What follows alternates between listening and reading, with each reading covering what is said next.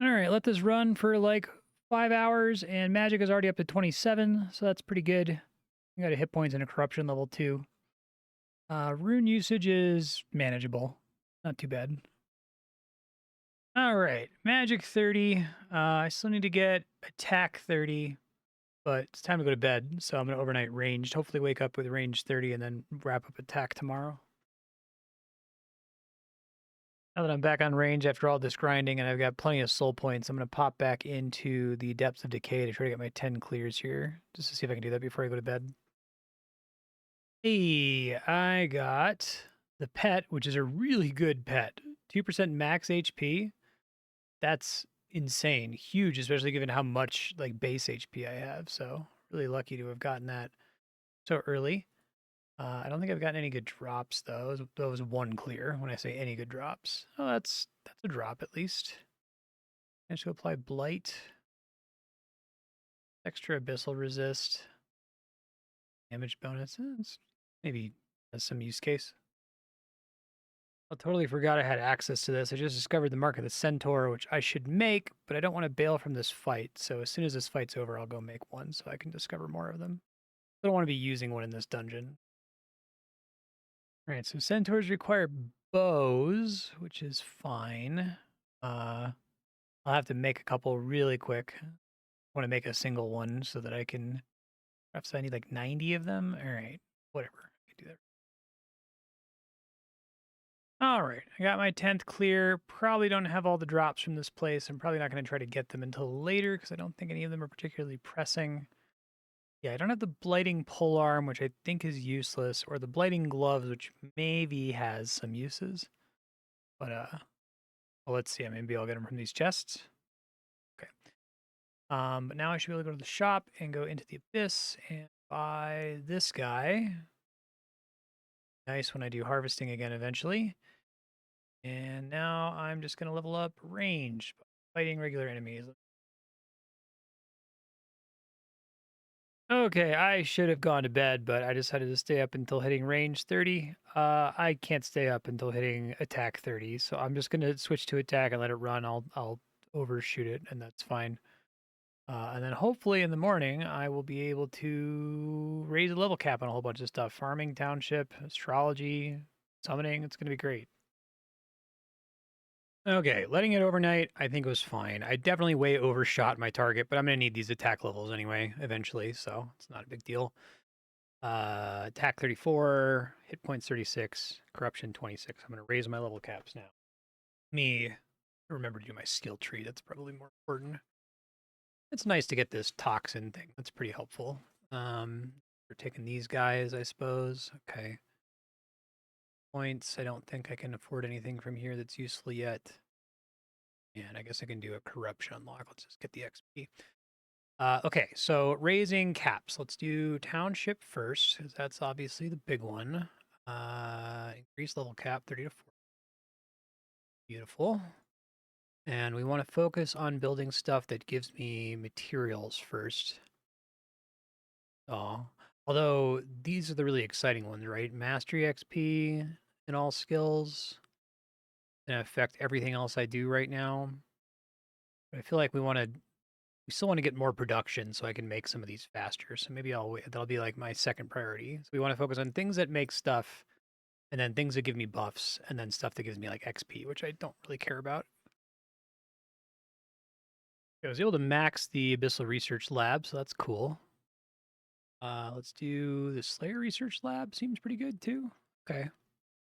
I guess I have a lot of accrued materials, and it's spring, which was what I was trying to achieve here, doing this during spring. So that walls I'll do, but I'll do it walls and storage I'll do last. Just a matter of when I cash in my wave, right? What all I have left is walls and storage. Yeah, easy peasy. Fortification and storage. Okay. Popping the level cap on farming. Starting to get pretty expensive here. Abyssal Essence is fantastic. That's such a cool idea to let you get that from this guy. Let you get that from this, right? think we switch all of these to essence. I don't have to mine it probably ever again, which is great. Summoning, obviously, want to raise the level cap right away. Cyclops, Monkey, Yak, and Salamander. I want all of those. And then Astrology, I'm not quite at the level. Yeah, I'd have to get one more level to get to 40, so I'm probably going to overnight Astrology soon, but I need to, like, set everything up to do that. Get those, these consumables, but I have to get a bunch of crafting levels first. Let me go ahead and spend my skill tree points, and then I'm going to pick a new skilling activity to do, probably crafting. I think my first objective, actually, I said I was going to do crafting. I need to get herb lore up to 31. That was the main reason I was delaying this, because 31 is when I get the abyssal consumable potion. So I'm going to just try to make whatever my highest XP potion is in each category until I can get up there. Already good on the harvester's potion, so I'm not going to do that. Probably should have gone for this potion much, much earlier. I've been neglecting really touching herb lore for a while. But I think I can cheese it. Like, I can go into farming and activate this potion when I harvest, because the downside, it gives you more quantity but increases the interval. So you activate the potion to harvest, and then you switch back to the other potion to plant, since the interval doesn't recalculate. I think that still works. We're going to try it anyway. All right, I just hit 19 herb lore. I'm going to check, do I have enough of these resources to let this run for, like, all of my stream? Maybe? Let me pump some mastery into it. That'll help a little bit. Get it up to 50 at least. Much better XP, but I don't have anywhere near as many resources for this one as I do for the Gloom Growth Potion. So let me throw that in my calculator and see if I'm going to be okay, and if not, I'll just let this one run for like 5 hours. Yeah, I did the calculation. It should last for like 9 hours, so I think I'm good to let this one run. We'll see what herb lore level I'm at when I finish. I'll go ahead and grab this guy too. Trying to pick up cost reduction and chance to preserve. So 5 hours of herb lore get me to 27. That's pretty good. And way more abyssal minor potions that I could ever really use. I don't think I can use either of these new potions because Fear Mallow requires access to... I looked this up. Okay, so the Petrified Lair drops Fear Mallow seeds. That's the only source of them. And to get into the Petrified Lair, I need like 30 million Slayer coins, which maybe I'll be able to do now that I have access to the Cyclops familiar. So maybe at some point I try to make that. But I can't do anything with the Abyssal Combination Potion, or I guess the Shade Veil Potion I could technically make. This seems, if I level it up all the way, it's probably better than the Critical Strike Potion I'm currently using, but I'm going to have to make tons of these Steam Swimmers to be able to use it profitably. So I'm just going to keep doing this for now because it'll level me up. And I guess let's do cost to produce first. Yeah. Finally got the herb lore pet. Holy crap. I think I might have all of the pets now from vanilla that I've been missing all this time. Deep sea ship, undead graveyard. Yeah, but I have all of the skilling pets finally. That took so long. It's 27 abyssal herb lore and 120 real herb lore. Okay. I might go through and just get all pets because it wouldn't be that big of a deal to do at this point. Okay, I'm reaching the point where I have to pick something to overnight. I don't have my objective here yet, which is 31 to make the Abyssal Consumable Potion. But to make that, I need herbs that I don't have. And to get those herbs, I have to do thieving, pretty high-level thieving. I'm probably going to have to AFK something overnight. And then once my thieving gets high enough... Well, I guess while I'm thieving, I want to try to pay attention to it for a little bit to get the leprechaun and then possibly also the monkey synergy. Because it works the same. You can sell common drops to get abyssal pieces, which is maybe decent. So I'm gonna try to re-gear up for thieving here. Like that took a really long time, but I got the Mark of the Abyssal Leprechaun. Let me go ahead and make a handful of them. Just enough to make sure that I level it up a lot, I think. Okay, I ended up making like 35,000 of these. I think that'll be enough to overnight thieving. And then hopefully overnighting thieving will put me in a good spot tomorrow to get the stuff that I need to do farming, to get herbs, to eventually make this potion. You might be asking, why are you on the astrology screen? Why are you doing astrology? Because I was really close to being 40 astrology anyway, and 40 astrology unlocks the thieving constellation, which gives me more thieving stealth. So I want to make sure I have that before I go to bed. The mastery level is pretty accessible. Hopefully I'll get enough Stardust. I don't want to do a lot of astrology until I get the Abyssal Consumable buff, but I'm just trying to get this one unlocked since I'm pretty close to it. I think I really appreciated how crazy the XP curve gets around level 40. I've got like 37 million XP per hour. That still took about an hour. Okay, there we go. Level 40. We're just going to try to get as much stealth as I can afford here. Well, I'm just going to get 50 stealth because I'm going to have to save this to make consumables for later. And maybe I'll take a little bit of XP. Just a teensy bit of the cheap stuff. Okay, cool. Plus 50 stealth is still pretty noticeable. Now I'm going to overnight thieving. All right, I think I can go to bed now. I've got 100% pickpocket chance on the Dark Shade. I might check it on my phone before falling asleep if I happen to unlock the Treant at level 20, because it drops seeds that are going to be useful later on. But that's really the only thing I would swap to here. I think those seeds are the only way to get the seeds, or the only way to get the secondary that I need to make the abyssal version of the Gentle Hands potion, which is much better stealth while thieving. So probably do want to make that swap. I don't know what the success rate will be. Probably completely fine on max hit. Yeah, because max hit right now is less than half of my auto eat threshold. I'll update with you in a couple seconds from your perspective. Okay, checking in on overnight thieving. 28, that's not too bad. I still have to keep going for a while though. I think we're good on Mark the Leprechaun now, I would hope. Not. Oh no, we are. Okay. Wraith Lurker, Withering Gargoyle. See if I want to use those guys. Decent mastery situation on the Treant. Doing, oh man, I'm gonna have to make more tablets soon. Yeah, I ended up switching to this Ent plus Leprechaun synergy. Chance to get extra Shadow Drake nests from the Blighted Treant. So I should have. I guess I only got 20 of these seeds. It's crazy. 646 Shadow Drake nests is really good though. I'm just gonna go ahead and open those. They're not used any kind of task, I don't think. Okay, well there's an absurd task to get 200,000 Shadow Drake nests, so that's not a real task. I'm just gonna ignore that one and open these because I probably want the seeds. Yeah, I think I'll be able to plant the Withia tree seeds. I don't think I can do anything with these guys. Okay. Withering Gargoyle is the main reason I'm doing pickpocketing, so I can get the new seeds, herb seeds that I need. So don't have a 100% success chance, but max hit's not too bad. So I'm just gonna pickpocket this guy. Township update. I was able to build almost everything before the end of spring, so that worked out pretty well. The only thing I still need to build here are 15 more void sanctuaries, which be more expensive when spring ends, but it's just storage, so it's not a big deal.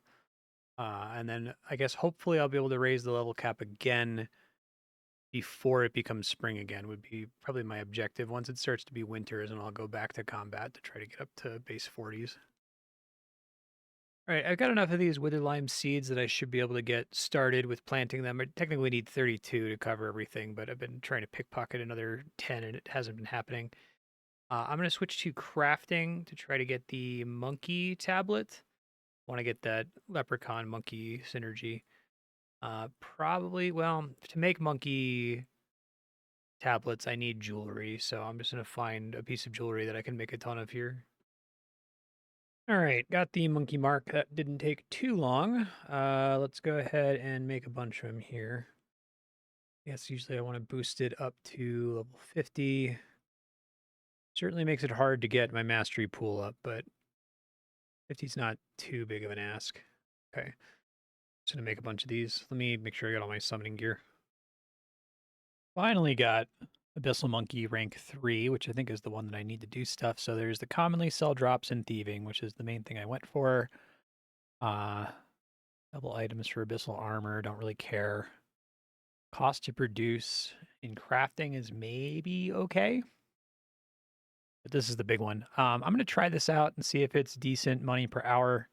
I think of the pickpocketing NPCs that I have, none of them actually have particularly exciting drops that would sell for a decent amount of money. I think the Wraith Lurker is probably the best with these daggers. But like ore doesn't sell for anything substantial. Logs are basically useless. Great. So I'm gonna try to gear up to go back into thieving for a little bit. I don't really need more crafting levels at this point. Guess I'll take this guy. The reason to take more crafting levels is to drill down and get additional resource preservation cap, cost to produce, and consumable slot charges. Because what I'm trying to do is that when I go to make these corrupted light consumables, I want to save as many resources as humanly possible, get as many consumables out of it as humanly possible, right? I want to make sure that I'm actually netting as many abyssal stardust as I possibly can. So right now I'm getting a decent amount of crafting XP, so I might just go ahead and camp this for a while to see if I can unlock some of these nodes here. I think even just the chance to preserve consumable charges, if that gets to 15%, that's not too bad. Just recently passed 24 abyssal level crafting. I need to do something else because I need to go stream. So I have to pick an activity to do. I think I'm going to do herb lore. It's boring, but I got to keep doing probably the gloom growth potion. Let me calculate to see if I have enough of this to last for the entirety of stream, because I'll do this since it's better XP. But I do still need to get to 31 herb lore in order to make the potion that I'm going for to make all these consumables. Yeah, my calculator says I should get about 6 hours, which is maybe pushing it a little bit, but I'd rather get the extra XP from the Abyssal Miner potion, so I'll just do that. Alrighty, I did 5 hours of AFK herb lore here. Hopefully I got to at least 31. I did get to 31. Oof. Abyssal consumable potion. That is all that I really care about because I think withering potion. No, the silent thief potion I am going to want to get. I'll probably end up making a ton of these abyssal consumable potions though. I need to do everything I possibly can to minimize costs on this thing. I guess I'm doing pretty good on checkpoints here. Let me pump this guy up to 60, I guess.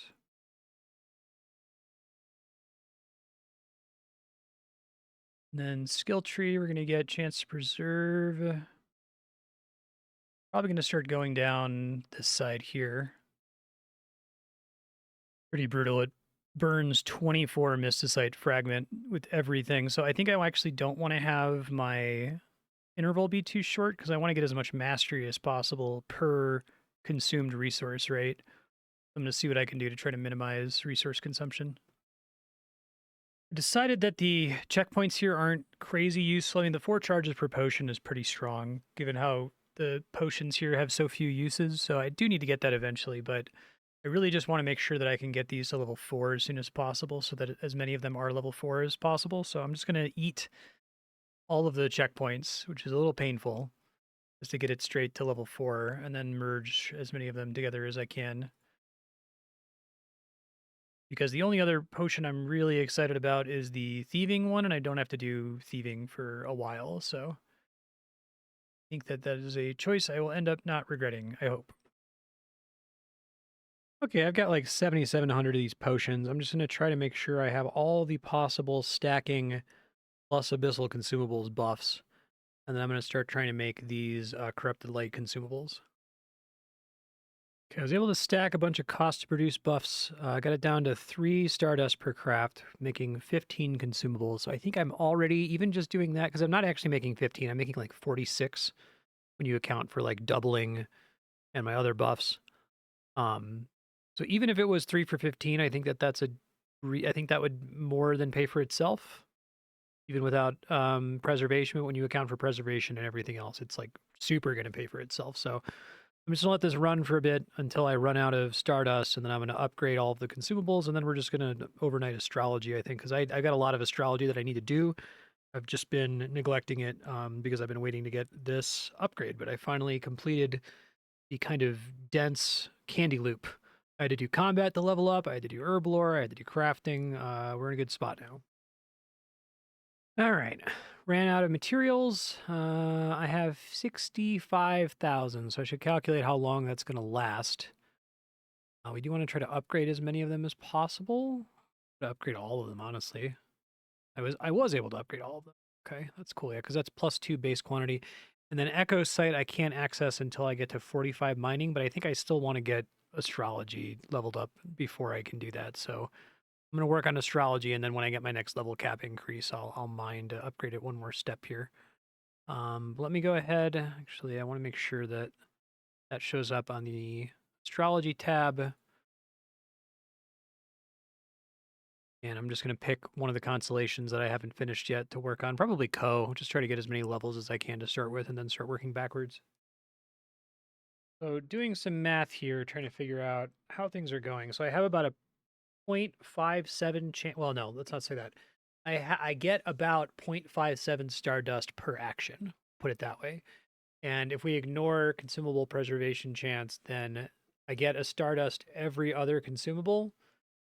And it costs me 3 Stardust to make like 40 consumables. So I'm more than breaking even. We'll see how many I end up with in the morning, but I'm getting about 4 now. More if it doubles, which is great.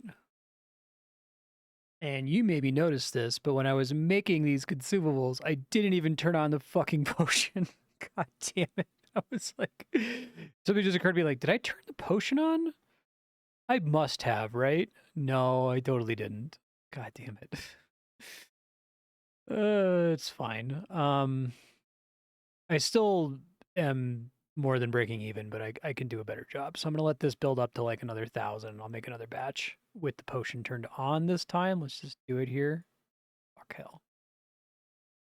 All right, I said I was gonna start with doing Ko, but I'm gonna have to do Ko eventually, no matter what. I'm actually gonna start with the one that I already have the highest mastery on, which is Iridan.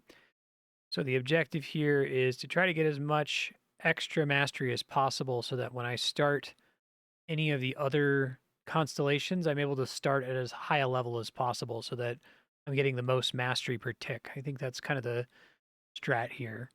So I'm just gonna let Iridan run overnight. I think I did the calculation and I shouldn't overcap because I can go up to 150%, be completely fine.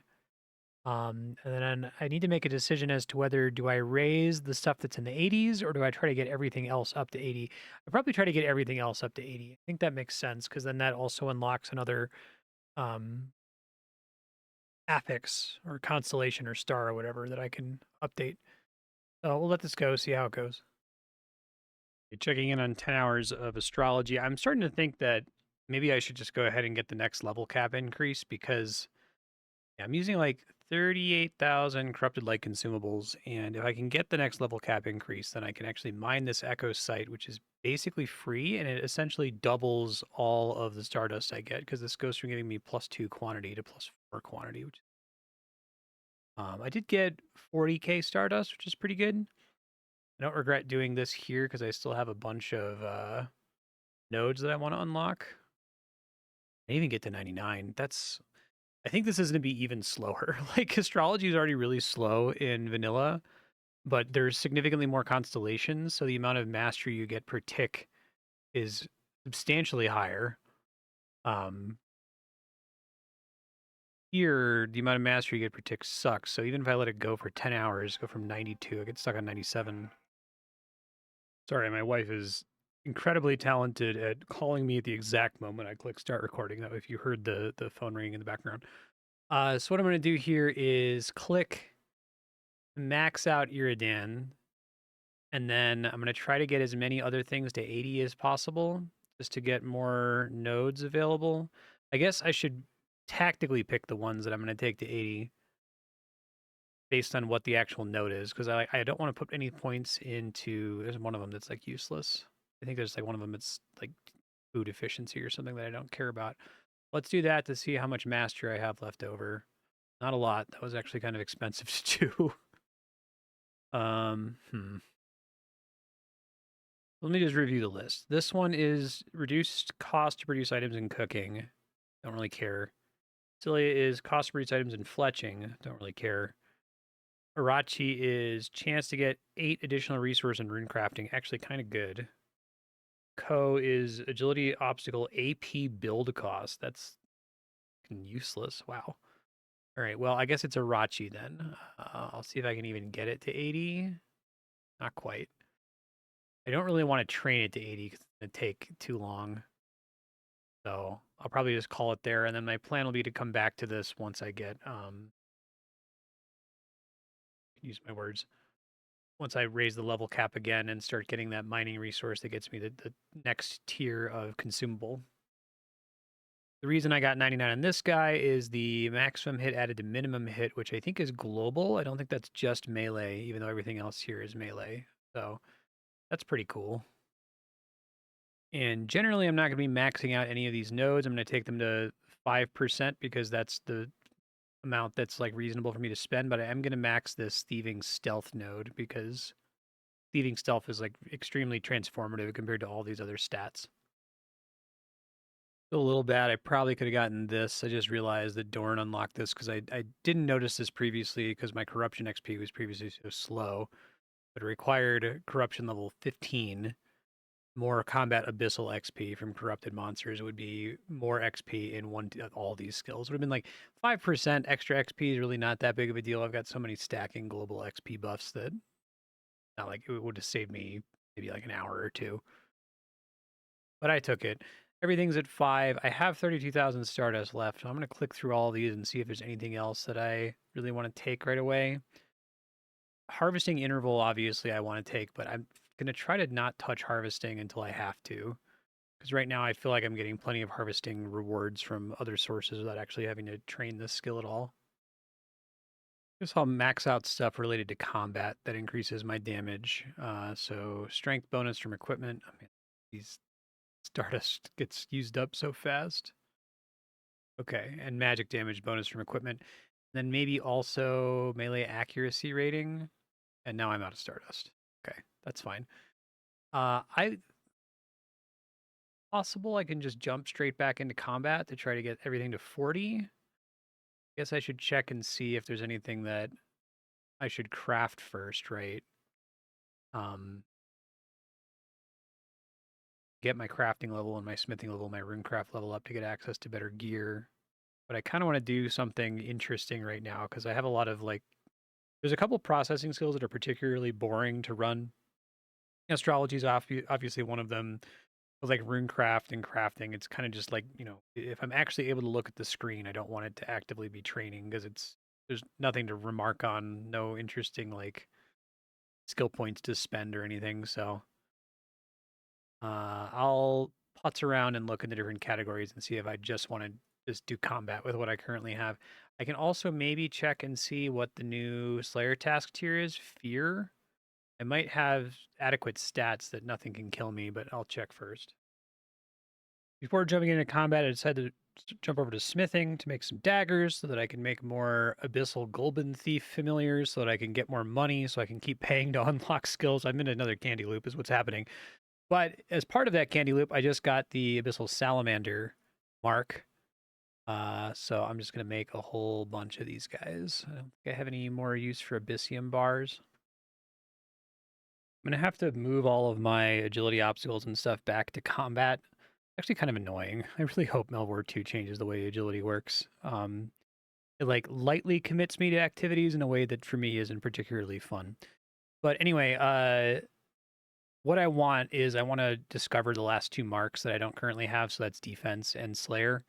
And then I want to stay on my production oriented agility obstacles to make, like 30,000 of each of those. Especially the Cyclops one is going to be really helpful because I do not have enough Slayer coins to pay for all the unlocks that I need. And if I can just focus on that for a while, even if it's at the expense of getting AP, I think that's okay.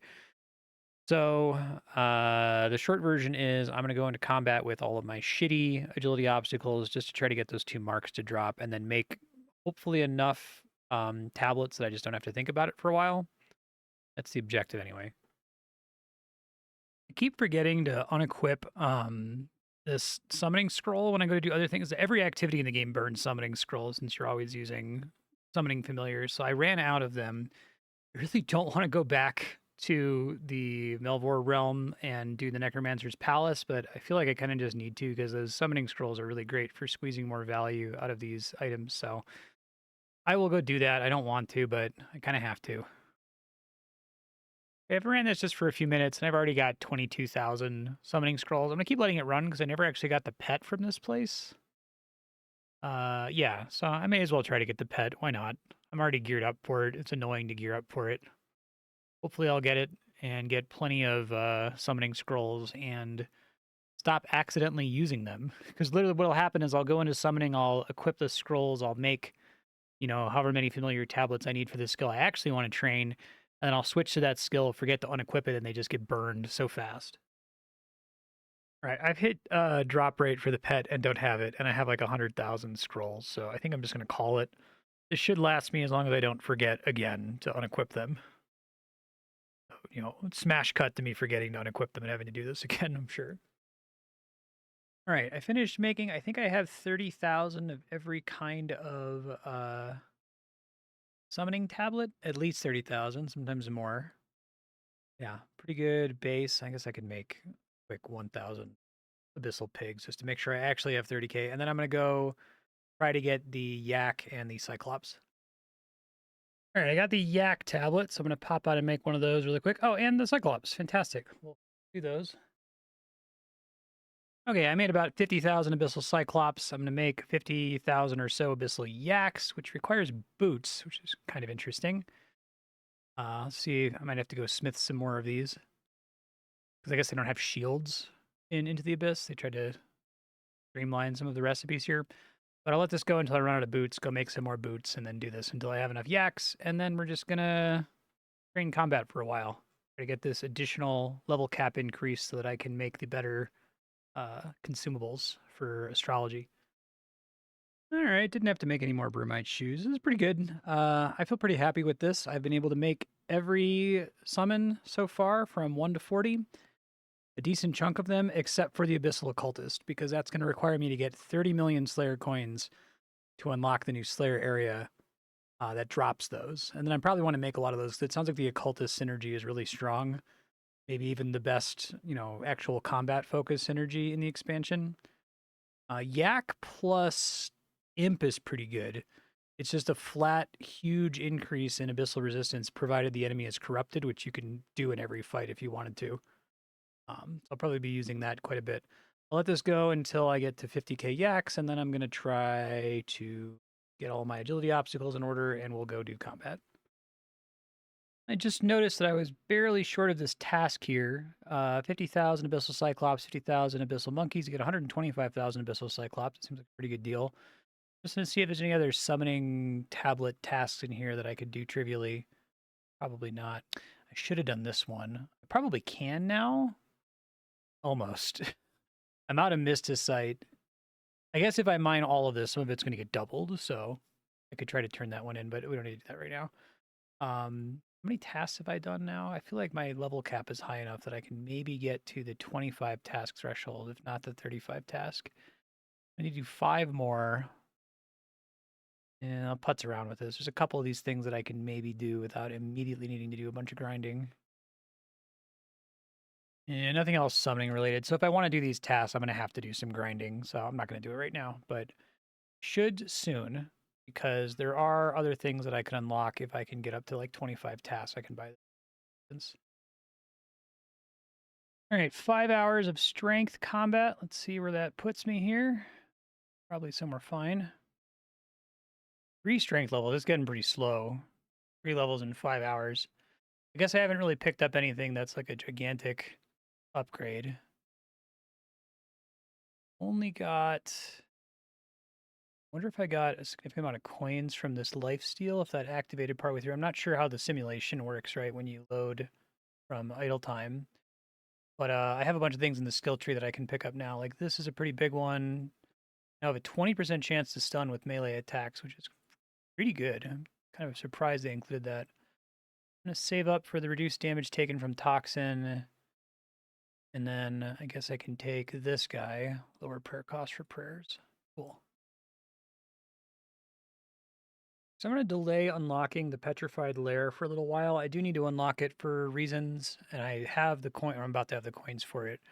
But one of the enemies in there hits way harder than everything else. It has a max hit of 55k, whereas the highest max hit aside from that is 40k.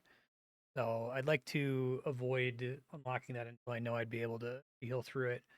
Um, Need to double check that everything else is completely safe. The next highest max hit that's not magic is the Dreadwalker Ghoul in the Dreaded Crossing.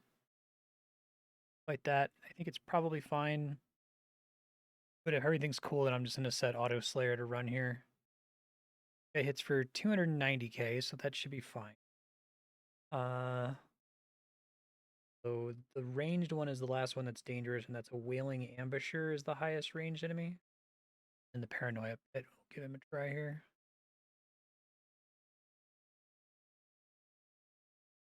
Yeah, he's also safe. All right, so we'll just do this new Slayer tier. Then I'll have a million coins to start doing it.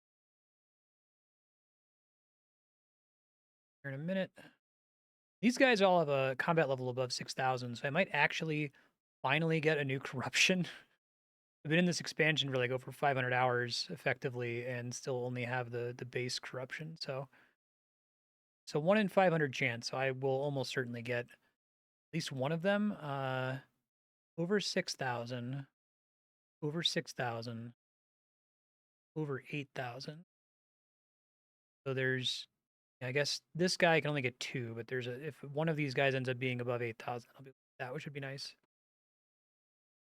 Oh man, I apparently unlocked a new corruption. I'm like, I feel like I've been doing this for a while and I still haven't gotten a corruption. How is that possible? And I checked that I just got one. I guess there's not like a pop up for it. Kind of unfortunate.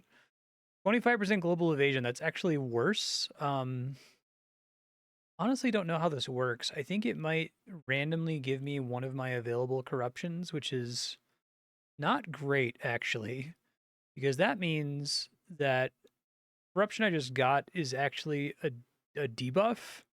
If I have a 50-50 chance of either getting plus accuracy or plus evasion, always want of those two, I always want accuracy, right? It not being reliable is not amazing. Maybe I can pick which one. No, I can't. It's got to be something like the one it gives me is random based on the ones. Yeah, that's what it is. That's what I was worried about. All right. Well, I don't know if I like that system. Maybe you can get more slots so that you can like corrupt them multiple times later on. I guess it's good that I've had accuracy this whole time and didn't like get that evasion drop early because I imagine that affects your DPS. Got another task here, 300 Dreadwalker Revenants. I'm up to 21 tasks complete. So once again, overnight, I had to check in on my phone to make sure I didn't super over-level defense. Oh, fuck, what the fuck? Oh, never mind. Okay. Thought it showed that my shit wasn't equipped. Currently at strength 37, hit points 41, corruption 34. And some other level ups that I'll review here in a second. But as you can see, one of the things I did was I bought the next tier of Slayer gear for melee. I think this is going to be my pattern, is I'm going to level defense first so I can get the Slayer gear and then swap to strength and attack so I can use it right away. Also, I'm past the cap for prayer. I'm past the cap for Slayer. I had to raise the cap for corruption. Corruption's getting quite a bit faster now. Past the cap. Well, I guess there's not really a cap for hit points. I don't have the 41 hit points, which is nice. I'm gonna finish getting to 40 strength, and then we'll do 40 attack, and then I'll switch to range and magic, and hopefully then it's getting a little dire right now because the cost to increase level caps is over 100 million, and I only have like 500 million. So I'm very soon not gonna be able to just willy nilly raise every single cap. I'm gonna have to do something like try to do that thieving cheese of doing the monkey plus leprechaun. I don't even know if that's as fast as combat, to be honest. It is nice to see that corruption has finally sped up quite a bit with how quickly it levels up. I guess it's just a lot more XP when they have a higher base corruption level. And I think I've gotten new corruptions. Yeah, okay. So inflict a stack of laceration. On a hit, inflict a slow. Get no pop-up for those, unfortunately. So of these four, laceration is definitely the best one. But now I only have a 1 in 4 chance of rolling it, so I don't know. I wish that I had a little bit more control over corruption. I feel like it just giving you a random thing kind of sucks, actually. The completed task here, Shadow Tormentors. I have enough Slayer coins now because it costs about 12 million Slayer coins to get this tier of Slayer gear upgrade. I should be a little bit ahead finally on Slayer because of having the Abyssal Cyclops synergy here. Uh, but I think I'm trying to think about how I want to handle this. Like, if I unlock the next area, I think it can still fuck me up. Like, I think this particular enemy has just a wildly higher than max hit than everything else. So if I end up fighting it with a combat style that's weak against it, so that would be ranged in this case, I'm gonna get deleted. So I think I have to wait to unlock the Petrified Lair until I completely finish this cycle of Auto Slayer. Uh, or I guess until my auto eat threshold gets high enough that it's safe, but I think that's a really high level. I'll have to look into it. So now that I have a higher hit points level, I'm trying to plan out the rest of my existence here. I'm considering running Depths of Fear because the Fear Hunter whip is a pretty substantial upgrade over the Blighted Claw that I'm currently using. But I need to gear up for it. I need to do it with ranged, I think. Um, I think I basically need to do all of them with ranged. It's kind of crazy, regardless of the combat style. And the reasoning is just that range is the easiest to get the attack interval down to 0.25 seconds, which is a way to almost 100% guarantee that you'll be able to overcome the enemy's region, right? But anyway, I'll see if I can put a gear set together because I think it one of the enemies that's in there is the basilisk that would kill me if I went and fought it here. So I have to calculate its max hit with the fact that it has a type advantage over me, and my auto eat threshold and my abyssal resistance. So I'm gonna try to figure that out. All right, I think I'm about as geared as I possibly can be. I'm gonna give this a try. I'll be ready to run away if it goes badly, but I'll report in as I attempt it. All right, here we go. I think most of it's gonna be completely fine. Fear is a little scary though, because it so substantially increases attack interval, and I think everything in the dungeon has a chance to inflict fear, which is not great. I eventually need to make the Shade Veil potions because they're strictly better than the crit potions I'm currently using. Fear is kind of an interesting mechanic, because I think the way the order of operations works, if you get hit by it, even if your modified attack interval is really short, it doesn't matter. It basically sets you to your full attack interval regardless of all your buffs. So you go from hitting at a 0.25 second interval to like a 3 second interval. Awful. All right, up to the petrifying enemies that I haven't fought before. The melee one is completely safe. I'm trying to use these shadow throwing knives that I got as drops too. Although I realize that I'm not using the superior max cape, so I'm not getting the insane uh, ammo savings. These are not going to last very long. I don't think my Gloomite throwing dagger is going to last very long. I'm just trying to get a single clear on this place, so probably don't have to worry too much about it right now. Next enemy is the one I'm worried about, so I'm going to be ready to manual heal here. Oh, okay. No, we're okay. Although he can stun me is the big problem. Oh, yeah, the stun does put me in range of dying. So I'm going to try to watch my health here. It might be okay. I guess the problem is if he stuns me and fears me, because I should be clearing the stun almost immediately every time without too much trouble. But if I'm both stunned and feared, then I won't clear it as quickly.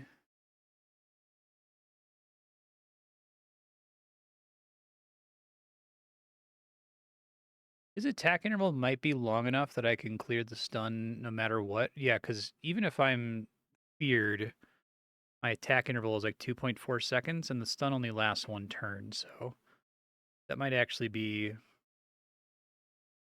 something I can technically deal with.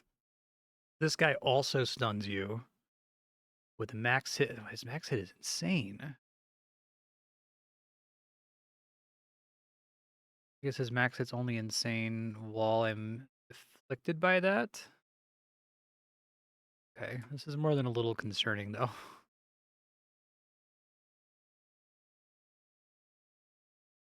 Heals 75% of your current hit points is damaged 5 times. Oh, okay. So, Dreadful Gaze looks a lot scarier than it actually is. Because it does damage based on current health, so it can never kill you.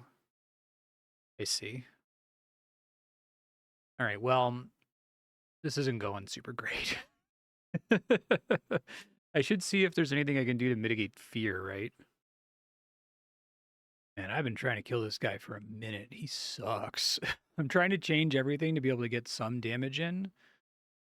So like I switched out Lightning Spirit and Siren to maybe do some stuns and sleeps. Yeah, because I think stun and sleep is really good for actually being able to squeeze some DPS in when you're not. It's actually more valuable to stop him from attacking, right? Like usually stun and sleep, it's like the nice thing is that it guarantees that you're going to hit while it's up. But here it's actually more valuable to just stop him from hitting you because whenever he hits you, he slows you down so much. So I think that this is actually the correct combination to use here, silly as that is. Yeah, so I think what I have to do, I keep playing around with different settings. I think I have to maximize accuracy to make sure that I can actually land hits. And then almost all of my DPS comes while he's either stunned or sleeping. And then ideally, I'm able to stun or sleep and fear him at the same time. But the problem is he has like an 80% chance to ignore fear. So the chance of that happening is quite a bit lower. I am slowly winning here. This has been like a 15-minute plus attempt. But I am slightly overcoming his resistances here. It's pretty scary though. Be really great if I got the whip to drop because this has taken me almost 30 minutes. I'm still not done. I've got him down to like 30% health. Absolutely brutal. I don't know really what all I can do to increase my chances of success here. There's not too many things in the way of like upgrades that will make me hit way harder. Probably doable, but I got him down to his last 10 million HP. It's been 40 minutes. This is insane. I'm going to need to come up with some better solution to clear this in the future because 40 minutes of clear is not working. I can maybe try coming in here with melee instead of ranged because obviously I have a type disadvantage against him right now, but that shouldn't be the problem. Right? Might try making more lethal toxins potions. I'm wondering if the boss just being permanently poisoned isn't enough to overcome his ridiculous lifesteal. The big problem is that fear is really bad for me. This whole strategy is incumbent on me not constantly getting feared and sent my attack speed really, really slow. Okay. Only got one fearful chest. Of course I did. Whip? No whip. All right. Let me try running it one more time with melee to see if it goes any better. I'm also going to pop out of the Abyssal Realm, make some of these poison potions. All right, melee seems to be going a little bit better. I'm 10 minutes in, and I've already done like 40 million damage. So even though the attack speed is much slower, I think the other advantage is like the fact a lot of it has to probably do with skill trees, right? Like I have so much chance, like a 20% chance to stun and be applying lacerate and toxin and stuff for free. So this is going much better. So with melee, a clear is closer to like 15 minutes instead of 45 minutes. So let's just do it with melee. I wonder why the wiki still recommends ranged in this case. It must be. I have almost all the same gear that's recommended by it. I don't have a Shade Veil potion, but I can't imagine that makes enough difference. I do want to try to get my 10 clears, though. I think that the reward for 10 clears in this place is boring, but decent. Yeah, 3% damage to all monsters. Maybe I may as well, right? Didn't get the second chest doubled either, and still got summoning shards. So that is a little painful. Second clear is even a little faster, 12 minutes. This was with me switching out some things. I don't really have a lot of these deadly toxins potions, so I'm swapping them in and out as I do it. The main thing I changed there is instead of having the lightning spirit, I use spider on the argument that I already have a 20% chance to stun with melee, so the extra 5% wasn't really doing me any good. And then this gives me a higher chance to put them to sleep, which is more time that they're not doing damage. I also use the wolf gem, which seems like it's a bad idea, but it seems really good because the reason these guys are hard is because they like have such a high max hit and so much life steal. So if you can debuff their max hit, it makes them heal less, which is similar to being able to do damage to them, right? So I think it might actually be better for DPS than the agile gem against that guy. But I'm gonna change out my gear again until I get to the boss and then swap it when I get to him. Sadly, got another single chest. That's 3 in a row with no double drops. I did get 1,000 petrified eyes though, which is what I need to make probably one of the more important familiars in the game. I'm gonna really try to squeeze this out as far as I can. It's gonna be kind of a tough sell. And I went ahead and pumped it up to level 50 mastery, which still it's quite a lot of petrified eyes. I can't make these right now because my agility obstacles are all set up to penalize resource preservation. But I'll see how many tablets I can get with 1,000 petrified eyes. It's not going to be terribly many, but I want to at least start leveling up the tablet, right? It'd be good to make one so that I can get marks. So I'll make one at some point, but not right now. Doesn't really matter until I start doing magic later anyway. Kind of interesting. This time the corruption was you're guaranteed to slow, which includes me getting slowed, and it was still faster. Like ended up only being about 9 minutes for the kill. Really hope this drop gets doubled. To be allergic to getting double drops. The fucker. And I really want that whip. It looks like it's a huge upgrade for melee. This is like my 5th clear. Let's see. This will be my 5th clear. So come on, I have a pretty high chance to double here. Okay, that time it doubled. On whip.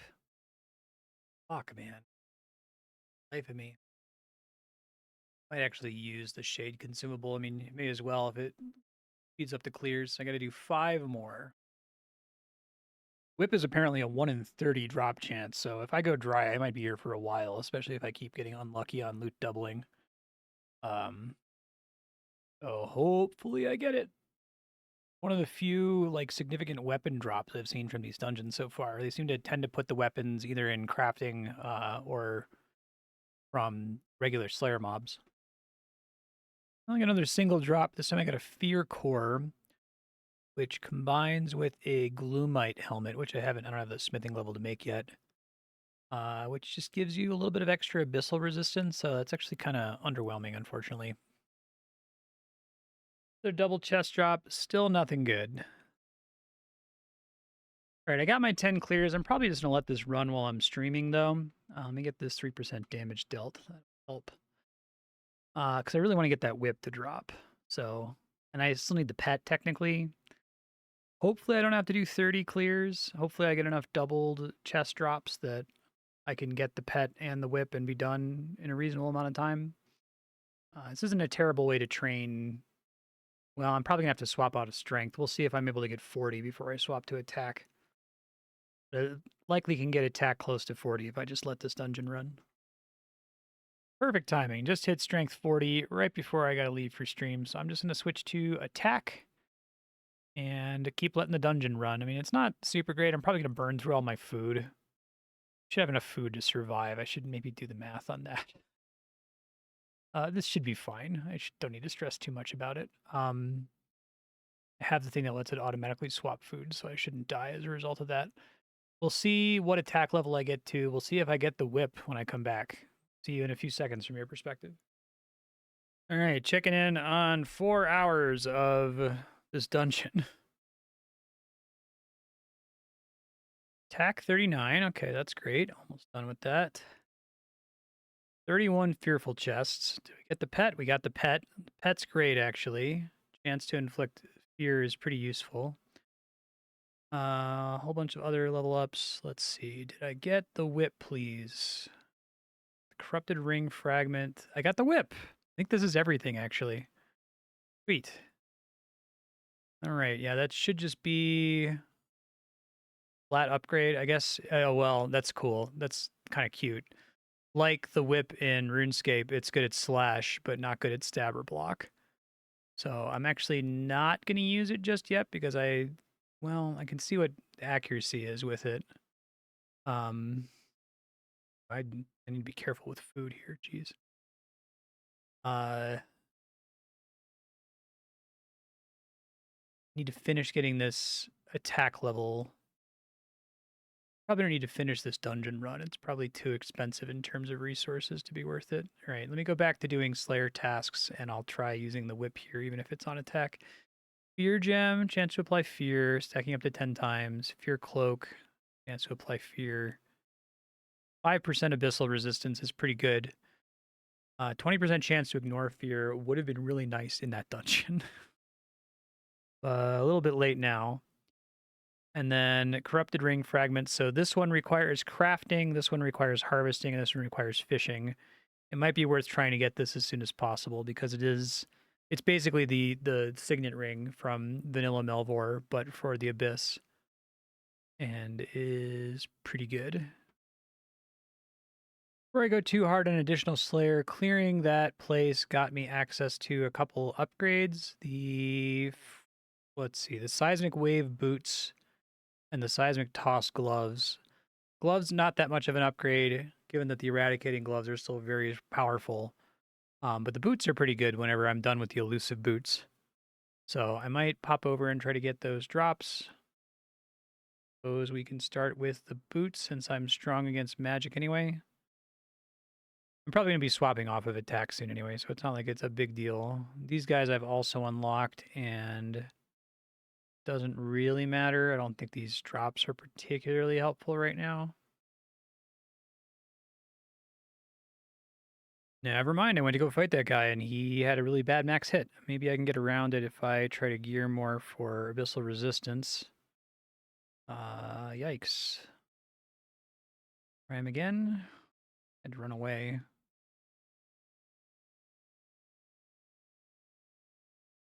Still too much max hit. I don't want him to kill me here. I'm just run away. Okay, I was able to get his hit down a little bit. I don't want to spend too long trying to get this drop. It's like a 1 in 600. He's got a lot of health. So I'll see if I just get lucky. I'll kill him like 10, 20 times or so, and then I'll go back to Slayer. Oh, apparently I got another. This must have been from doing the Fear Dungeon. I got plus 50% accuracy rating as a possible corruption. That's kind of cool. This guy, in theory, can also drop new ones, so he's level 12,000. So I can get something from this guy. But the only one. I could get a new corruption from him, is the point. I killed this guy a bunch of times, haven't gotten the drop. I overshot 40 attack a little bit, so I'm going to switch to ranged. And I just need to test to make sure that Slayer is safe. All right, checking in on this overnight. Probably really overshot it on ranged, but that's okay. I need the levels eventually anyway. I can try to gear up for magic now. Yeah, I overshot it just a little bit. 5 extra levels. I probably could have like set an alarm and woken up in the middle of the night, switched to magic, but that's okay. Hit points levels is cool though. Do some skill tree maintenance and then we'll get magic going here.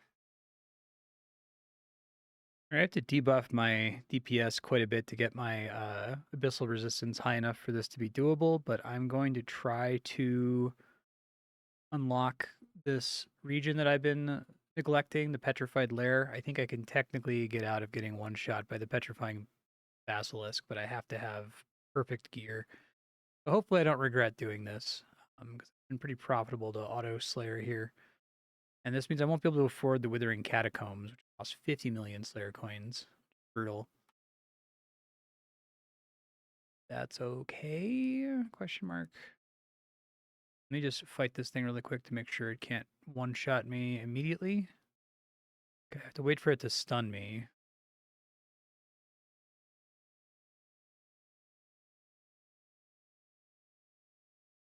Okay, yeah, we're safe. Kind of have to overgear, unfortunately, and there's not a lot I can do to improve this loadout, but it looks like it's acceptable. And hey, there's Fear Mallow seeds, which is why I needed to unlock this area in the first place. Okay, I should get 40 magic, overshoot my goal a little bit here. Not too bad.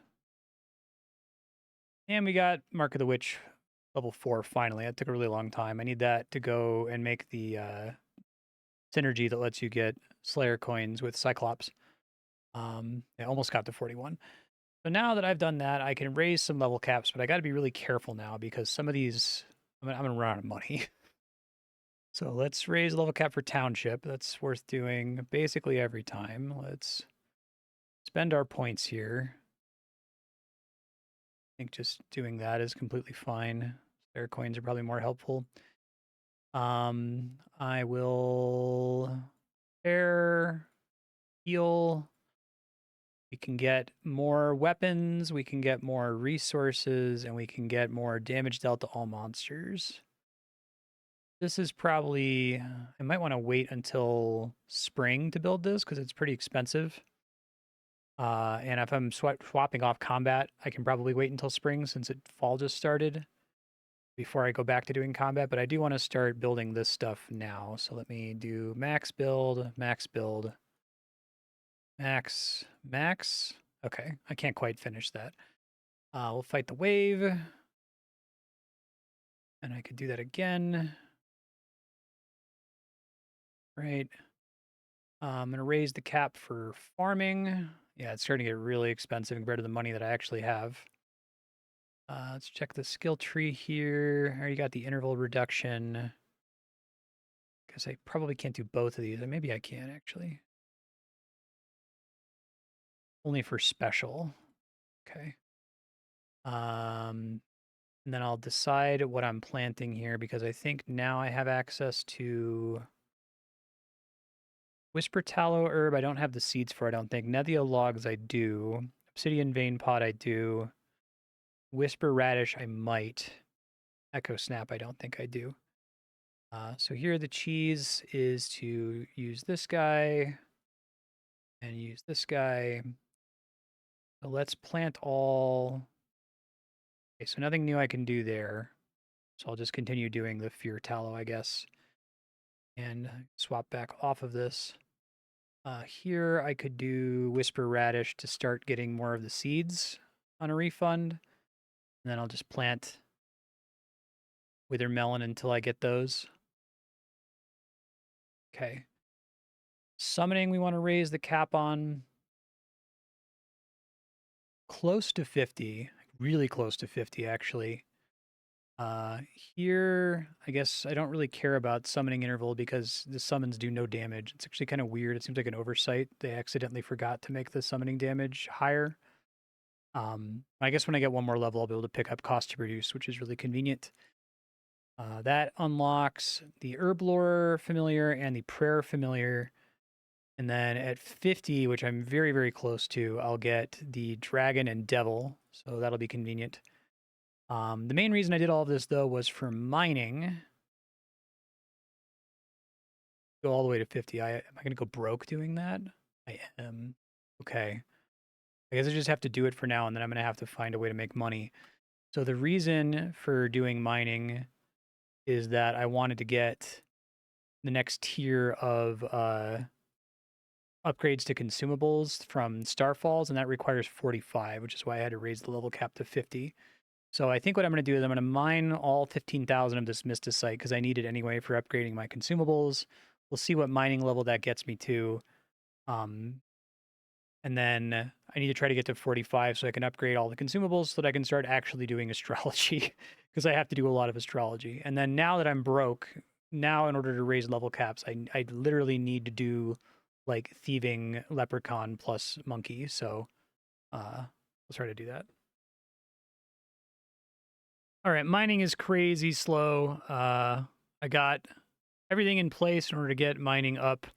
Ended up mining all of this Mysticite, which is more than enough Mysticite to last me forever, probably. Hold on, I've got a task associated with that I want to turn in before I screw it up. There it is. I have like 135,000 Mysticite, so it probably won't last me forever, actually, because I need to make a ton of consumables, but it will last me quite a long time. I need to pick something to AFK. I think the Glumite ore has a substantially shorter respawn time, so I think I'm going to leave it on that. Hopefully in the morning, I'll at least get to 35 to make Witherite, which once I get Witherite, it's tempting to go into smithing and try to get smithing up to be able to smelt it so that I can then buy this upgrade. It's an abyssal gem, though. This isn't, I don't really need this. Gems I'm going to be able to get from directly mining them. And this is more optional. I might just like blow past that to get to the actual objective here, which is not 40 for Moonstone, but 45 for Echo Site. So we'll see in the morning. I don't think I'm going to be that far. I think maybe I'll be lucky to get 35, hopefully 40. And we'll try to make 45 happen. And once I have the Echo Site, I can upgrade all of my astrology consumables, and then we can just do astrology. And there's nothing else really keeping me from doing astrology. Ooh, yeah, mining's getting pretty slow here. Even at 12 million an hour. It was 9 hours. I only got to 34. Hopefully I get to 35 somewhat soon. Did I at least get kind of close? Okay, I'm kind of close. Let me spend some mastery points here. The +1 additional quantity is really expensive. There's another one down here that's 7 that I was trying to avoid. Okay, I hit 35. It seems like this is so slow now that like I'm probably gonna be running mining for several days. So I'm gonna pump Witherite to like 50 and then let it go. The mining grind continues. It's gonna take a really long time here. I still don't even have 36, man. So what I would like to do though, I think I'm gonna go over into Herblore and just make some potions until I get lucky and get the bear familiar. I think I only need bear level 2. In mining is pretty good because it gives you plus 25 node health, which isn't huge, but given that there's no preservation whatsoever, it might improve my XP rate just a teensy bit. I really hope that this is something that they change in Melvor 2. I think discovering the first mark is really frustrating because it's like way less likely to happen before you have the mark and have it equipped. It's not particularly interesting though. It's just like, can I go to bed now? Right? Can I go leave and do something? Or it feels like you need to babysit it. So I kind of wish that once you have the summoning level, that the first mark would just reveal itself instantly when you do one relevant skilling action.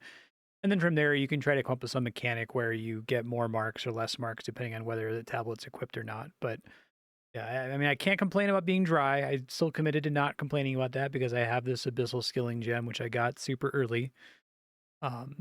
But I do just like generally with the way summoning works. I wish you got that first mark immediately. All right, I finally got the bear mark and I've made like 125,000 of them. So I need to level it up a little bit for it to work with mining. So I'm gonna go back into Herblore to level it up. I guess I'll keep letting this go for a little bit, but we'll go back into Herblore to level it up and then I'll go back to mining. All right, checking in on overnight progress with mining. Still trying to get to 45 to get this echo site or whatever. 42, it's pretty slow. At least I can do Moonstone. So now that I'm able to play attentively, I can try to swap between nodes as they're running out. I can probably just camp the Moonstone for a while because the XP is pretty good. I don't have that many nodes on there, but I did finally get the 95% threshold here. That took forever. That took so long to get. I'm guessing actually a lot of the mining XP rate is balanced around assuming that you have that pretty early, but it took me until 42 without really spending my mastery too much. And I totally missed this happening when I'm apparently 61 farming. So I did hit the level cap on farming. I have to obviously raise combat 10 more sets of levels and then raise the cap to benefit from that.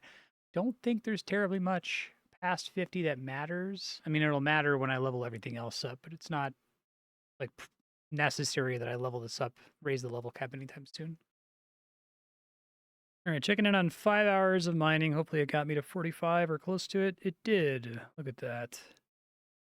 Echo site. That's the whole reason we're doing this. So let's go ahead and mine all the echo site I can, which isn't very much. Let me see if I can increase number I pull here. Maybe not. Additional quantity is 7, so make sure I've got as much doubling as I can get my hands on. guess what I currently have is as good as it's going to get. I don't think I have anything here. It's on an outcrop node. An abyssal rock, right? Um, yeah, none of these are going to help me get more. Okay, that's fine. Let's just get as many as I can, and then I'll upgrade what I can with it. Okay, ended up getting about 30,000 echosite fragments. Hopefully what's going to happen is that I'll be able to use these to upgrade all my existing consumables, do astrology, which will cause more starfalls, which will keep me, I'm hoping I'm going to be able to go infinite, is the point that I'm getting at here. But once this finishes, I'm going to upgrade my consumables, and we're going to go do astrology again. See how many of these I can upgrade here. All of them, I think. I have a bunch of mysticite now too, so I could upgrade these guys. All right, we'll see how long these end up lasting me. I'm sure I'll be able to calculate exactly how long it's going to be. And I think there's probably some astrology interval buffs I can get from agility I don't currently have turned on here. We have that one turned on, and then I guess there's also one here that I can swap to. I'm just going to stay on astrology now. I don't think I have to swap off of it for a while. In 0.8 seconds. Okay, that looks right. Let me see how many owl tablets I have. 145,000. I have some amount of preservation chance. Let me see if I can maximize that. But I'm just going to let this run now because I should be getting way more Stardust, almost twice as much Stardust as I was previously getting. And that should make maxing some of these out a little bit more reasonable. I don't want to do all that work to switch to astrology and immediately swap off of it, but I kind of want to raise the level cap to 50 so I can get more stuff from the skill tree here. And to do that, I need money. I need 273 million abyssal pieces. I might actually start by overnighting thieving with leprechaun and monkey. Try to get as much money as possible. And then do astrology after that. Once I can raise the level cap. All right, I got it set up as I'm going to be pickpocketing the Wraith Lurker. I don't quite have a 100% success rate, which is unfortunate. I swapped off one of these guys here. Yeah, I swapped off this over to Astrology Interval from the 75 Stealth upgrade, and I need 8,100 raw ghost fish, which would take me I think I calculated it's like 2 or 3 hours of non-abyss fishing to get that fish. Pretty painful. I probably just need to run regular Melvor Realm agility to get my checkpoints back, because the build cost reduction is pretty noticeable on stuff like that. But I'm just going to deal with it for now, because I just need to get enough money to raise the level cap one time. Maybe I'll do more robust thieving later. I don't think the money per hour is actually particularly amazing compared to the synergy in the Melvor realm. I'll have to monitor it, but I need the XP anyway, so it's not like it's a waste of time or anything. I did end up thieving all night. Probably not super... Yeah, it didn't really get me that much money. It's going to be way better to just do combat, I think, if I need money to raise level caps. Might keep doing this, though, just because there's other things to unlock from thieving eventually. Go up to 40, which would get me the Silent Poltergeist, which doesn't matter.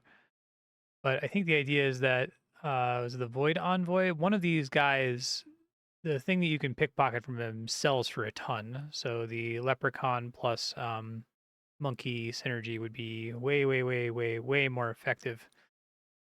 Only on the Shadowmancer, who I guess technically you get an okay amount. And I got a Shade Veil Cape, which is cool. I guess I got the unique. I must have pickpocketed like once or twice overnight. I don't really know what I want to do next. I guess hit the 50% threshold, so that's more thieving interval, so that's cool. I'm just gonna stay on it for now until I get to the level cap, and then I'll see. I'll maybe pick something I can fight that gets me money.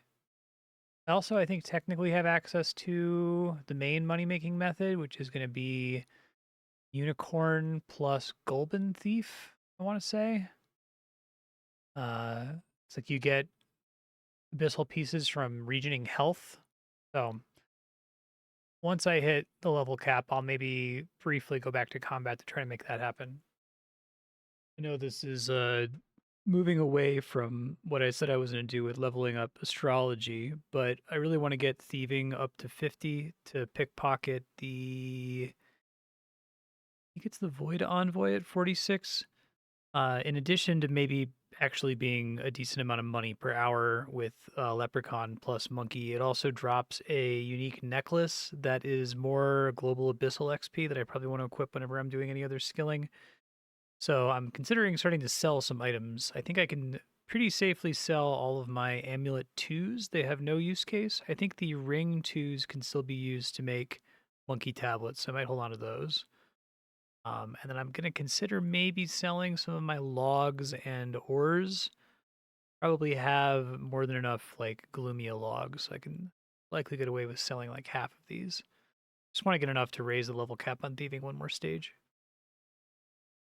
The problem is that there are a couple agility obstacles for thieving that are really expensive to swap to, and I almost never want to swap back to them. So I want to be as close to done with thieving as I possibly can before I unequip those, right? The big one costs like 8,000 ghost fish in Throne of the Herald.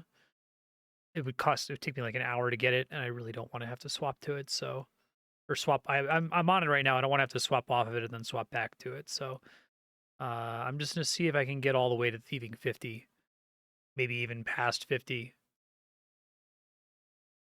Just unlock the next pickpocket target, the Silent Poltergeist, which interestingly is easier to get 100% success rate on, but gives more XP per pickpocket. Whatever, just trying to get levels here, so just gonna pickpocket her for a while. All right, 5 hours of thieving probably took me over the cap. Let's see if I have enough money to raise the cap. I probably don't, because thieving GP per hour is kind of bad, actually. I don't think I do. 273, and I only have 209. So I need to sell something. I guess I'll probably sell some logs because I have a decent number of those. I could also maybe sell some wither ore because I have a decent chunk of that. Let's just do a mix of both. So we'll do about half of my wither ore and then like half of these logs. Already should have plenty, I think. Okay. And then I'll raise the level cap. Leaving 41. I think we save up for a minimum AP. I think it's going to help down the road. I need to get 42 would be nice, but 46 is the big one. I think the Void Envoy is actually going to make thieving pretty profitable. If I did my math right, it's like tens or maybe hundreds of millions of AP per hour, but I have to get to 46 first, so I'll try to babysit it once I get to 42, at least swap to the new NPC. All right, got 42. Gonna pickpocket the Silent Wanderer, which I think is useless. I don't think that he drops anything helpful. I guess maybe the boots are worth more money, so I could try turning on the monkey synergy, but it's still not going to compare at all to the Void Envoy. So I'm just going to pump him up to 50 and overnight him for XP. All right, is 8 hours of thieving sufficient to unlock the Void Envoy? I hope so. Yes. Cool. Okay, so now we should be good. How many leprechaun tablets do I have? An okay number. I'm going to pump this guy so we're past the 95% threshold finally. I'm just going to pump this as far as it'll let me. I think we'll still be at 100% pickpocket chance, which is cool. Yeah. All right, so we do pickpocket, and we switch to sell drops, and it's insane. I'm already just occasionally getting drops that are like 324k. I think it's like 500 million per hour or something insane. Pretty good. Yeah, I just wanted to confirm if this is it's like 600 million AP an hour. It's thieving is so bad in the Abyss, actually. There's like a couple impactful uniques you can get. Like obviously the skilling gem is really good. The hourglass is good. but in terms of it producing money, it's like terrible. And then you get this guy, and suddenly it's like 2 orders of magnitude, 3 orders of magnitude better. Really, really, really powerful. Yeah, so this is incredible. It's closer to like 680 million per hour, which is good because now it costs 327 million just to gain one level cap. I'm actually going to hit the most it ever costs is 1 billion per increase, and I'm only like 7 increases away from hitting that 1 billion cap. So it's nice that I'll only really have to pickpocket for 2 hours to raise level caps from now on. I still kind of want to take thieving to 50 before I start the astrology grind, but I do want to start the astrology grind soon because if I can get to mastery 99 on Co, this gives me more global AP, which would make this even faster. Um, I guess what I'll actually do, because I don't really need to get to 50 just yet. The thing is, the NPC at 50 has a unique that gives you additional thieving stealth, but that doesn't really help me with getting money from the Void Envoy. So I'm just going to camp this guy until he drops his unique. His unique is an amulet that gives you global abyssal XP. It's pretty useful in skilling. I want to try to get that, and then I think I'm just going to AFK astrology for a while, at least until Co maxes out. Then I might camp once I've got as much global AP bonus as I can possibly get my hands on. At that point, I might start just trying to raise level caps, get everything up to a level cap of 50. Like to have that done in advance so I don't have to think about it too much. That way I can also eventually swap off of this otherwise miserable agility uh, obstacle here. This thing sucks. The minus 30% chance of double loot sucks, but the fact that it costs so many ghost fish, and that represents like hours of fishing outside of the abyss, is awful. All right, I can afford increasing the level cap for astrology, so I'm going to do that. And I still don't have the unique drop here, so I'm going to at least stay until then. What I'll probably do is I'll get Co to 99 mastery so that I can max out this star to get more AP, and I might just stay on thieving like all the way until virtual level 60. I think the 54 and 57 thieving targets aren't super important. Pretty much just this guy and the 51 that matter. But it would be great to just acquire enough money to raise all level caps to 50, and then I can switch off the stupid agility shortcut and not have to think about it ever again. A little dry on it, but I finally got the Void Taker amulet. So it's global abyssal XP, which is great. Cost to produce down, which is great for some artisan skills. Chance to double items globally obviously is bad. I think I'm not actually going to wear it right now in thieving because I'd rather have the summoning charge preservation on this amulet. And the chance to double going down affects how much money I can make. Doing pretty good on money though. I got 2.2 million. Let this keep running until I get to 50. 5 consecutive hours of thieving on this thing. It's probably a lot of money, but probably not. It is a lot of money, 3 billion. Not get me to 50 though, which is my current objective. We'll see how much money I have at the end of this, but hopefully it's enough to get me a bunch of level cap increases without having to think about it for a while. I'm to 93 mastery on this thing. That's kind of cool. I am nowhere close to 50. So I think I'm going to go to bed. I might pull up my phone and check in and just see if I happen to get close to 50, because if I do, I'll just swap to the new NPC to try to get its ring. But letting this run for now is probably the way to go. I have plenty of tablets. I could just let it go overnight, honestly. I'd probably just do that. All right, so I did in fact check it on my phone several times even this morning. So just to update, I have like 13 billion AP, which should cover me for a long time. I did get the drop from the Silent Keeper when it became available. The skeleton keyring, I actually got really lucky on that and it dropped super early. So I presently have it equipped. It gives plus 80 stealth is the main thing. And it's a double and a couple other things that are less impactful than the plus 80 stealth. But I have achieved my objective, which is to get plenty of money to cover me probably for the next, going to be 10 plus level caps. So I think the most it ever costs is 1 billion. I guess it'll cover me at least 13 level cap increases. I shouldn't have to think about it for a while. Fortunately, I still have a 100% success rate, even if I swap off that annoying agility obstacle I was talking about, this guy. I swapped off of it. don't need it as long as I have the skeleton keyring, and now I can just come back to thieving whenever I need money again. I think project now is to just AFK astrology, get it to level 50 first, and then start trying to maximize everything else to 99. I think I finally have everything in place for that to be doable. I raised the level cap. We're all good to go. So I'm going to work on that. Just let this run for. All right. I've been running astrology for most of the day. I do have the new one. Tellus is defense and Slayer. We get another one at 50. I have a couple levels to get to. Because I'm 48 right now. Guess we'll pick up astrology XP. I don't really care. I'm going to definitely way over level with this eventually. Looking pretty good on dust. I've got 74,000. I think I need 600,000 total to buy everything that I want. I'm almost out of these abyssal light consumables, so I need to go pop into crafting and make a bunch of those before I go to bed. Otherwise, I will run out before the morning.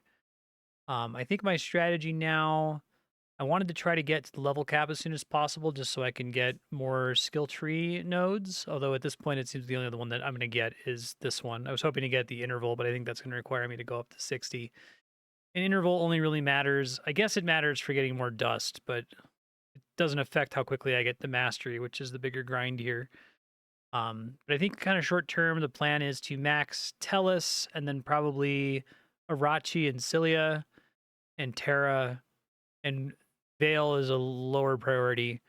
I just want to get all the combat stuff out of the way because that's going to be the harder grind, and I want to be as advantaged as I possibly can. And then I can try to work on some of the other stuff. But I feel like I just need to let this go. It's probably gonna be like a week. It's really slow, even with what I have, like 126% mastery. It's like multiple nights just to get a single constellation to 99. None of these updates are particularly helpful, given that I'm past the level cap, but I got to 50, technically. Technically 51, I guess.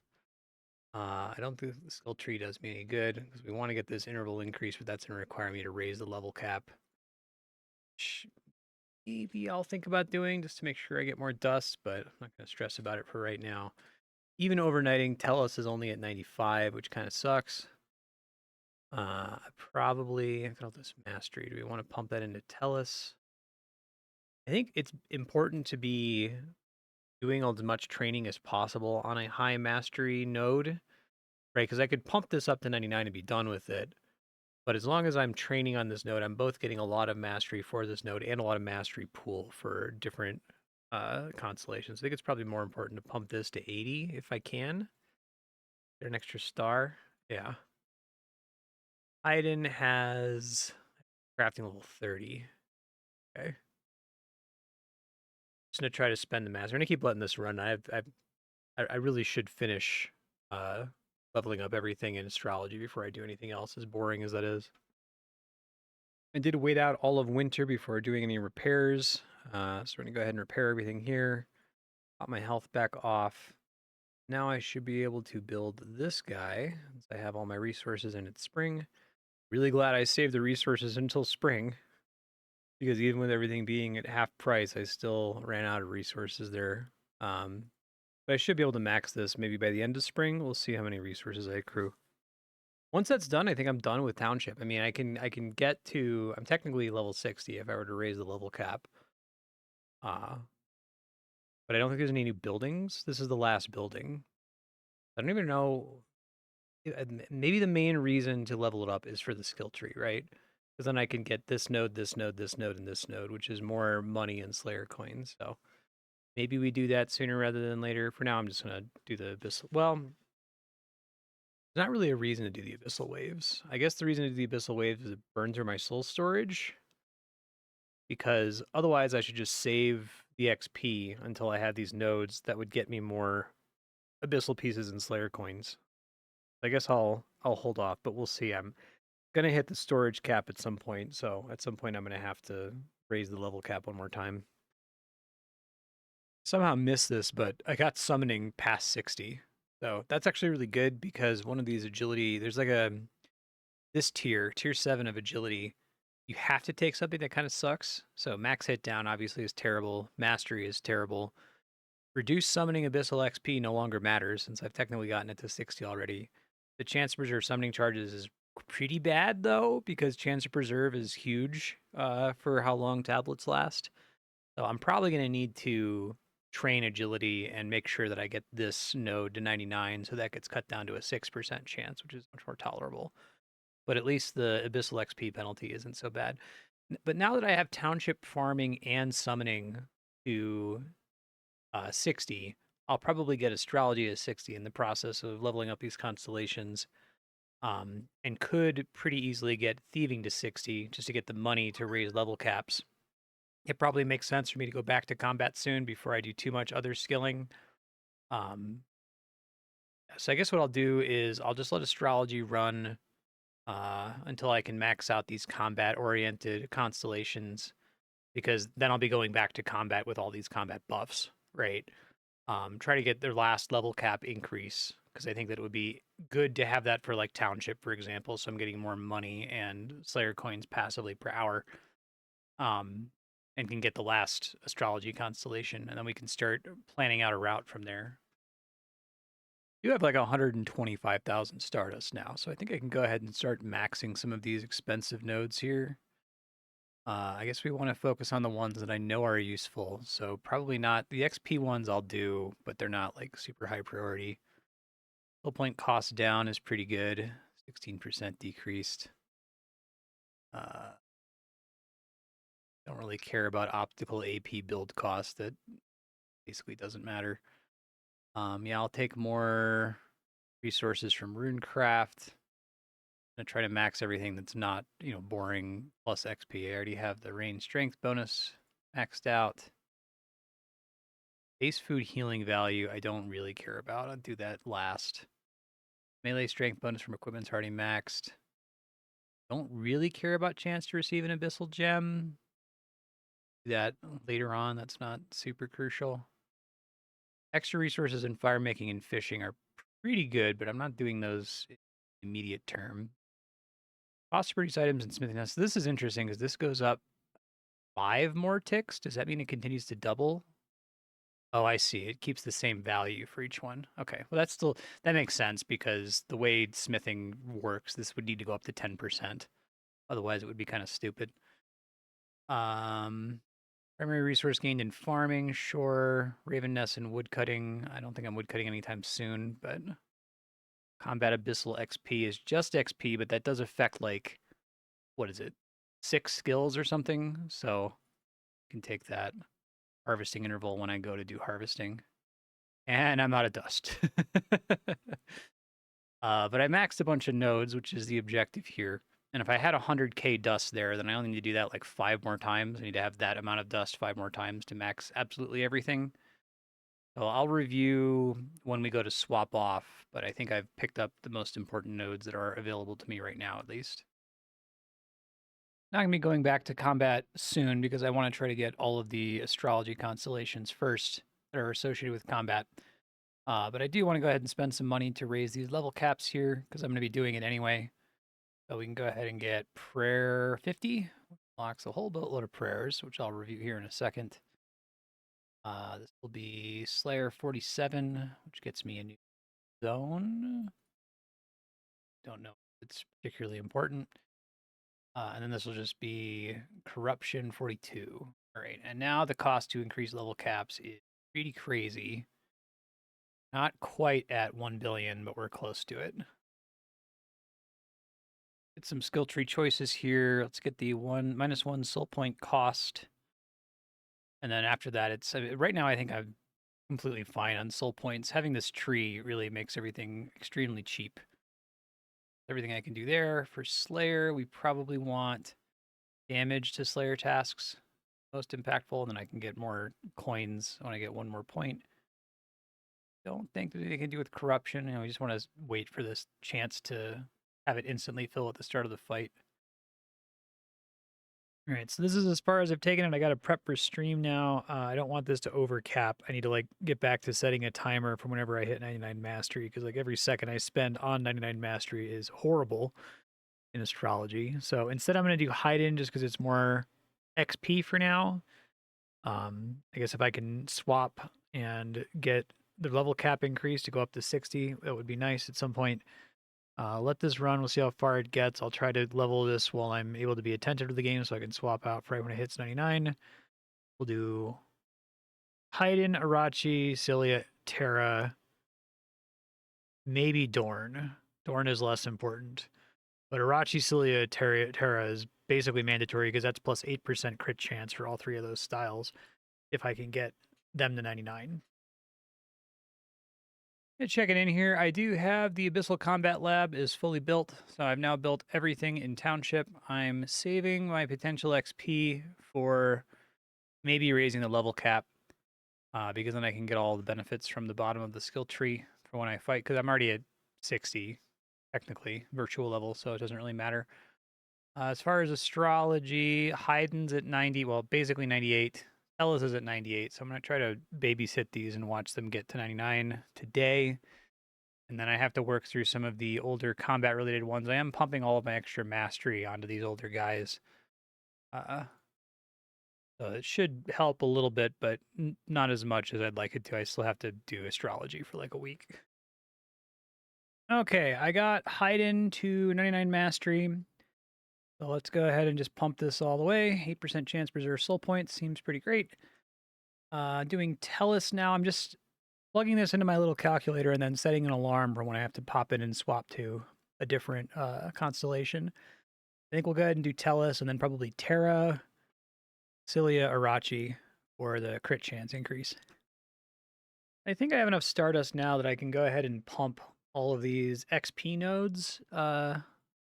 Be helpful for most of these. I guess I don't really need the farming XP, but whatever. It's also woodcutting XP. Most of these are maxed now. I think I'm going to be completely fine on dust. I look forward to the point where I don't care about dust anymore. I probably should calculate exactly how much I'm going to need to max everything, given that I've already spent so much. Okay, just hit 99 mastery on Tellus. Let's switch over to Terra. And global evasion is pretty good. 40% global evasion. I mean, it's saving me food, but that matters slightly more in Into the Abyss. Saving you food is completely, utterly irrelevant in Vanilla Melvor, the base 3 expansions. But in this one, it kind of matters because because of the way perfect food gives you big stats. You actually don't want to deplete the stacks you have of those. So I'll take evasion. That's fine. A quick update. Managed to get Terra to 99 overnight and got my 8% melee critical chance. I'm now working on ranged, and then I'll do magic. It's worth pointing out I'm technically astrology 60 now. So I've got astrology, summoning, township, and farming to 60. It's going to make sense, I think, to raise the level cap once I'm done with this combat astro grind. That's still going to require Cilia, Arachi, and Dorn. You know, I'm staring at the screen, trying to make a decision about whether I want to do all of this combat constellation work before raising the level cap. I think I want to raise the level cap first. The interval ensures I have plenty of dust, but more importantly, mastery and all skills will count for astrology, even though it's only 3%. And more starfalls would be good because I'm probably going to need to mine all of the starfalls out, both to level mining and also just to have enough resources to level up all of the consumables. So I already have crit chance for melee. I don't have it for range and magic. I'm just going to think that's fine. I'm just going to try to start leveling up to 50 here to raise the level cap one more time, just that I'm benefiting from this node in the skill tree. I did only just recently hit 60 astrology, so I had to let it go long enough to get to 60 to benefit from it in the first place. But now that I've done that, I may as well. So I'm going to switch to combat. I want to try to plan out my life here. I think I want to go to the Withering Catacombs and fight the Catacomb Terror. Let me make sure it's not part of an annoying Slayer here, because if I unlock the zone and I have to fight it as part of Slayer, that's potentially problematic. I guess it's the entire next tier of Slayer, which I don't think I can do yet anyway. Yeah, so if we fight this guy, we get the Wither Stab Rapier, excuse me, and that's a pretty big melee upgrade. So I will try to fight it. I'm going to try to put some gear together and see if I can resist its max hit. Maybe I'll do the calculation on that before I pay for access to the area. So since I'm going to be fighting it with ranged, I'm going to want to have the leather body upgraded before I go there, which is going to make a dent in my Slayer coins. I guess that's fine. So I'll make that dent now. I need to buy 50 of these. Hold on. Yeah, it's a pretty substantial dent. Really hoping I can catch up on Slayer coins right now because I'm always like behind. All right, so I need another 20 million or so Slayer coins. I should have access to it's the Witch plus Cyclops synergy now, which gets me Slayer coins on damage. See if that's enough to speed things up a bit. Hey, look at that. Mark of the Unicorn level 1. Let me go ahead and make one of those really quick. Forgot that I technically unlocked that actually. Ooh, and it only uses potent souls. So I gotta be kind of careful about using those. Let me pump this to level 50 to start. And I'm probably not going to use them right away, but I'd like to continue discovering tablets. So make one to start here. Okay. I pick up some items to make this a little bit more efficient. So I'm fighting this corrupted, fractured wyvern, which is really dangerous. I think I'm safe from it killing me. I think if I stacked all of my abyssal resistance gear, it gets me out of range of getting killed by this. I can still die from the stun, but I think my attack interval is fast enough that I'll always be able to overcome its attack before it's able to hit me while I'm stunned. So I think I'm just barely safe getting one shot. This is the nastiest enemy in the new Slayer tier, so I tried to start a Slayer task to see if I got lucky and got him, but I didn't. The reason I'm just fighting him off task right now is that he drops these seismic toss gloves, which are about as good as I'm going to get if I'm trying to maximize my abyssal resistance. So trying to get those gloves, and then I'm going to see if I can manage this new tier of Slayer. Ruin. It's pretty nasty, though. Lots of the enemies are super dangerous. Finally got a Abyssal Dragon mark. I feel like I went really dry on that. It doesn't really matter. Probably not going to be using it, like, ever. I'd like to be able to discover more of them. Requires 25 greater soul. Might be able to force that with... I have soul stones from your grind. If I get lucky... No, I am not lucky. Okay. Well, that answers that question. I only have 13 of them. Maybe it's possible if I do. Let me see if I can pump mastery into it. And then maybe equip something to give me cost reduction. I can craft one just so I can discover more. So yeah, that might actually just. Ooh, I can make one. Okay, great. Thank you, 300 soul stones from, I think that was pickpocketing. It's pretty unfortunate that corruption never like gives you a pop-up when you unlock a new corruption. I got a couple new ones here. 50% global evasion and inflict bleed. Kind of good, I guess. I'm currently just doing Slayer tasks manually, just monitoring it and then switching my attack style to whatever the enemy is weak against. Normally I try to finish one attack style at a time, but I think it's a little bit too dangerous to just let Auto Slayer run right now. An upgrade that's slightly interesting. The Wither Guard shield, I think, is just strictly better than the Petrifying shield.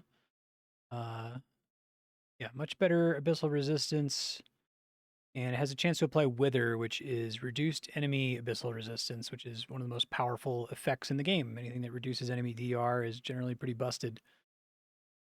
Also has good stat bonuses for every combat style. It's pretty great. I didn't even know this guy was out here. I think I checked enemies in these regions and didn't notice that he had a unique drop. Work my way back up to 50 million Slayer coins. I'm going to go ahead and buy the Withering Catacombs. I think the enemies in there are a little scary, but it's probably worth it just to get access to some gear upgrades.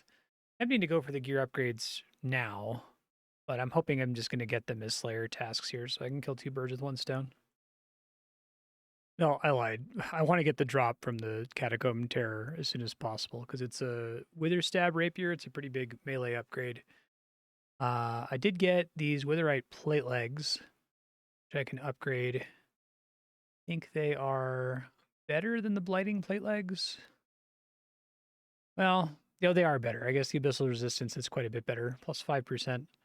Just go ahead and equip them. They're not good for range necessarily, but the penalty's not that severe. Probably worth it just to make sure that, because like this enemy can technically inflict wither on me, which reduces my abyssal resistance and could maybe put me in range of getting killed. Just going ahead and equipping that is probably a way to make sure that I'm safe. Hey, there we go. Got my wither stab rapier to drop. I might check out some of the other enemies in this area because they all have good drops. This cape might be good enough that I finally unequip the superior max cape when I'm doing combat. It has 5% abyssal resistance, which is hard to pass up. But it also is a really high chance to inflict wither on the enemy, which reduces their abyssal resistance. I'm actually tempted to try to get that right now. I don't know if I have the stats to not get annihilated there, but I'll put together a gear set and give it a shot. Yeah, so it looks like I can fight it, and it's not going to one-shot me with these stats, but it also takes forever to kill. So hopefully, maybe I can roll it as a Slayer task and then have a better chance at killing it a little bit more quickly. Yeah, because the cape is like a 1 in 140 chance, so I don't want to sit here and go for it if I'm not getting all the like damage buffs from being on a Slayer task. All right, I'm trying to get a wand from this Catacomb Wraith, the Witherbind wand. And then after that, I'm going to fight this Catacomb Spore Slinger, which drops the next ranged upgrade. Although I don't know if it's going to be better than throwing daggers, because the throwing daggers are so fast. Starting to regret camping on this Catacomb Wraith without having a Slayer task. I was hoping I'd get the drop pretty quickly. It's a 1 in 250. I'm at 390 with no drop. Now, I'm still not allowed to complain because of how quickly I got this Abyssal Skilling Gem. But I should have just continued doing Slayer tasks as I eventually would have gotten. My thought was that this enemy I'm going to want to fight with a better wand anyway. So if it dropped relatively earlier on drop rate, this wouldn't feel like a waste. Probably a mistake, though. I sunk cost fallacy. I'm just going to stay here until I get the wand.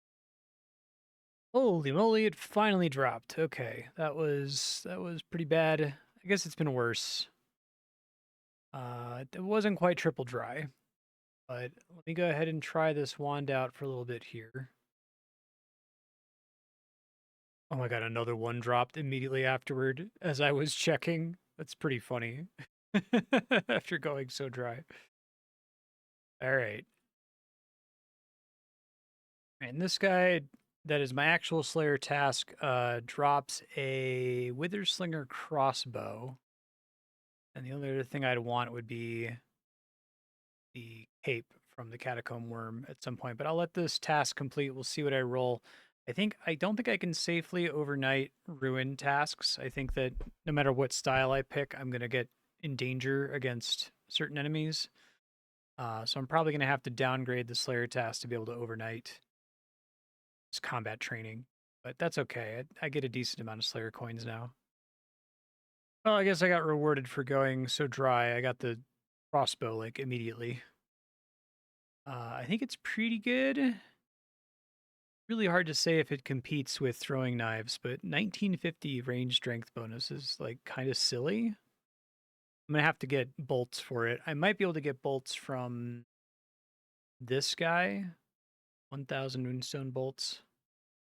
It is like 5 million coins for one purchase, and the only thing I really need from this, I guess the Wrath runes are relatively useful, but I don't need any of the other stuff. So I don't know if I actually want to take that. We'll see. And before I go to bed, I'm going to see if I can get this Wither Cape. It's like a 1 in 150 instead of a 1 in 250, so going dry shouldn't be as big of a problem. The reason I want to do that is because I think if I have the cape, then it might actually be possible for me to AFK this Slayer tier, the Ruin tier. But I'd have to test it because I'm just barely short on Abyssal resistance otherwise. All right, I got the cape. It wasn't too bad. Maybe actually have just gotten it on rate. Oh, actually quite a bit under rate. So we're gonna finish this kill. I'm gonna run away. I'm gonna go ahead and equip it. It's painful to not have the superior max cape, but you know, what you're gonna do. Let me try to maximize my abyssal resistance here, and then I'm gonna try to fight a selection of enemies just to see if I'm safe. or if there's any risk of me dying if I overnight this Slayer tier. While I was trying to get a gear set together, I noticed that the silent boots that I got from thieving technically are passive slot valid. So they kind of suck, right? Because it's 5% attack interval down and 5% max hit down, both of which are really bad.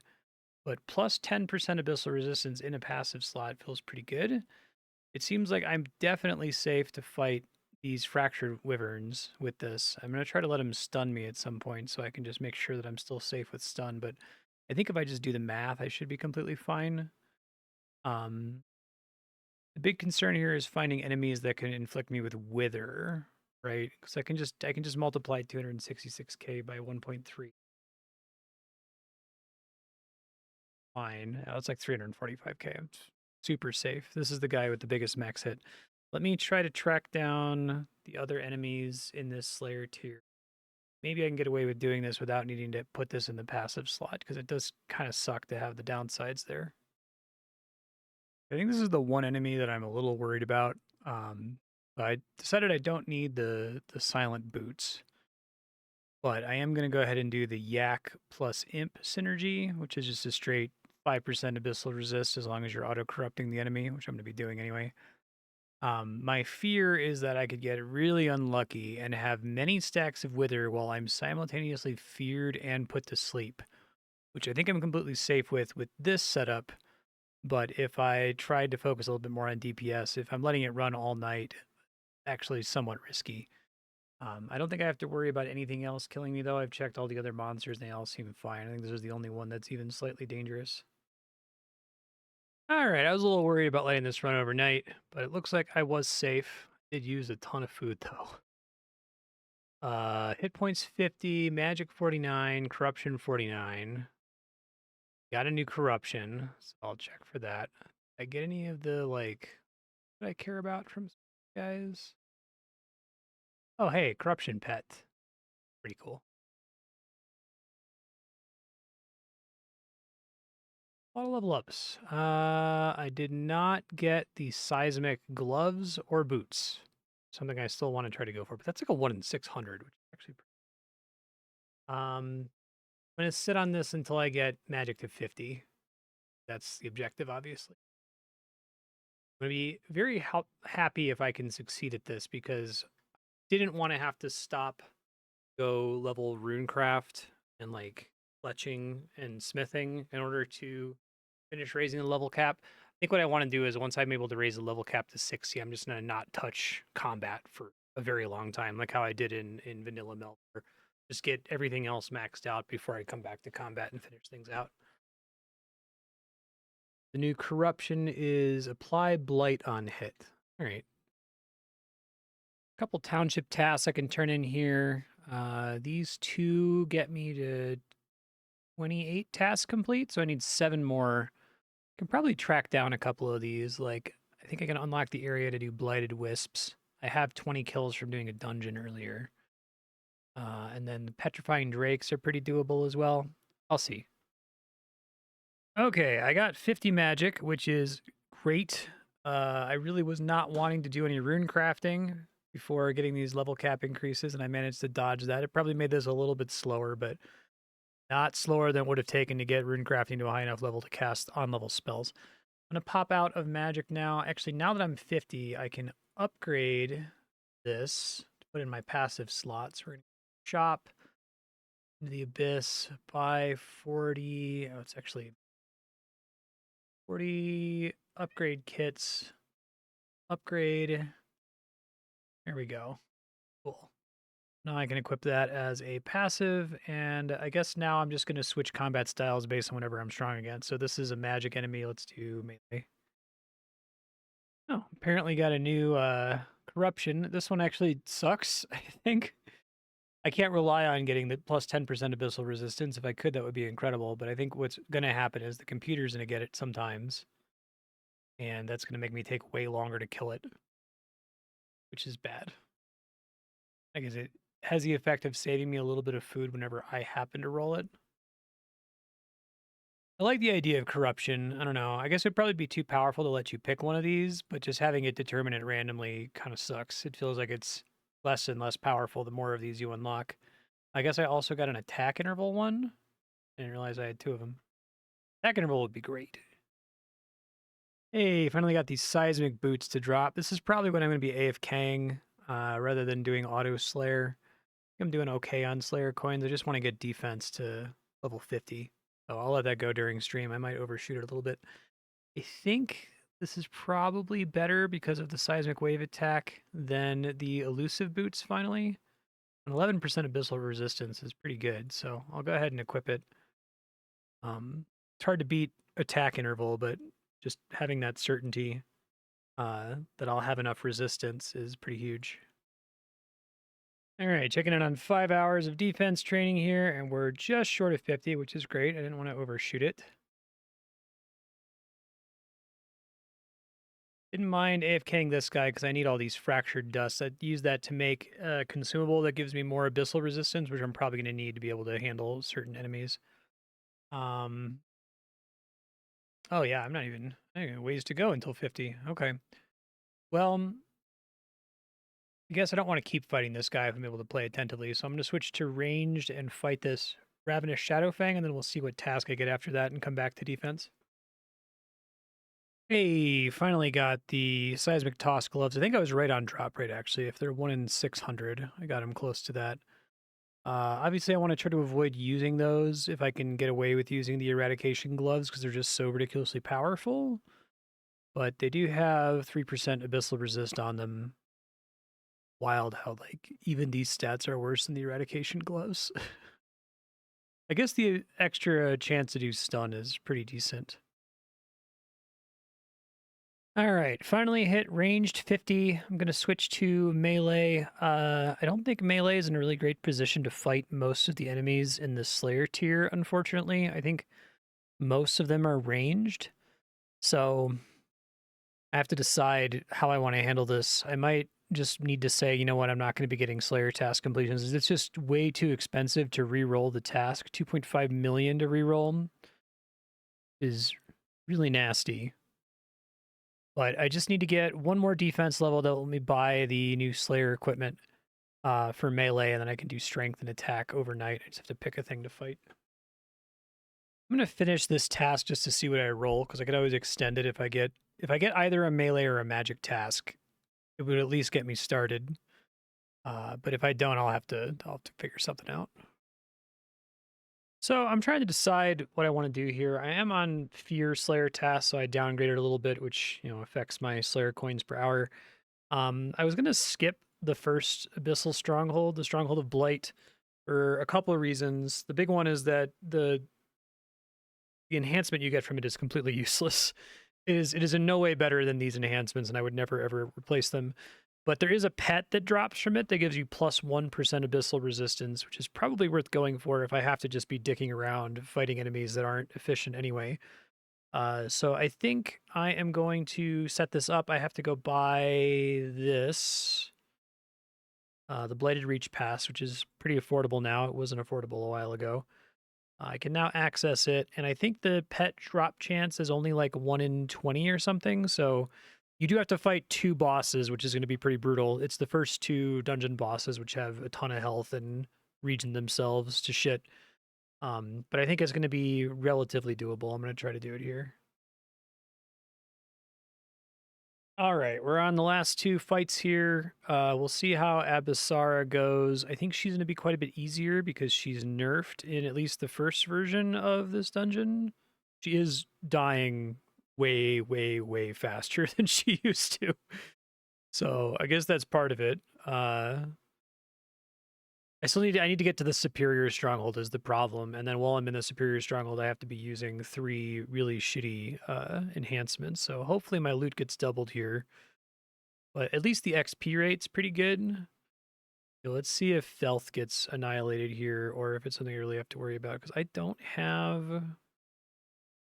I would really love to avoid having to wear the toxic mask, because I'd be wearing it for the entire dungeon just for this one fight, I guess I could, like, micromanage the fight and equip it as soon as this starts, which is maybe fine. Save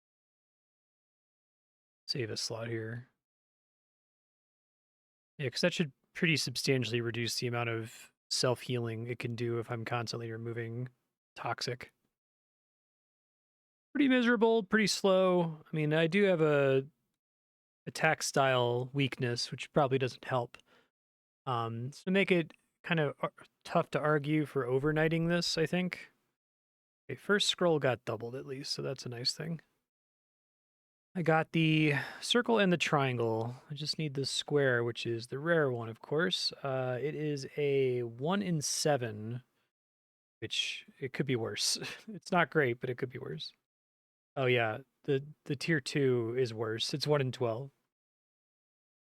All right, the very next run I did, I got the square, so we can go ahead and do the augmented tier. Not excited about having these equipped because they're way, way, way worse than what I had before. Food healing value, useless. I guess extra quantity of resource and harvesting is maybe somewhat relevant. Damage taken from laceration, kind of bad. Right, so we go back in and do this tier. Hopefully I would love to get the square on the first clear. That would make me very happy.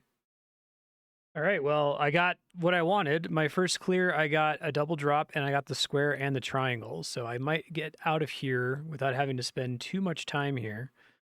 I'm hoping then, I think that the normal drop, let's see. The circle is a 2 in 3 chance. So I could get unlucky and not get it, but it's pretty likely that I'll get it on this clear. And then I might this is actually way worse for my XP rate just because the enemies have so much less health. I could probably improve the XP rate if I invested in monster respawn reduction, but it's doing monster respawn reduction is really annoying. You have to change a bunch of agility shortcuts or obstacles, and I hate it. So I don't know if I really want to overnight the superior stronghold since the XP rate is so bad. But we'll see. I would like to get a clear to try to get the pet, see if I get lucky. All right, am I going to get screwed? I got another double drop, so I've gotten 4 double drops in a row. Give me a circle, please. I got a circle. Okay, this is as fast as this could possibly be going. So I'm going to get screwed on a later stronghold. But it's good because I actually want to go to bed tonight, so I will not complain about getting lucky here. Now we do the superior stronghold. Here we go. It's 1 in 20 for the superior sigil, 1 in 30 for the pet. So at least it's not 1 in 100 or 1 in 300. The bosses take forever to kill, but the rest of it's not too bad. Finally hit defense 50. Way longer than I was expecting because of how much worse the XP is in here. Should go ahead and buy these upgrades. So I need 40 of these. Oh, Thistle Slayer. Well, let's upgrade the helmet. I'll do the chest piece here in a second. I guess I can just do it now. Get another 40.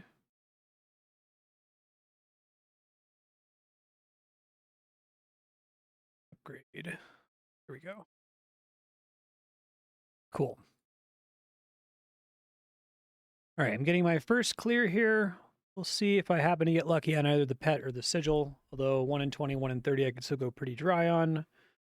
And then I have to make a decision about whether I want to overnight this because it's doable. Okay, I got neither.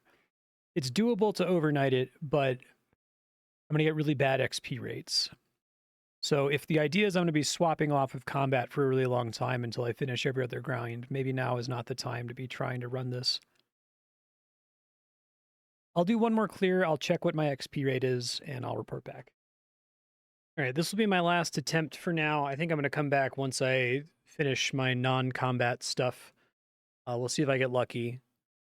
But then I'm going to try to gear up and see if maybe I can handle the higher Slayer tier, go back to Ruin tier. Now that I have better gear, I did not get a drop. That's okay. Yeah, so I'm going to try to focus as much on Abyssal Resistance as possible. Okay, so the Fractured Wyvern is the biggest risk because if he can hit me, if he can stun me, let's see, then his max hit becomes 584k, which is enough to kill me. Question is it possible for him to hit me and then stun me before I dismiss the stun? My attack interval is pretty fast.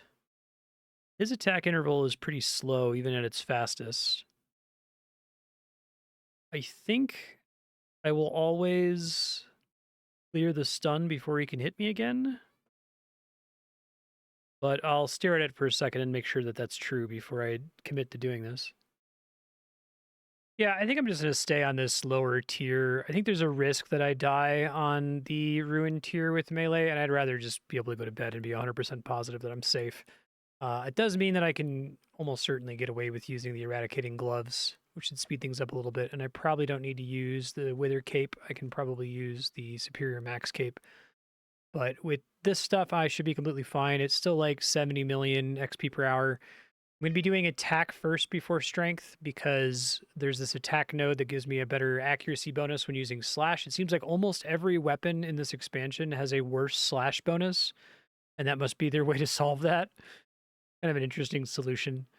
But I have a really good stab bonus, and I'm going to want to get that before I switch to slash. And then I just got to do these last two skills, and we're going to go hard on skilling for a really long time, I think. All right, overnighted attack here and got to 46, so we still have a ways to go. I think what's my overall XP rate? Like 71k an hour. That's pretty good. Not as good as, 150 million an hour. Because it's 71 million an hour. 151 is what I was getting from ranged. Dragon and unicorn are max. That's cool. All right, overshot a little bit, but I am attack 50, so now I just have to do strength. I don't think I have anything else to get from the attack skill tree. Yeah, crit chance would be nice, but I need another level and worth grinding another level of attack for. So yeah, hopefully I'm just gonna let this run 5 hours during stream. That I don't think is gonna be enough to get to 50. I'm probably gonna have to let this go for like 10 hours based on the rate I've been leveling up lately. I should be pretty close to being able to raise all level caps. I'm very excited. All right, stream 5.5 hours or so. Let's see what we're looking at here. Strength 45. So I'm gonna have to overnight this, but I think first thing in the morning I'll be able to raise level caps. Let me go ahead and pop in the skill tree because there is some stuff I can pick up here. More damage from stun. Probably wait till I get another level to get one more damage from stun. I guess these are nice once I actually have a two-handed weapon. All right, I'm going to go to bed. I'm at strength 46, so I'm probably going to overshoot 50 a little bit by the time I wake up. Before I swap off of all of my combat stuff, I think I am going to try to do the next two dungeons. I think I've already technically been able to do Depths of Ruin this whole time. I just haven't gotten gear and stuff together to attempt it. And then Depths of Isolation should be doable at the end of this. The reason I want to do that is because Depths of Isolation gives 8% mastery in all skills, which is the last skilling upgrade. Well, this is the last skilling upgrade, but that's the end of the expansion, so I won't be doing that anytime soon. But this would be helpful for the astrology grind. I'll take as much mastery as I can get. So I'll try to get 10 clears, maybe more at these next two dungeons, the Depths of Ruin and Isolation. Maybe I'll stay a little bit longer to get the pets, but if the pets are combat only, then I'm just going to try to get the 10 clears to get those unlocks. So I'll see you from your perspective in a couple seconds when I wake up and can delightfully raise a whole bunch of skills at level cap. It's going to be farming, township, summoning, astrology, technically prayer, but I'll probably wait. I guess I probably should do prayer because then I can use the high level prayers to go into the dungeons here and speed them up a bit. Okay, it's the next day. Overshot it a little bit. Strength 51. Not so bad. So now I can raise a bunch of level caps, which is lovely. Let's go ahead and raise prayer. Gives me fireworks. That's cool. Siphon, dispersion, unrelenting, and annihilation. So which of those do I want to use? I actually end up having to run this a little bit longer because I have to step away almost immediately this morning. Attack interval gives the enemy minus abyssal resist. Oh, I think we just want to use the last two, right? Minus abyssal resist. Exit at a min hit. Global critical chance. Probably the way to go. I think it's the resist is really what I'm just going for there. Sweet. Okay. Raise. I guess every time I do that, I want to go ahead and fly all of the nodes. Fantastic. Let's raise the cap for farming. Beautiful.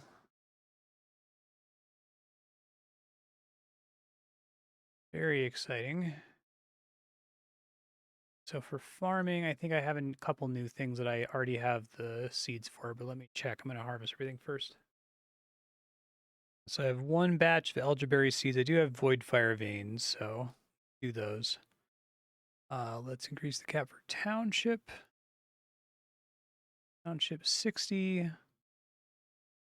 Doesn't unlock any new buildings or anything. The only reason to do that is to max out the skill tree.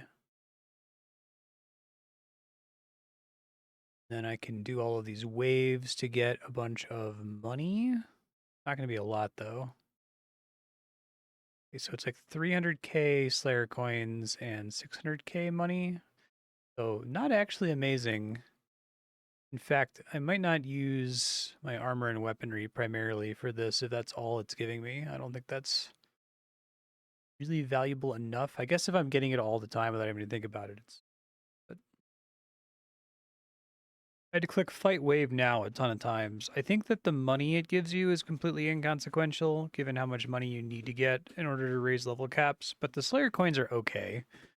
It's like 300k, which isn't a lot, but you know, if you do 10 waves in a row, it's saving you a bit of Slayer. So it's not like my Slayer coin solution is particularly amazing. I'll take what I can get. We'll go ahead and raise the cap for summoning, and I'm now at the maximum. So now always costs 1 billion to raise caps here.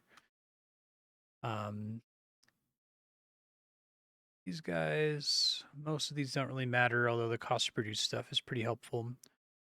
I need to discover this mark. I think the item you use to make this mark I can get from thieving, but I can barely get any of them, so maybe I can just make one to make sure I can discover more of them. And then astrology. Well, the reason we did this. Skill tree, interval, mastery in all skills. Beautiful. Okay. I can technically do thieving, which I don't need to do since I'm only at 52, but I will need to do more thieving to raise the level cap some more, so I may as well. Don't quite have enough points to pick this up yet, though. So give me any good just yet. And I guess I'll go ahead and do Slayer because I think the final Slayer gear requires 55 rather than 60 Slayer. Immediately unlock some new areas. Corruption doesn't do a ton for me. Pick this up, which is useless. Slayer task extension cost. Okay, not a very helpful thing. Also not terribly helpful so long as I'm always auto-corrupting stuff. I guess I can stop auto-corrupting stuff the minute I have 60 corruption. So that'll be nice. So yeah, I said that before I go into skilling, I'm going to do these couple dungeons, but I think I need to step away from the game for a bit, and I'll just let it keep running on attack to try to get that summoning mark. If there's anything else really to do, and then I'll try to get some dungeon clears. I have some time to pay attention to the game after all, so let's do the Depths of Ruin here, see how it goes. In theory, it should go a little bit better than I'm expecting, just by virtue of me having the high-level prayers and stuff, but we'll see. All right, slow going, but I made it to the boss. I have a feeling this is going to take a really long time, even for Abyss dungeons, just because I really don't have an amazing setup. My accuracy is kind of ass.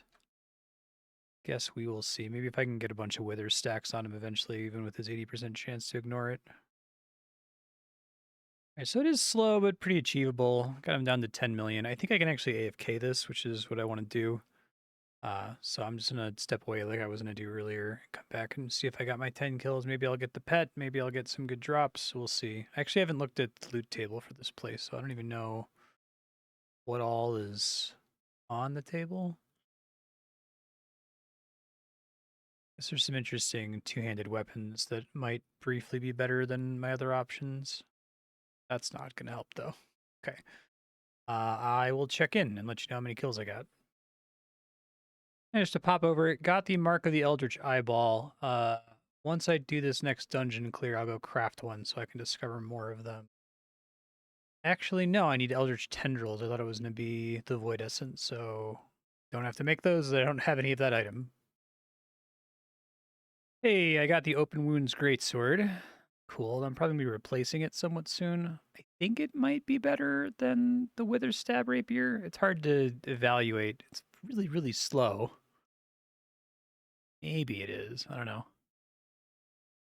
I just got the longbow, so I guess there's the staff to get and the shield would be the main other two drops. I haven't got the pet yet. I've done 8 clears. Probably going to jump to this one as soon as I get to my 10th clear. I don't think I need any of the other drops really. The pet would be nice, but it's like plus evasion, which just helps with food usage. Not a big deal. I guess evasion's a little bit more important because of how frequent bosses have a huge amount of life steal and like status effect applications. So, having a chance for them to not hit you and therefore not heal actually helps with your DPS, which is a cool solution to the evasion problem. I think Into the Abyss really tries to deal with some of the issues raised in vanilla Melvor. The biggest of which, in my opinion, is just that food doesn't matter, right?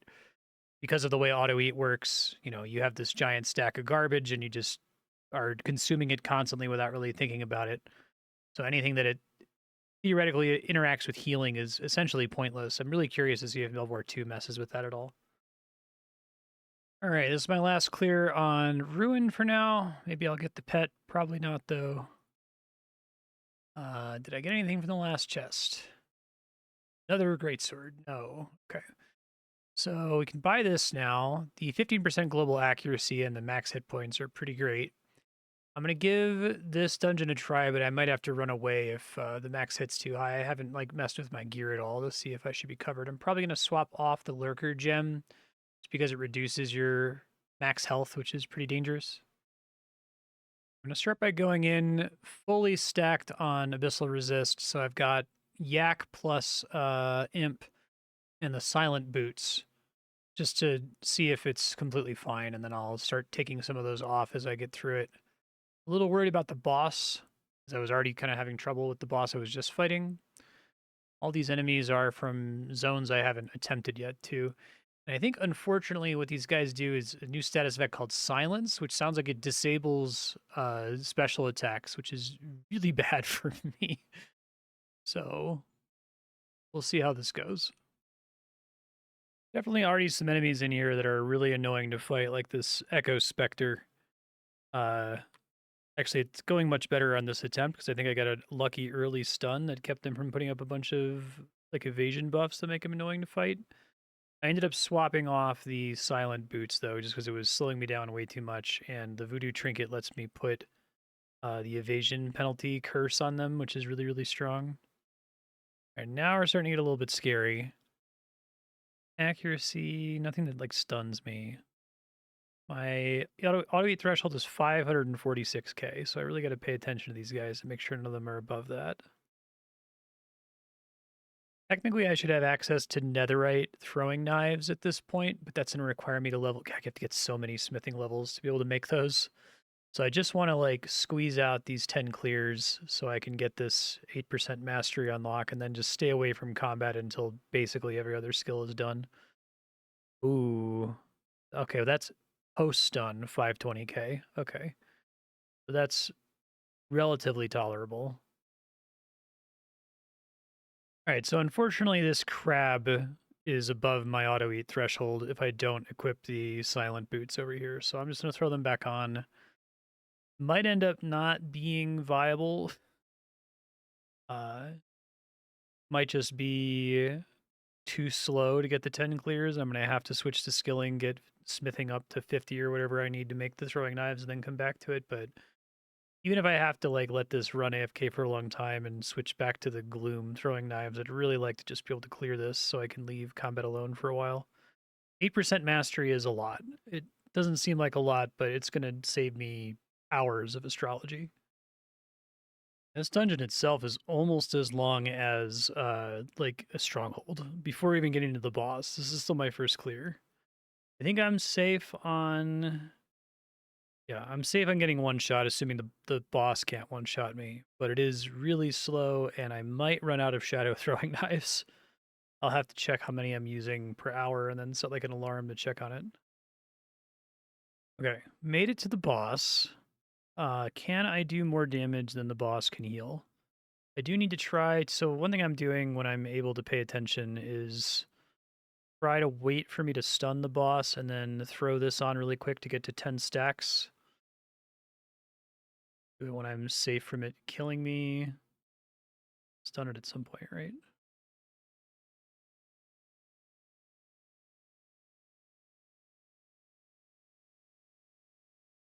Decent chunk of the way there.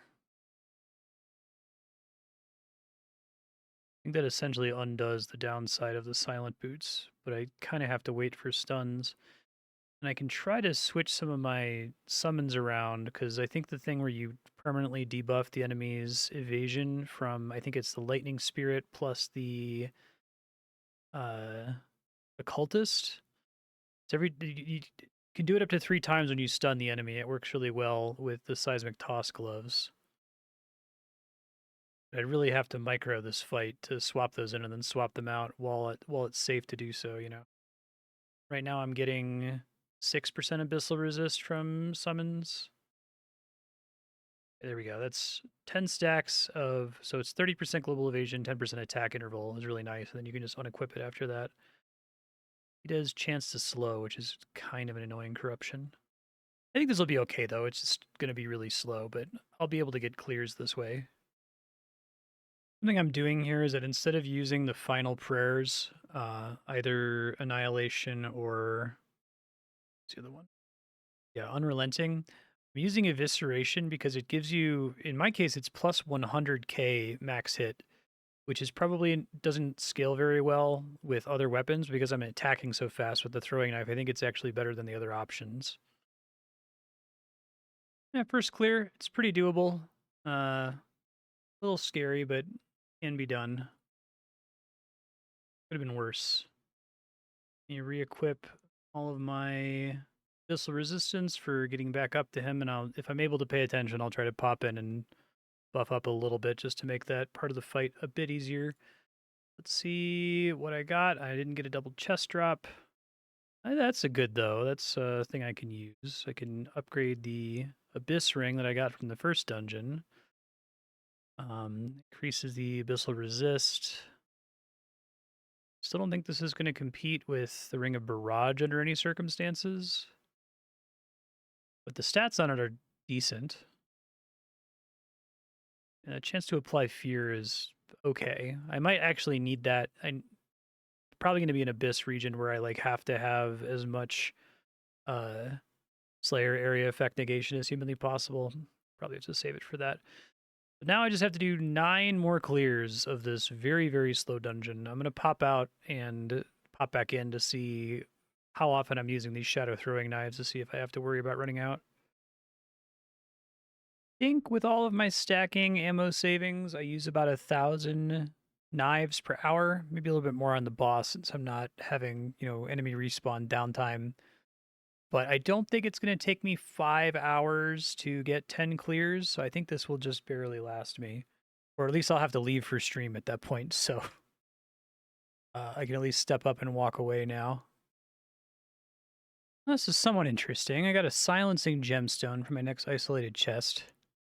Chance to apply silence on anything with an attack, stacking up to 10 times. I don't know if that's good. I'm going to have to look at the boss special attacks to see if it's going to be preferable to this gem here. I guess I'll go ahead and throw it on just to try it. Well, I'll wait till I get to the boss. It's obviously the agile gem is better until then.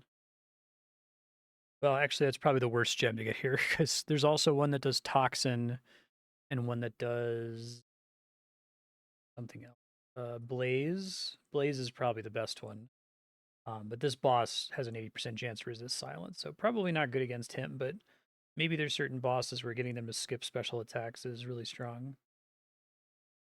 So the worst possible thing happened. Well, that's not the worst thing, but I think this corruption is the worst one for one of these bosses to have 50% evasion. It really slows down the kill because I go from having like a 70% chance to hit to like a 35% chance to hit, and there's not very much I can do about it. It's quite terrible. Yeah, might actually be faster if it rolls the 50% global evasion corruption to just run away and do the dungeon again. I probably won't do that because it's annoying, but that was horrible. Fourth clear is going much better. He got plus accuracy. I got evasion, which I think they just cancel each other out, which is funny. I think I will be able to get 10 clears. It's a little messy, but not too bad. Dual chest there, I got the netherite gloves, which are technically an upgrade to the seismic gloves, but they don't stun. Max HP is good, though. I guess I use them if I absolutely need the abyssal resist, but I think the stun on the seismic gloves is like really, really hard to ignore, especially on these bosses where while they're stunned, you can't miss them, right? And your barrage stacks are able to max out every time stun triggers. So I don't think I can, in good conscience, swap to it, but I'll hold on to it in case I need it for something. Clear number 5, halfway there. Really excited to be done with combat for a while, but still have a ways to go. Kind of funny, I got enough silence consumables from drops from this dungeon that I can turn this in. I'm up to 32 tasks completed, so we should actually be able to hit 35, which is great, because I'm going to need to start dumping my resources now that I have no use for them other than repairing the town. All right, I'm on my last clear here, number 10. Haven't gotten any interesting drops in a while. Keep getting silence consumables that I can't really use. It's tempting before I swap off combat to do 2 quick combat tasks. I can kill 100 blighted wisps, and there's another one here, like 100 or so catacomb worms. Just because that gets me 2 tasks closer to 35. 35 is the tier that unlocks basically everything from the trader, and a thing for me to spend my Melvor realm resources on for Into the Abyss. So probably worth doing those 2. I'm likely going to want to do at least one more thing to get to 35 right away as soon as I switch to skilling before I formally switch to astrology. I don't know, can I make fear potions already? Can. Unfortunately, they use petrified eyes, but maybe if I pump this to 50 mastery and then equip as much stuff as I can to reduce costs, maybe I can make enough of them to turn in that item. 4,000 potions is a lot, though. We'll see. I just want to make sure I can quickly achieve that threshold before I start going hard on astrology for a week or however long it's going to take. All right, this took most of my morning, but I'm about done with my 10th clear here. Maybe I'll get the pet. Wouldn't that be nice? Probably not, though. Any second now. Nope, no pet. I did get double chest, though. So did we get something new? We didn't. Probably set on summoning charms forever, though. So let's go ahead and buy this is why I did that. And then I'm going to try to do those township tasks I mentioned. So one of those is void lighted wisps. I guess since that one's magic, I'm weak against magic. Let me fight the other enemy first, which is somewhere catacomb worm. You're probably doing with range is going to be the fastest because of how fast my attack speed is, and I don't think I'm in any danger of getting killed here. Yeah, I only need to kill like 100 of them. All right, there we go. Got those 2 tasks done. I'm at 34 out of 35, so I'm probably going to try to make these fear potions. I got to change all my agility obstacles over. All right, making these fear potions, it uses 12 petrified eyes per craft, but 80% preservation should get me a good chunk of the way there. I'm already almost halfway there. Okay, made it to 4,000 potions. That's what I'm here for. Claim reward. Now I can get all of these scrolls that consume non-abyss resources, which is great because I have nothing else to spend those resources on. I've just been dumping them to get money, essentially, and I guess resources for agility obstacles.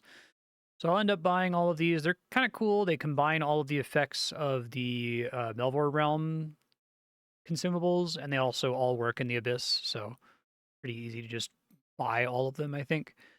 But now that all of that is done, I finally put in all that work. Let's go back to astrology. I think I'm actually going to start with this guy, the Chimichan constellation, because the final tier is chance to preserve summoning resources, summoning charges, which would be very, very helpful.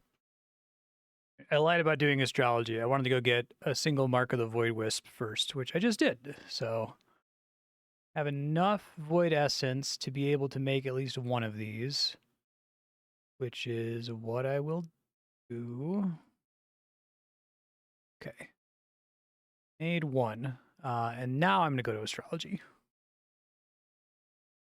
I have fewer updates to make now since I'm just doing astrology training, but now I have a ton of Void Fire from farming, from hitting farming 60 and just planting my Void Fire vein seeds. I do feel, I think I've already talked about this, but I feel like getting all of these crazy vein seeds from doing a single low-level node in harvesting kind of undercuts the entire skill. I kind of don't like that I just have an infinite supply of everything just from doing this one vein at the very start of the expansion, but whatever. This gets me another 1,500 vein pods, which is funny because that should just replenish itself, right? Close to it, yeah. Or is the astrology update? This is post overnighting. I'm at 97. I wish overnighting could guarantee I'd get to 99, but it always brings me quite a bit short. And I've just been dumping mastery in another one. So I guess the idea is that I'm going to try to like get 99 in one through training it and then master one through dumping mastery pool. And I think it's like something like every 2 constellations that I do, I should be able to get 1 constellation for free from mastery, which tracks because I get half as much mastery pool as I get mastery XP. So as long as I don't let it overcap, that should continue to serve me. All right, I'm in striking distance here of 99 on Chimichan. There we go. Let me go ahead and pump this guy. Max chance to preserve potion and summoning charges. Next, I guess I'm going to finish up Cilia. Generally don't want, I guess going from 98 to 99 with mastery pool is okay, but not ideal since you get so much mastery on a high mastery node. Not a huge difference. I probably shouldn't be doing it that way. I should have just let it go to 99 and then swapped and spent the pool, but it's. I've been letting this run for a really long time. I am currently out of the consumables that give me more Stardust, but I think I'm fine. I tried to do the math on the remaining nodes. It's kind of hard because the wiki has less information on Abyss stuff, but I'm pretty sure I need like 100k and I have like 300k. So hopefully I don't regret it. I really don't want to do more astrology just to get Stardust, but I think I'll be okay. I've got a ton of mastery to spend here. So I have to decide where to spend it. Probably makes sense to do like a raise all the ships sort of a thing, like get the minimum value as high as possible first. Because I'm gonna be maxing every constellation anyway. It's better to have more mastery per action on each of these. And I keep having to bounce off of these when they're almost max because I don't have the time. I don't want them to overmax if I leave. I'll let this one start to try to finish off Cilia here. All right, I just got Cilia to 99. I have to go live with stream here soon, so I'm going to try to plug in my calculator and see if any of these will give me 5 hours of AFK. I might just have to do one of my lower leveled ones here. So mastery on this guy is 9858. That is about 5 hours of AFK. Almost perfect if I just let it run on Co. So I'm just gonna let it run on Co. Get my ranged critical chance maxed out here. Here's the current mastery progress. Looking pretty good. I'm gonna save a decent amount of time from not wasting all of my mastery pool. Like that thing that increases the mastery pool cap to 150%, I think should just be the way mastery works by default in Melvor 2. It's so convenient. and you end up wasting way, way less XP. But I guess from your perspective, all of this is just happening in clips. I've calculated it's going to take me about 2 more days to finish this, and a lot of that is time saved from getting so much extra mastery in the pool. Looks like I timed this out almost perfectly, just short of 99 on Co. So I'm just going to finish that off here with mastery. Trying to decide. I need to pick one to overnight. So I don't want to pump these too high. I guess I'll do Irachi for now, just because I need at least one full level, and then maybe I'll spend the mastery to finish it off. Here I can get global AP. And we're more than halfway there in terms of getting these to 99. I just got to do Irachi, which is almost done, and then these 4. All right, just an update here. I am going to go ahead and swap off this guy because I'm basically done. I only have 3 more constellations to do. Deidre, Ameria, not America, and Vale. So I guess I'll start with this one. All right, I keep having to set a timer throughout the day for when I have to log in and check on this, but I'm basically close enough to 99 Ameria. I guess I'll do Deidre. I have to calculate how much AFK I'm going to get for that. Don't want to get up in the middle of the night to do this. That sounds awful. 5,347,000. 14 hours of AFK. I'm going to have to get up early to check on that. All right. Well, that's all right. I'll set an alarm for it. Almost done here. This is my final morning. So I'm going to go ahead and max out Deidre. Do Veil the rest of the time, which I have enough to pump it to 97. Now I think I can calculate how long I need to finish here. So close to being able to just play the game again. Okay, so 4 hours it looks like. That doesn't include time savings I get from accrued mastery. I could also just dump my mastery at this point, right? Because it'll drop me out of chance to witness a starfall. And I guess we don't want to drop below 50%. That would be unacceptable. But if I'm not going to be doing any more astrology, I mean, I'm not going to come back here just for starfalls. I don't care how badly I need the rewards from it. I have 200,000 Abyss Sight, almost 100,000 Mystic Sight, and almost 20,000 Echo Sight. So I probably be able to make that many consumable 3s, but it should be enough to finish the expansion, I think. So let me go ahead and I will lose the first checkpoint. We're done. 100% mastery in astrology. You get a screenshot of that. I can finally play the game. Let's go ahead and spend. I'm curious to see how much I have left over. I have 315k Stardust left over. That should show that total Stardust gains are like 900k. Yeah, because you need like 600k to finish it. So I probably didn't need to go for the Corrupted Light Consumable 3. I probably could just made a bunch of the Corrupted Light Consumable 2 and been fine. So I'll caution my friends who are also playing this game about that. Let me just make 100% sure that I've maxed all of these. I need to make some notes. There's a couple where I don't have the skill level yet. I don't have fishing 30, so I can't spend on that.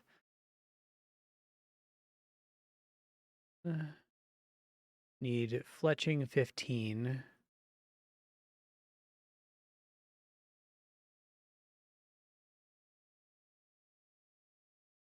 And crafting 30. So crafting 30, fletching 15, fishing 30. But everything else is good, and I have plenty of banked Stardust, so I don't really need to worry about it. All right, so now that I can play the game, let me switch to an activity that actually, has me doing something else while I'm training it, and that's agility. If I can get agility to later levels, when I go to build those new obstacles, it's probably going to give me a little candy loop to train another skill to qualify for the obstacle. I can build obstacle 7 here. The downsides for all 3 of these are really bad. But I think that this downside is the most manageable because I don't need summoning abyssal XP, and I can kind of overcome the summoning charge preservation penalty if I can get this to 99, then I'll cut it down to 6%, and I'm getting an 8% bonus from astrology. So it'll go back to what I had previously, essentially. So I think that's the one to run here. Try to get to 99 mastery. But I'm gonna plug things around and increase my try to get set up for agility training and then just let this go for a while. Before I do that, I have virtually no eagles remaining. So I gotta go make some eagle tablets in the Melvor realm real quick. All right, officially training agility now, although I have a couple problems. I'm almost out of performance enhancing potions, which sucks. And I'm also, well, I have like 20k stamina pouches, but I'm gonna have to wait. I'm just gonna let it run for now. It's fine. I guess if I lose the interval bonus, I'll just level the skill slower, but I'll get mastery faster. Since mastery scales with interval. And that matters for some of these nodes. Probably should pump this one as much as I can to make it faster. Okay, I let this AFK for 4.5 hours. I got to 37 agility, which unlocks another obstacle. I technically unlocked one a little while ago, but that's fine. I don't think there's anything super pressing in the skill tree, just stuff that reduces the cost of building things. Let's see if I can afford to do any of these. Requires 35 smithing, 35 fire making, which I don't have. No requirements. Cost to produce, chance to double is pretty cool. I guess I'll just look up which of these two obstacles is better XP per second. I guess it makes sense to take the combat one because that way I can try to work towards getting rid of the downside if I get to 99 mastery. Not that bad of a downside. And also it happens to be the best XP. All right, just hit level 40 agility, which is good because now I can get another thing that reduces interval. Is pretty magical. It gets the interval on the first obstacle down to the minimum of 0.25 seconds, so good shit. I'm going to try to pump it as close to 80 as I can get away with here.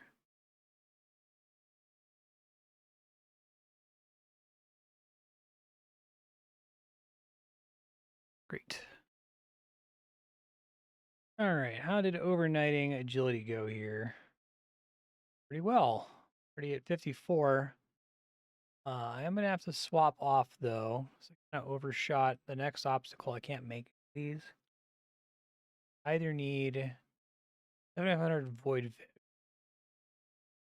high level fishing. That might 52 fishing. Yeah. Or Void Bloom Seeds, which would require me to do a bunch of PDM. I'm not going to do until later. Or level 50 Harvesting, which I actually do have the scales for this, just not the harvesting level. I suppose it could be time to go ahead and switch to harvesting. I don't know really what else I would do, but it's probably pretty important to get the later obstacles, so I haven't really had any call to return to harvesting. I guess there's have everything from the harvesting chest that I got earlier. Been more than enough seeds to cover every single item, but I could probably take this to 50.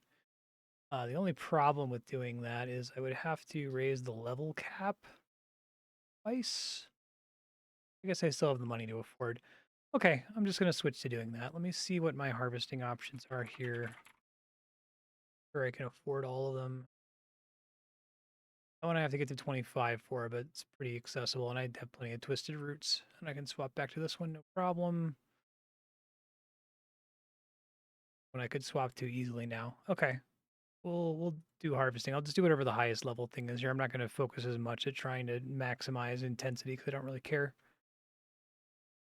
I was kind of expecting to come into harvesting here and just like annihilate the skill immediately. Like I got 24 levels of agility in a single day, mostly because of all of my stacking buffs from not coming back to it until really, really late.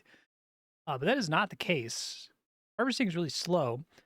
And I think it's the intensity mechanic, which has kind of an interesting impact to the like XP curve, because like 60% of the time I get no XP until I get to 40% intensity, which I'm kind of close to here, and then my XP rate's going to skyrocket, and it's definitely going to skyrocket once I get to 80% intensity.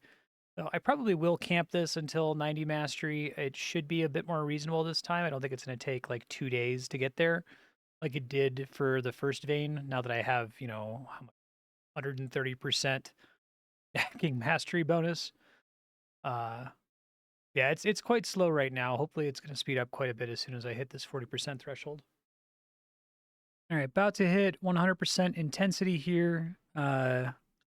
I'm probably just gonna have to camp this all the way to 33. I don't really have any other choices. I don't think I'm gonna bother with the twisted vein because I have enough twisted vein seeds that I have all of these resources: twisted thorns, twisted tendrils, twisted roots. I have enough to make everything I'd ever want to make in my life. Uh, Hopefully I get to 90 mastery before I hit 33 abyssal level, but I'm not sure if that's in the cards. We'll see if like my ridiculous stacking mastery bonuses make enough of a difference here. 25 harvesting is a big deal because now I can unlock another agility obstacle that should help here. This guy, 4% harvesting interval. Cool. And then I can also buy this from the shop.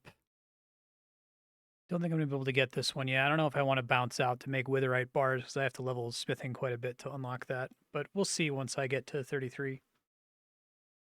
All right, checking in on like 5.5 hours of harvesting here. I got to 20. Harvesting's still really slow. I feel like for sure I'm going to be at 33, right? No, even with all of my crazy stacking XP bonuses and interval is really, really short. I'm still not even 90.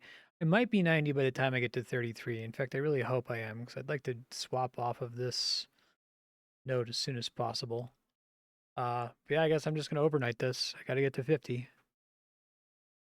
All right, well, this is amazing. One of the reasons I wanted to do harvesting early, in addition to agility, was to get this corrupted ring fragment. It's really rare, so I'm really glad we got it because we only got like 15 of those chests in 5 hours of harvesting. Very, very lucky. One of these comes from fishing, and the other one comes from crafting. So I guess the earlier I make this ring, the better. It's tempting to actually swap off harvesting right now and try to get the fishing ring and then the crafting ring. I don't know what I would train with crafting, though. I don't know if I have something that I can safely overnight. I'm just going to keep going with what I'm doing right now. I think what I'll do is I'll finish getting harvesting to 50 for the agility obstacle, unlock the agility obstacle, finish taking agility to 60. And then after that, I'll do fishing and crafting to try to get that ring before I do any of the other skills. All right, I let this overnight and checked it out a couple times. I did finally get the Gloom Vein to 90 Mastery, overshot it quite a bit, unfortunately. But I'm now on the Shadow Vein, and I'm at 40% intensity, which is picking up the XP rate a little bit, but this skill is still way slower than pretty much anything else in the expansion. Been letting harvesting run for a while. This is like a 24-hour grind just to go from 33 to 44. 42 right now. Guess at this point I just wait to get double intensity increase. Although getting the intensity up's not so bad now that I have all these other stacking buffs associated with it. At least I will get to 90 mastery this time without having to overshoot it. But I gotta let this go for several more hours to get to 44. This is super unfortunate, but I'm like 7 million, 8 million XP away from 44. But I need to sign off to prepare for stream. I'm probably just going to pull this up in a browser as soon as I hit 44 and switch to the next vein. So you'll see me in a couple seconds coming back to report on how that went. Sucks to be that close. What are you going to do? Okay, checking in after stream. I did like get this obsidian vein like literally seconds after I went live. So you just missed me activating it. I need to keep camping harvesting for another 5 levels. I'll finally be done. Am I already at? Yeah, I'm already at 100% intensity. Like, intensity is essentially solved much sooner than you would expect. It's not really a big deal. So I'm just gonna let this run on this obsidian node overnight. I guess I'll grab this mastery since I don't need intensity anymore, really. All right, overnighted harvesting here. Is it enough to get to 50 is the question. No. Okay. Well, I'll just let this keep running. Maybe we'll get there sometime this morning. I'm a little close to 49, so it could be worse, I guess. Given that intensity is basically solved, I'm not even going to bother with this node. All right, well, that took several days to get to 50 harvesting. I probably wouldn't have done it if I knew it was going to take that long. How long did this take? Almost 5 days. I guess if you include a day at the beginning for getting harvesting to like level 22 or whatever. All right, well, I'm done with this. Let me go ahead and build these agility obstacles that I was working toward, and we'll go back to training agility, which is what I actually wanted to be doing here.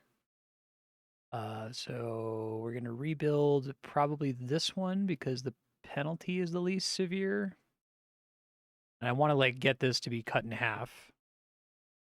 And then this one that requires 50 harvesting, we finally have it. Look at that, how lovely. And then I just have to change all of my agility obstacles around to get agility interval down as much as possible. Should be good to go. Well, I apparently quit right before 55, which is kind of funny. I don't know if I can build this obstacle. I need 2,250 void hearts is probably the easiest thing I could get. I could also try to get 750 ethereal souls. I'd have to go back to combat, which is a little dicey right now. I think this is more useful for the things I have to do. I'm kind of in a weird candy loop right now because there's two things I want to do almost immediately. As soon as possible, I want to do the following things. Get agility to 60 to unlock agility pillars. Unlock the signet ring before I do substantially more skilling, which requires me to level crafting and fishing. I guess unlock this obstacle because it would be helpful. And, oh, geez, I had something else to do. I lost track of what the fuck I'm doing. Hold on, let me think about it. Oh, no. The agility pillar is going to require that I level mining and smithing because it's good, and wood cutting, because it's going to require a bunch of logs that I need from high-level wood cutting and a bunch of bars that I need from high-level smithing. So, like, the question is, what order do I do that in? I think I want the signet ring before I do too much else because I have the two hardest pieces to get of the signet ring. So, although it could be a difficult gamble because if I go do fishing for a long time and get really unlucky and don't get the drop, that would suck. And if I do crafting for a really long time and I don't get the drop, that would suck. But the point is that to do any of that, I'm going to eventually have to do crafting to get the signet ring. So getting the interval reduction for crafting would be amazing. And I'm not that far from having enough void hearts to build that obstacle. I have like 1,400 and I need 2,250. So I probably don't need to go. I don't think we actually get the void heart as a mineable resource here. Let me go back to the abyssal realm for a sec. Unfortunately, whenever I do that, I have to. I don't think I get it here until 55, where I can directly mine for void heart. But hopefully, I'll just get enough random ore drops from mining. And by ore drops, I mean gem drops from mining that I'll have enough void hearts to just barely build this obstacle, and I could keep it up after that because I eventually want this one. This one's really good. Mastery in all skills, resource preservation, capital skills, requires herblore 55, which isn't happening anytime soon. And then this one I'm going to want to turn on when I go back to combat, but my objective is to avoid touching combat until I'm done with everything that's not combat related. Yeah, I think the project then is do mining to get these void hearts. As soon as I get them, build this obstacle, and then go hard on crafting and fishing, try to finish the signet ring. And then after finishing the signet ring, come back to agility, get agility to 60 to get the pillar, build the pillars using wood cutting, mining, and smithing, and then start training all the other skills. After that point, I won't have a big scaffold anymore. All right, just an update here. I burned through almost all my Echo site. I only have like maybe 20 minutes of mining that left. I do have about 7 hours of Mysticite, so that's when I'm going to AFK next, since I don't have to wait for the ore to cool down. Right now, I have 1,434, so I still need like another 900 or so void hearts. I get them pretty slowly. I get like 60 an hour, so it's actually possible / likely that I'll unlock the node, the level 55 node, before I actually get the total that I need. But we'll cross the bridge when we get to it. I have to leave for stream now, so I'm going to switch to Mysticite here in a second and just let that run. We'll see how much Void Heart we get. I've tried to maximize my chances to get it. I've got this chance to get an Abyssal Gem. I've got this guy, the Mining Fortune Scroll from Township, being maxed out. I don't really have too much else I can do. I guess there's also Astrology gives me a chance to get an Abyssal Gem. But I'm, equally likely to get all of the possible gems, so I tend to get Night Opal, Shadow Pearl, or Moonstone instead. So hopefully this doesn't take super long. I think as soon as I get the void hearts I need, I'll just go ahead and pop this obstacle and we'll start the crafting grind until I get the uh, drop that I need, the signet ring piece, and then we'll do fishing to wrap things up. What I'll do is when I can play attentively, I'll do a crafting because I probably don't have enough resources to let this AFK indefinitely. And if I am going to be able to have time to AFK indefinitely, that's when I'll do fishing. And I'm likely going to have to mix in some thieving there, just because I need to have money to raise the level caps for both crafting and fishing.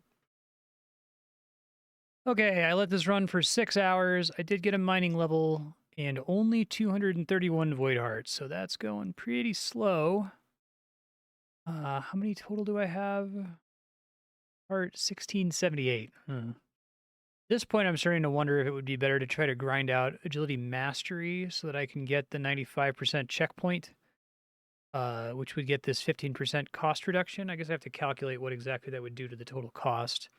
I assume it's just 0.85 times the current displayed cost, so I don't think that it works that way. Times 250. That would save me like 300, and I would be a bit closer, but I still wouldn't be anywhere near high enough. I think I'm just gonna, since I can attend to this, I'll finish mining the rest of the Echo site, and then I'll do the Mista site, and then I just have to come up with a solution. I mean, if the solution might just end up being level up mining, right? Which is probably fine. Decide if I want to save for +1 additional quantity. Not see, mastery is less important now than it used to be. I'm just gonna save for the quantity increase. Finished mining out all the Mista site and the Echo site. I'm about done with the Mista site. I was looking at my summoning options and I'm like, well, I technically don't have this one. It probably isn't relevant. And it turns out that the fire making familiar synergy specifically gives you void hearts only like a 10% chance from fire making, which is probably faster than this. So I should probably do that. I don't regret doing this though, because I needed to do it anyway. But once I run out of these nodes, like these gems and stuff, it's going to take substantially longer since I'm going to have to wait for the ore cooldown. So what I'm going to have to do is do fire making until I get the devil tablet to drop. And then I have to get it to level 2, which is relatively achievable. We'll see how bad it is once I start working on it. But I think it's probably not a terrible use of my time. It only took a few minutes to get the first mark. Let me go ahead and make a couple of those here. I don't need a ton since it's such a slow skill to train. Yeah, this is probably fine. I can just use, try to get my resource preservation as high as possible first, just because. Make a few dozen of these, I guess. I guess I can also probably pump the mastery on it a little bit. It's like one of the only ones that I haven't pumped mastery on yet. Oh, I passed the 95% threshold. I can do all the pumping I like. Fantastic. Let's just do that for everything that's... Get everything to 50 to start. Beautiful. What does this do? Oh, it gives me more primary resource gain. Cool. I don't need to report every time I raise a level cap, but this is the last billion AP that I have to spend. And I'm going to have to go back to thieving eventually, but hopefully going to try to get this agility obstacle that I'm working on that requires void hearts first. So I'm going to go ahead and raise the level cap here to 40. Already level 31. I'm doing Gloomia logs because I think the way Mark Discovery works, you want to have whatever log has the highest mastery. I should probably get this to 99 mastery anyway. I might end up overnighting this because I have enough logs that I could easily do that. We'll see. All right, took like an hour or so, but I've got the Mark II. Go ahead and plug it in here. Chance to gain 1 Void Heart from fire making per 1 second of interval for Abyssal Realm only. So I guess I can do the math on how many that's going to be per hour, right? So the way it scales, it's still only like 18 per hour, which isn't very good. Maybe I should have done that math before attempting this. I was just like, oh yeah, if it scales with the interval, then I'll just do something with a really long interval and I'll be more likely to get it. But I'm like, if it scales with the interval, that means I can just calculate it by dividing by seconds, right?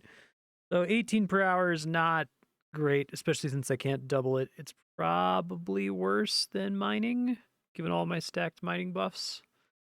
So that might have been a waste of time, but I am actually pretty close to having every mark maxed out. I need one more ranged mark, a couple more defense marks. I haven't done really any smithing in a long time or herb lore. I wouldn't mind having it max because I do think there's some interesting devil synergies. But I probably don't want to do too much fire making until well, I just raised the level cap. That cost me 1,000,000,000 gold. I guess I could just call that a sunk cost. The reason to stay on here is to get more mastery bonuses, I guess. Max out Lumia logs, for example. And later in the skill tree, I think it's only at the bottom do I finally get a global abyssal XP and mastery XP bonus. So probably don't need that right away. Have to decide what I'm doing with my life here. I'm not sure. All right, screw it. I'm just gonna overnight it. I need to level fire making at some point. Obviously, I want to do it with the signet ring if possible, but signet ring isn't that impactful for fire making. Um, Maybe we'll wake up. I don't think I'm gonna have enough void hearts, but I'll probably be able to swap to mining. This is something that I can safely overnight. There's nothing I can really safely overnight, right? When I'm able to play attentively, I can monitor all these shadow pearls and moonstones and night opals. I guess abyss site I could probably overnight, but the XP rate would be terrible. Um, so I'll just overnight this, and we'll see how many void hearts I have in a few seconds from your perspective. All right, 9 hours of fire making. How many void hearts did I get? That's care about. 5 marks of the devil. I'm up to 40. I'm probably past 40 actually. If I could raise the cap again, 175. Not super great. Okay, and I maxed devil, so that's pretty good. Guess I can do Nethia logs, which I'm not going to switch to right now. I got the 91 mastery. Pretty good. Oh, I ran out of these charges. That sucks. This is not that big of a deal. I thought those charges were basically going to last forever. I must have just barely been short on it. All right, well, I'm going to switch to mining to try to continue getting void hearts here. All right, I'm doing the math, and I think that I can actually get this faster if I just train agility as is. Obviously, I don't want to be training agility with an obstacle not built, but it's going to take so long to get the void hearts that I need that if I just train agility, eventually I'll get the 95% threshold if I stop spending mastery pool, which I've been spending every time, but I can stop spending it. If I stop spending mastery pool, the 95% threshold will get me down to just barely be able to build it because it'll make this cost 1,800 void hearts instead of 2,250 void hearts. And that's probably better. So I need to get to 60 agility anyway, and it's not like I specifically need to raise the mastery on any of these nodes anyway, since there's no negative effects that getting to 99 mastery would, help me with. So I'm just going to switch to agility. I think it was still worth doing all of this void heart gathering because like I said, barely have enough. I guess I have about 100 more than 1,800. Did not have that many when I started this grind. I know I keep flip flopping here. I really don't want to be training this without the last obstacle because it's probably worth a ton of XP. I could try to get these ethereal souls. I don't want to swap completely to combat because that requires swapping all my obstacles, and I likely don't have the resources to do that.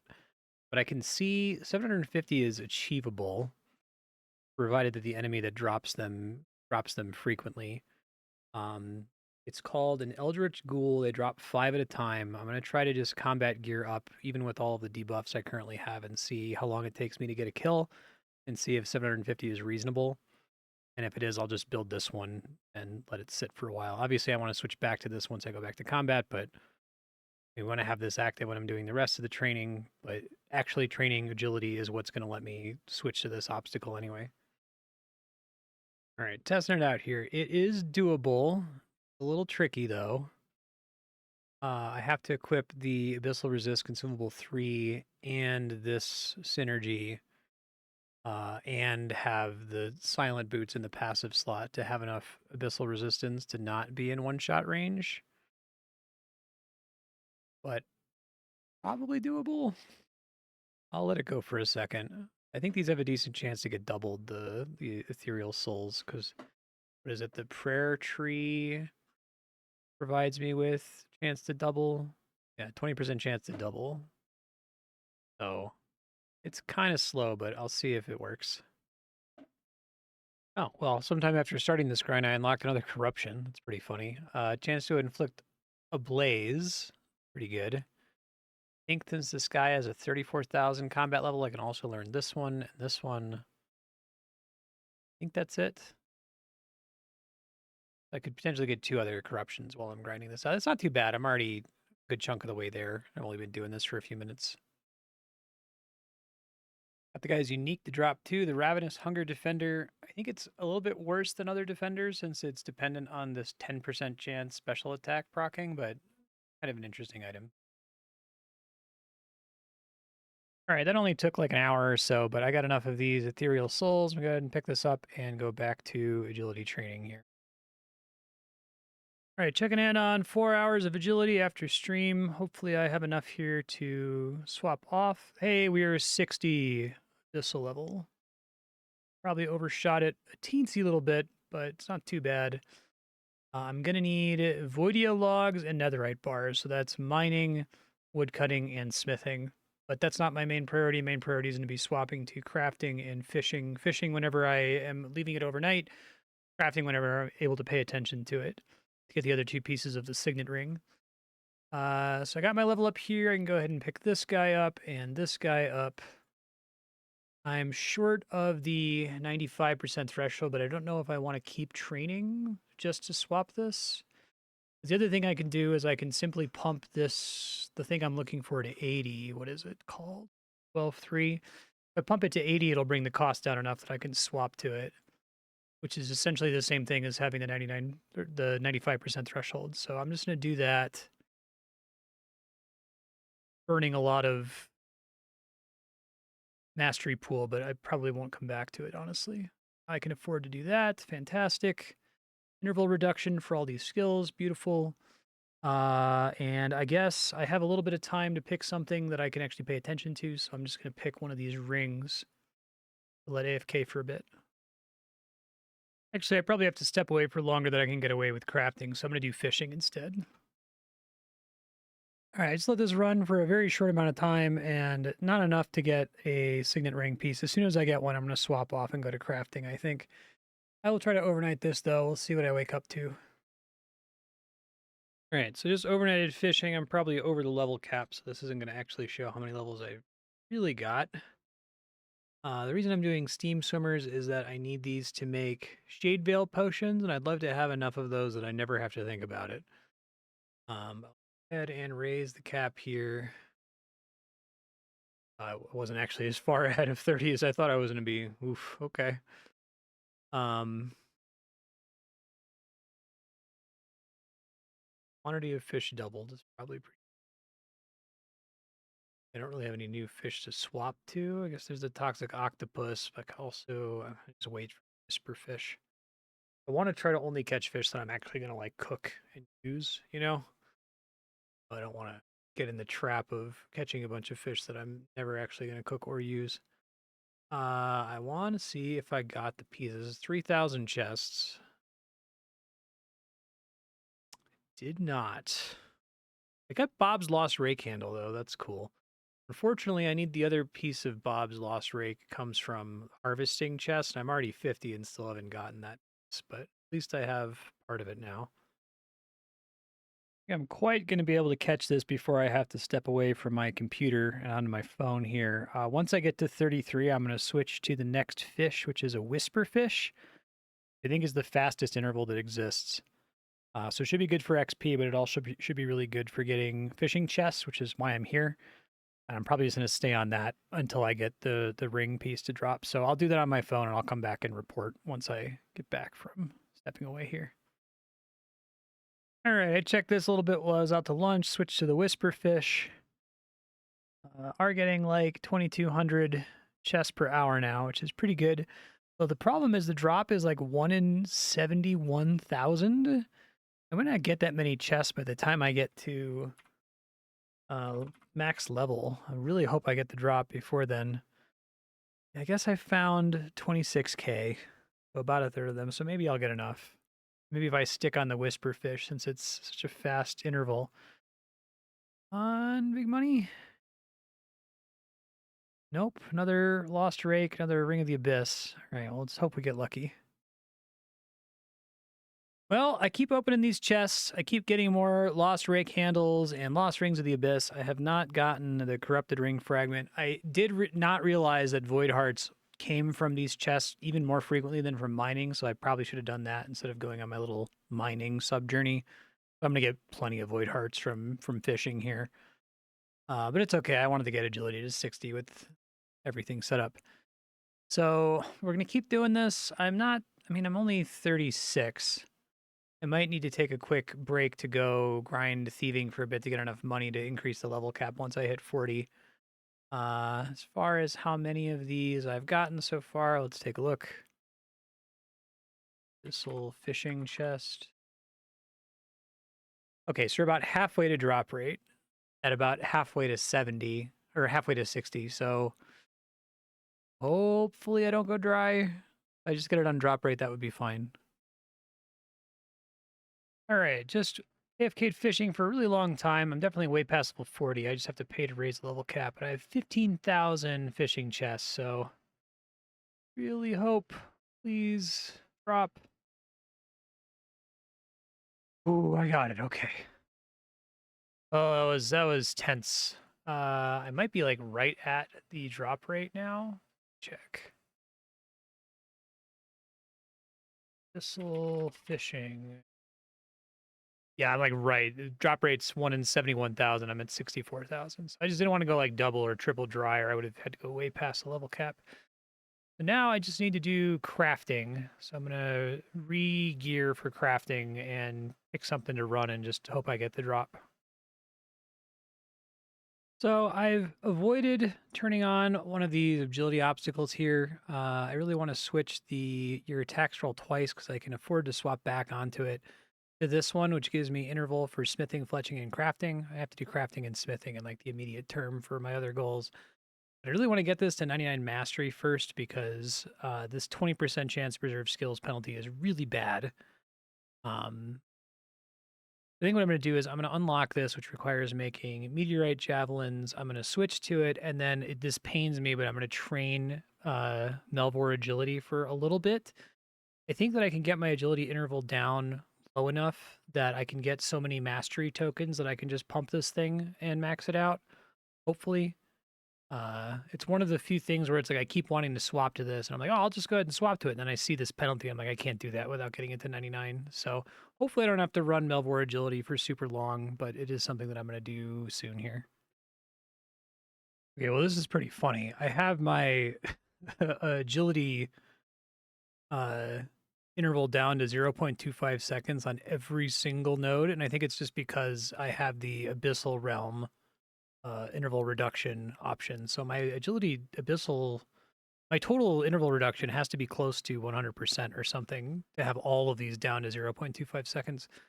I think if I equip this guy, the Clue Chaser's insignia, it should pretty significantly increase the chance that I get mastery tokens.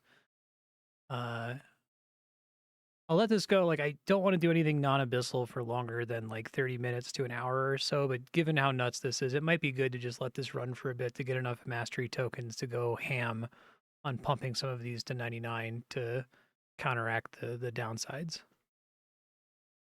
All right, this took me approximately a little over an hour, but there we go. Mountain Trail 99 reduces this penalty down to 10%, which is absorbable. And now I'm going to get back to crafting. I am eventually, actually very quickly, going to run out of one of the crafting resources that I need. It's kind of problematic. These artisan pouches, I need to calculate whether making basic bags from archaeology is ultimately more efficient than doing thieving. I do have a lot of bonuses to thieving that might make it pretty quick to get more bags, but I am essentially out of these bags.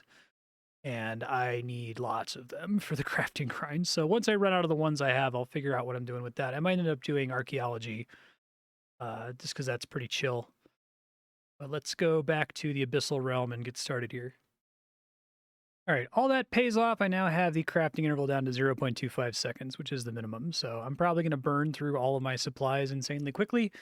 I need to find some kind of crafting thing that I can just do and leave up for hours without having to watch it. I don't have that yet, though, so I'll have to think about what I can do to make something like that happen. Okay, so this is a 1 in 200,000 drop to get this. It is technically a global rare drop, so I think it's a little bit less rare if I use the Clue Chaser's insignia. So if I get it on rate, it's going to take me about 14 hours without the Clue Chaser's insignia. If I have the Clue Chaser's insignia and I understand the reduction correctly, then it should take me 12 and a half hours. So if I assume I go triple dry, this is like a multi-day grind. I think I should probably get the drop before getting to 60 crafting.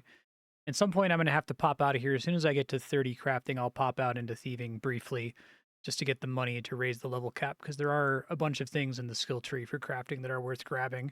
I wouldn't want to like over cap and not benefit from those levels. There is a light at the end of the tunnel for those the artisan pouch too. If I can get my mastery to 95%, then I get this, additional negative 0.2 second crafting interval, which is overkill right now. But what I can do is I can unequip this guy and equip this chisel, which would unequip the hourglass, which would hit me a little bit on my resource preservation chance. Maybe I can find scrimp and save and find some more sources of that. But I would be able to keep the minimum interval and then not have to worry about burning through all of these pouches and having to leave and go pickpocket to get bags or whatever. So hopefully I will hit the 95% threshold on mastery before I run out of pouches, but we'll see. So the crafting XP rate is fucking ridiculous. 84 million at this level. Like you get those rates closer to like level 60. But you can watch this bar fill. I'm getting levels in like 5-10 minutes. It's crazy. And even more if I pump into the XP bonus. That's cool. At least I won't be training this for super long. I am going to have to leave probably more than once to do thieving to get money to raise the level cap. All right, let this AFK for like an hour. Probably didn't get the fragment yet. Yeah, it doesn't look like it, but I definitely exceeded the level cap. Incredible talent for hitting start recording just before my phone alarm goes off. Void Heart Amulet 1. Fear Consumable Gloomy Equip. I think I'm going to switch to thieving briefly just to get enough money to raise the level cap, then I'll come back to crafting. I've been thieving for a while. Hopefully I have enough money for at least 1, possibly 2 level cap increases. I'm up for 1. Tempting to stay to make sure that I can get 2 before I switch all of my agility obstacles back off. I do 2. I guess I eventually need 3 total. But the idea is that I want to try to get this signet ring piece as soon as possible because it's like plus 150% AP, so it would make this thieving grind much faster. So I think I will not wait for another increase. I'll just go ahead and grab this one. Missile resist consumable is awesome. I'm going to need to make a ton of those anyway. I think we take cost to produce. And then after that, it doesn't really matter what order I do things in.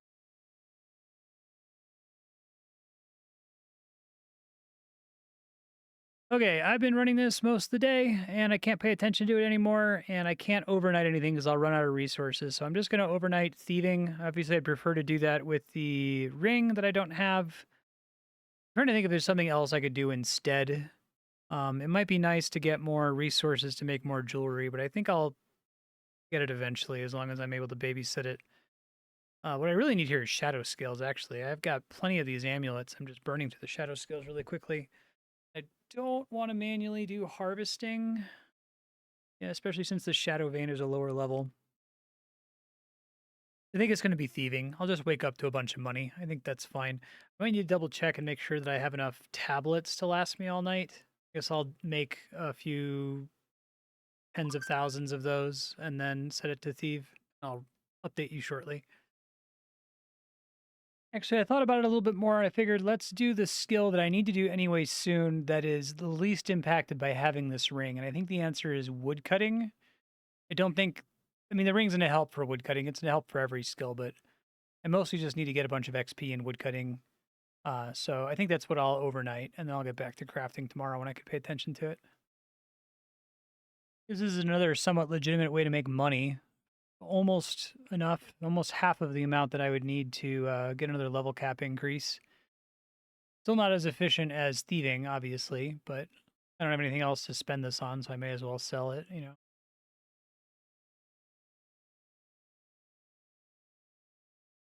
All right, I did wood cutting overnight and almost certainly way overshot a level cap. I can try to figure out how close I am. I did get the skill upgrade that gives you a percentage of wood cutting XP as fire making XP, but not super noticeable. Yeah, so I'm not level 20. I'm way higher than level 20, but I guess I have to like there's a way to see how much higher I am. I guess I could save and back out and reload and check that way. Damn, flew all the way through. That's really funny. 32 out of 20. Okay, so I have to get 2 level cap increases if I want to benefit from all that with wood cutting. All right, well, now the objective is to go back to crafting and try to get this ring while I can pay attention to the game. That's kind of nice. Getting enough money from selling these that I'll be able to get another level cap without having to pop over to thieving. I'll probably just spend that on crafting rather than woodcutting because I think I'm going to end up doing this all the way to 60 until I get this ring fragment. I've run out of the high XP amulets, unfortunately. I only had so many of the reagent to go with it. I'm making them now in farming shadow vein seeds. But I'm just doing the lower XP stuff right now because I just need to do, you know, quantity of actions. I don't need to get the highest possible XP rate. The main reason to get more XP is to get more levels, which is to get more nodes on this tree.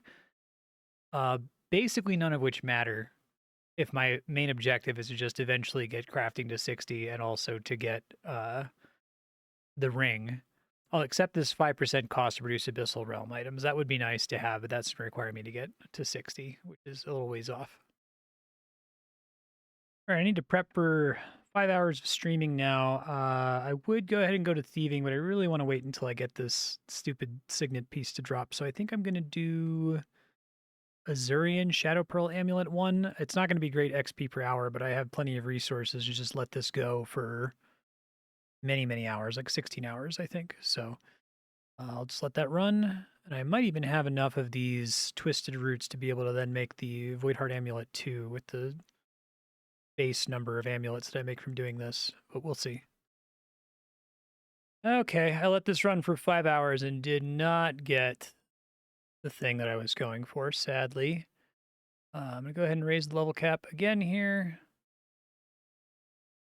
Save up points.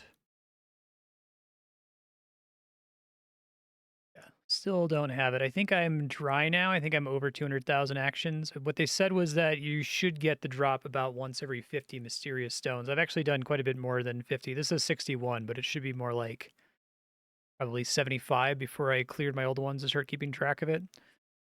So I'll let it keep running.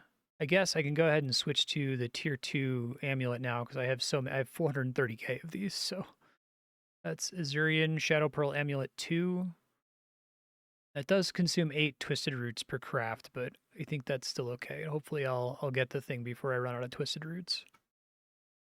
All right, so I ended up going to bed after switching to making just like your regular abyssal leather boots, hoping to get the drop here. Oh, I still didn't get it.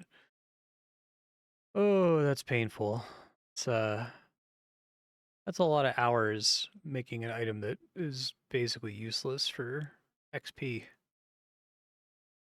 I'm really dry right now. I think, let's see.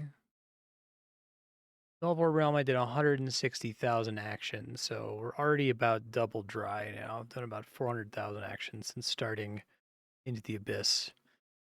Still haven't gotten the drop. I guess now that I can pay attention, I'll do something better than these stupid boots, but pretty ick.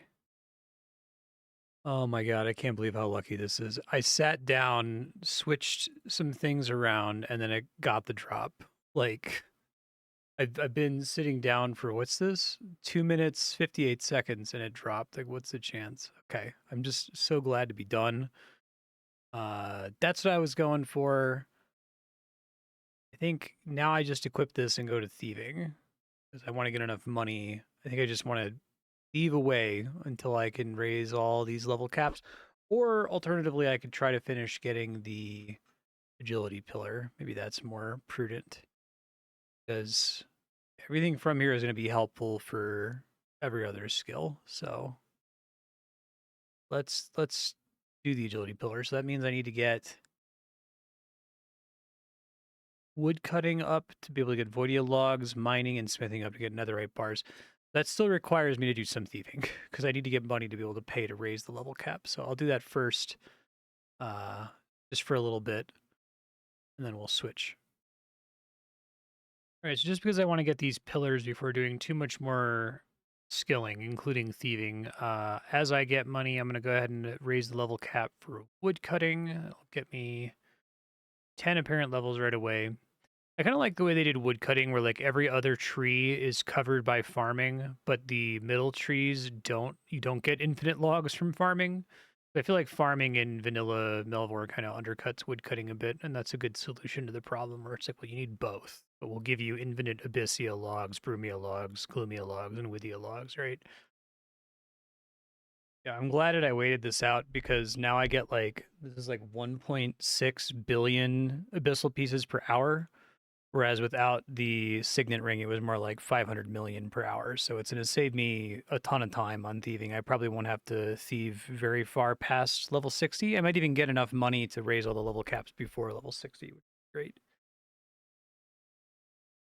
Just weighing in an update on the plan here. I am going to level, when I get enough money to raise level cap on wood cutting to 60, also for mining and smithing. Then I'm probably going to focus on smithing first.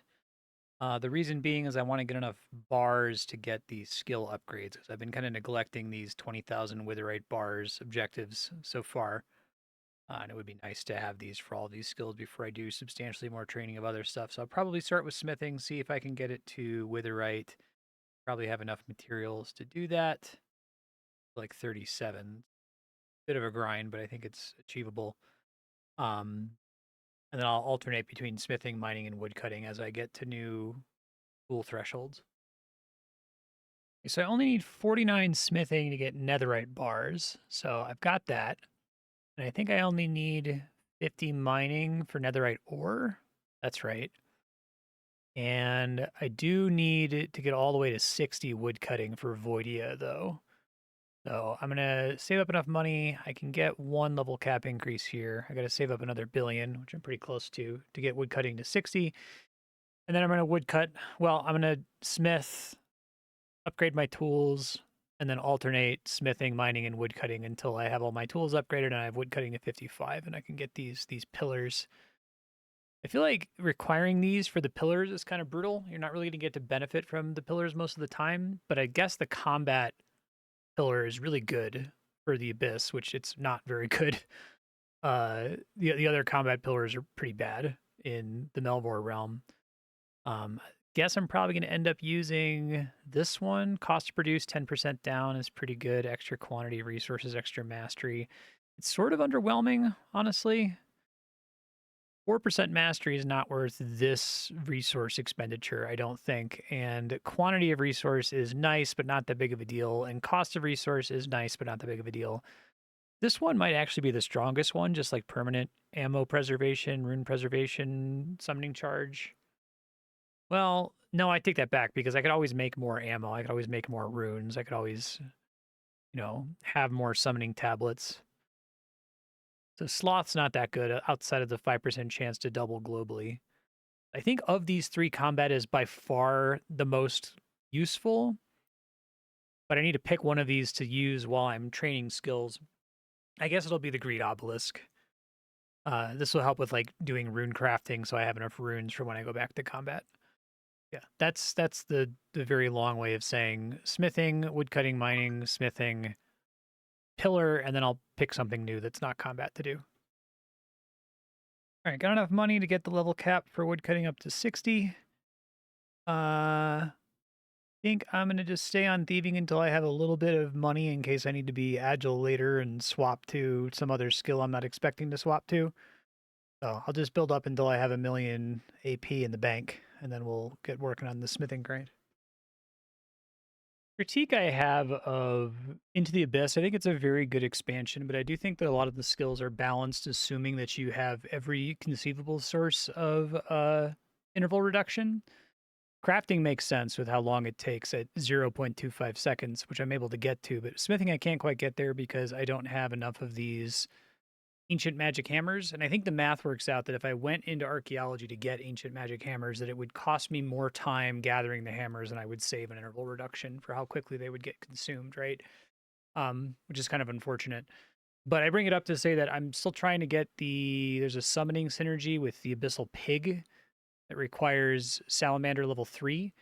And it feels like the smithing XP rates are balanced, assuming that you already have that from the very beginning. And I've had the Salamander equipped for a pretty long time. You're not going to have it at least for like the first 20 or so levels of smithing. It's fine. There we go. Mark of the Salamander tier 3. I can now get this much better thing, minus 0.4 second smithing interval. I need to make a bunch of pig and salamanders, so I'm going to do that really quick and then come back, and I need to pick something that I can let run for the whole stream, so I have to look at my options, try to get as much XP as I can while AFK. All right, that's more like it. 0.5 seconds. I think I get one more level up. I'll be able to make obsidian bars, which maybe is what I'll AFK here before stream. Hopefully I can squeeze out this level quick. I got about 10 minutes. Yep, I got it. Abyss level 30. How many obsidian ores do I have? Is that enough? I have to do the calculation. I don't think it is. You pump the bar a bit here. I could probably sit here and like micromanage this later. I don't think it's worth 5 hours of AFK. I do have 84% preservation chance, which is pretty significant. So it's 103,000 divided by 18, 5,722. My interval is 0.5 seconds. That's almost exactly 5 hours. Ugh, nothing I can really do to make it be a little bit better. I have like preservation chance. No. Cost to produce, maybe. I throw that on there. Does that get us down to, okay, so that's divided by 16 instead of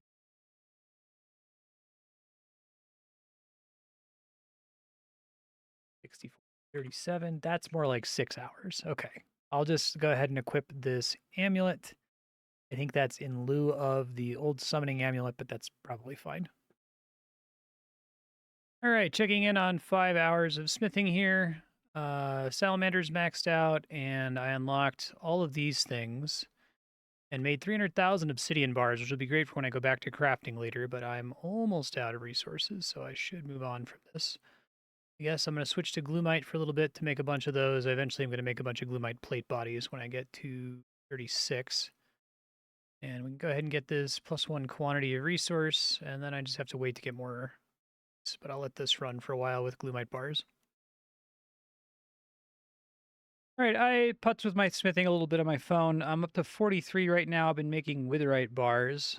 I want to have enough witherite bars to just be able to make stuff later on. Making bars is obviously way slower for XP than actually creating the skill making good. So I'm going to go switch to the glumite plate bodies now that I can pay attention to the game. That gives you really, really good XP per hour. On the plus side, I have enough witherite bars to buy all these tools now, so let's go ahead and do that. Wood cutting level is not yet high enough to get this one, so I'll have to remember to hold on to 20,000 bars, but that should be pretty doable. Next, I need netherite bars for the final upgrades here. All right, just hit smithing 49, getting really close here. I probably do want to make some of these obsidian bars eventually. I don't need a ton of them, though, because I don't want to make enough of them to really do a lot of crafting. But now I can do the witherite plate body, so let me do that. Pretty good XP, 39,000 versus 23,000. I should get the rest of the levels I need really fast, I think. Hey, there we go. Got to my objective. 49 smithing. I can now make netherite bars. So I'm going to make enough of them. Let's see. Probably want to make enough of them to buy all of the upcoming tool upgrades. So what is that, like 100,000? and then also enough to make one of the new pillars and swap off of it. I might even want to do that a couple times. So like maybe like 150,000 netherite bars would be enough, and then I'll move on to a different skill. I get an insane XP rate with this witherite plate body. It's like almost 300 million per hour, so I could probably just coast the rest of the way to 60 if I really wanted to. I guess there's some. I mean, I'm gonna have to take it to 60 eventually, right? But I would like to have the agility pillar built before I do too much maxing of skills.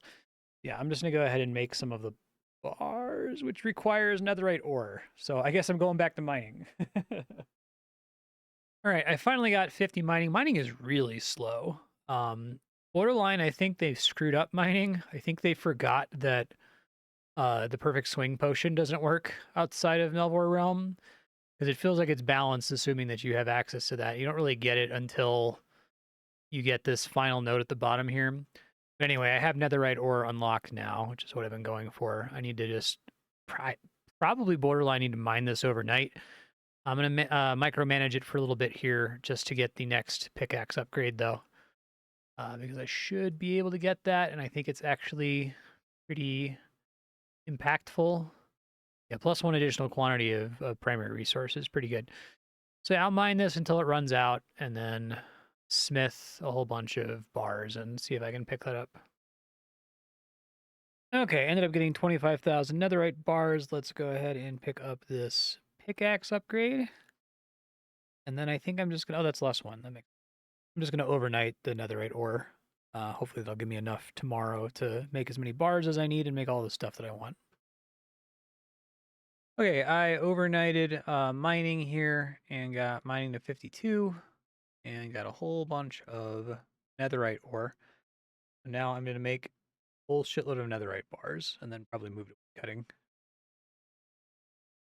Okay, I've been making these for long enough. I've got like 250,000 netherite bars. That should be more than enough to buy all of these upgrades. I only need like 50k.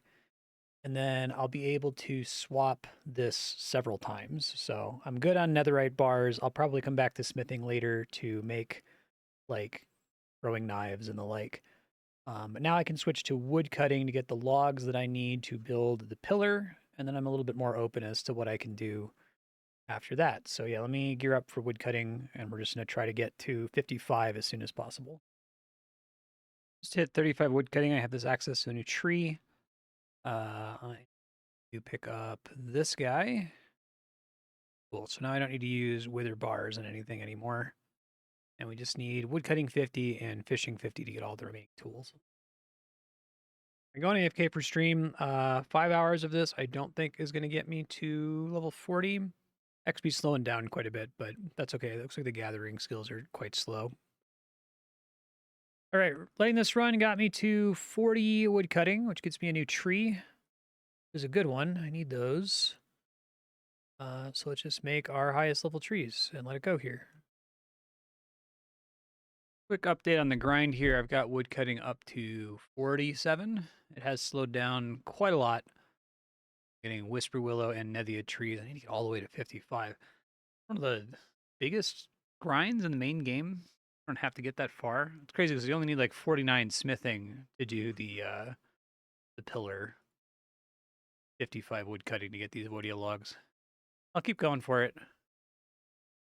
Popping in here to update again. I'm around level 51. I realized just now I'm not able to afford this because it's 250 million AP. I don't want to pop out to go thieving, so I'm going to see if I can sell some items I don't need to be able to afford it quickly. I might not be able to get away with that, but let's see. Yeah, I could probably afford to sell 400,000 Glumia logs. I don't think I'm going to use those. Okay, so now I can buy this guy. And it has slowed down quite a bit. Probably one more overnight before I can get to 55. And I don't think I really need to take this all the way to 60. The final upgrade you get, +1 tree cut limit, is kind of cool, but it's one of those things where it's like, well, that would be really nice to have right now, but probably don't want to do too much wood cutting, once I get to 60. Right, I overnighted wood cutting here. This will probably sail me past 55. To cut these woodier logs for a while. That didn't sail me past 55. 56 isn't as bad as I was thinking. 3.95 seconds on this guy. Yeah, unfortunately, I think that Into the Abyss is structured really smartly, but with the way woodcutting works, I don't think woodcutting is structured very well. Just because you're never going to get 99 mastery on any of these trees before switching to the next tree. I only got Nethia to 99 because I like dumped into it, which I probably shouldn't have done. And I'm going to get 99 on the Eldria tree, but it does like fuck all for me, right? Because the Voidia tree is determining my interval. I'm really interested to see how they handle multi-cut in Melvor 2. But now I got to let this run for a really long time. I might let it go all the way to 60. I don't really need 60 for anything, but I just want to make sure I have, again, enough Voidia logs that I can switch agility obelisks several times. All right, I stepped away. I'm back. I've got enough of these Voidia logs now that I can finally build this obstacle here. Oh, but I need 200 million. I can probably sell some more logs. I've got way too many Glumia logs and really nothing to use those on.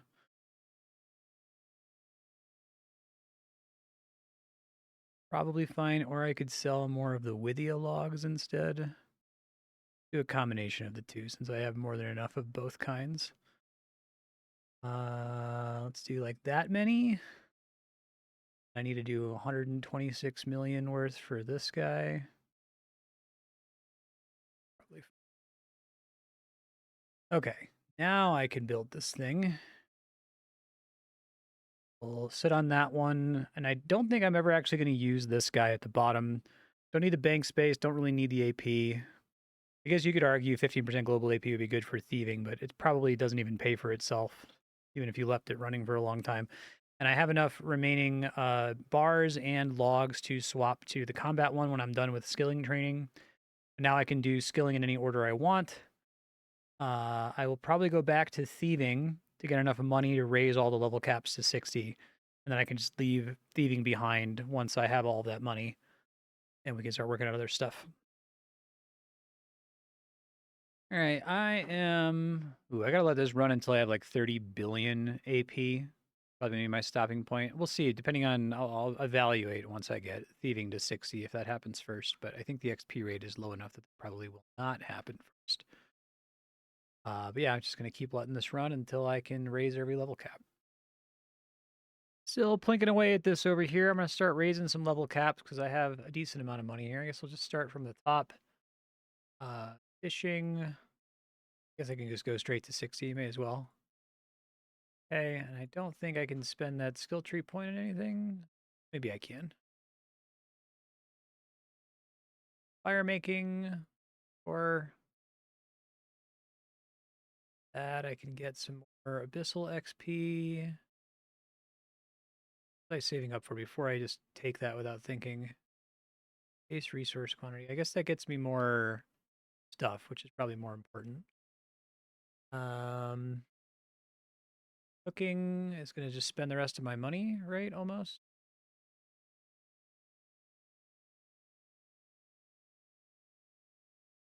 Mining's already up to 60. Smithing's already up to 60. Thieving's up to 60. Fletching, I need to get all the level increases on because I got it to level 2. Very funny. I can't get anything else. I guess I can go ahead and take harvesting to 60. Why not? All right. Then I need to get, what, 10? 20, 30, 40, 50, 60. So I need actually like only like 11 billion, and I'm already done. Okay. So I'll overnight this, which is probably overkill, but it'll probably get me to 60 thieving, and then I'll just have a lifetime supply of money. I'll be able to raise all the caps to 60 and be good to go. Let thieving run for basically an entire day, about 16 hours. Should be set on money forever. Thieving's only at 56, but that's okay. But I did get 27 million abyssal pieces, so yeah. Well, maybe we'll come back to thieving later to get it to 60. I wanted to point out I'm going to be traveling soon. I know I said I was going to travel a couple episodes ago, and then my flight got canceled. Well, this is the travel that I'm scheduling to make up for that here around Christmas. So I won't be able to record while I'm gone. What I'm probably going to end up doing is just try to pick the most boring skills. Like I'll report on my skill levels before I leave. And when I get back, I'll compare the difference and tell you how many levels I got. But I'm hoping to just kind of, boringly AFK runecraft, for example. Not something you really need to follow up with. I think now that I have these agility obstacles and I've got the ring, there aren't too many exciting candy loops left over. It's kind of just a matter of get all of these to 60 before I switch back to combat. All right, let's raise these level caps.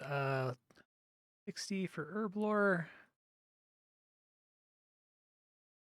60 for Runecraft. Fletching is the funny one. 5 million. Is that everybody? Am I missing one? Got it.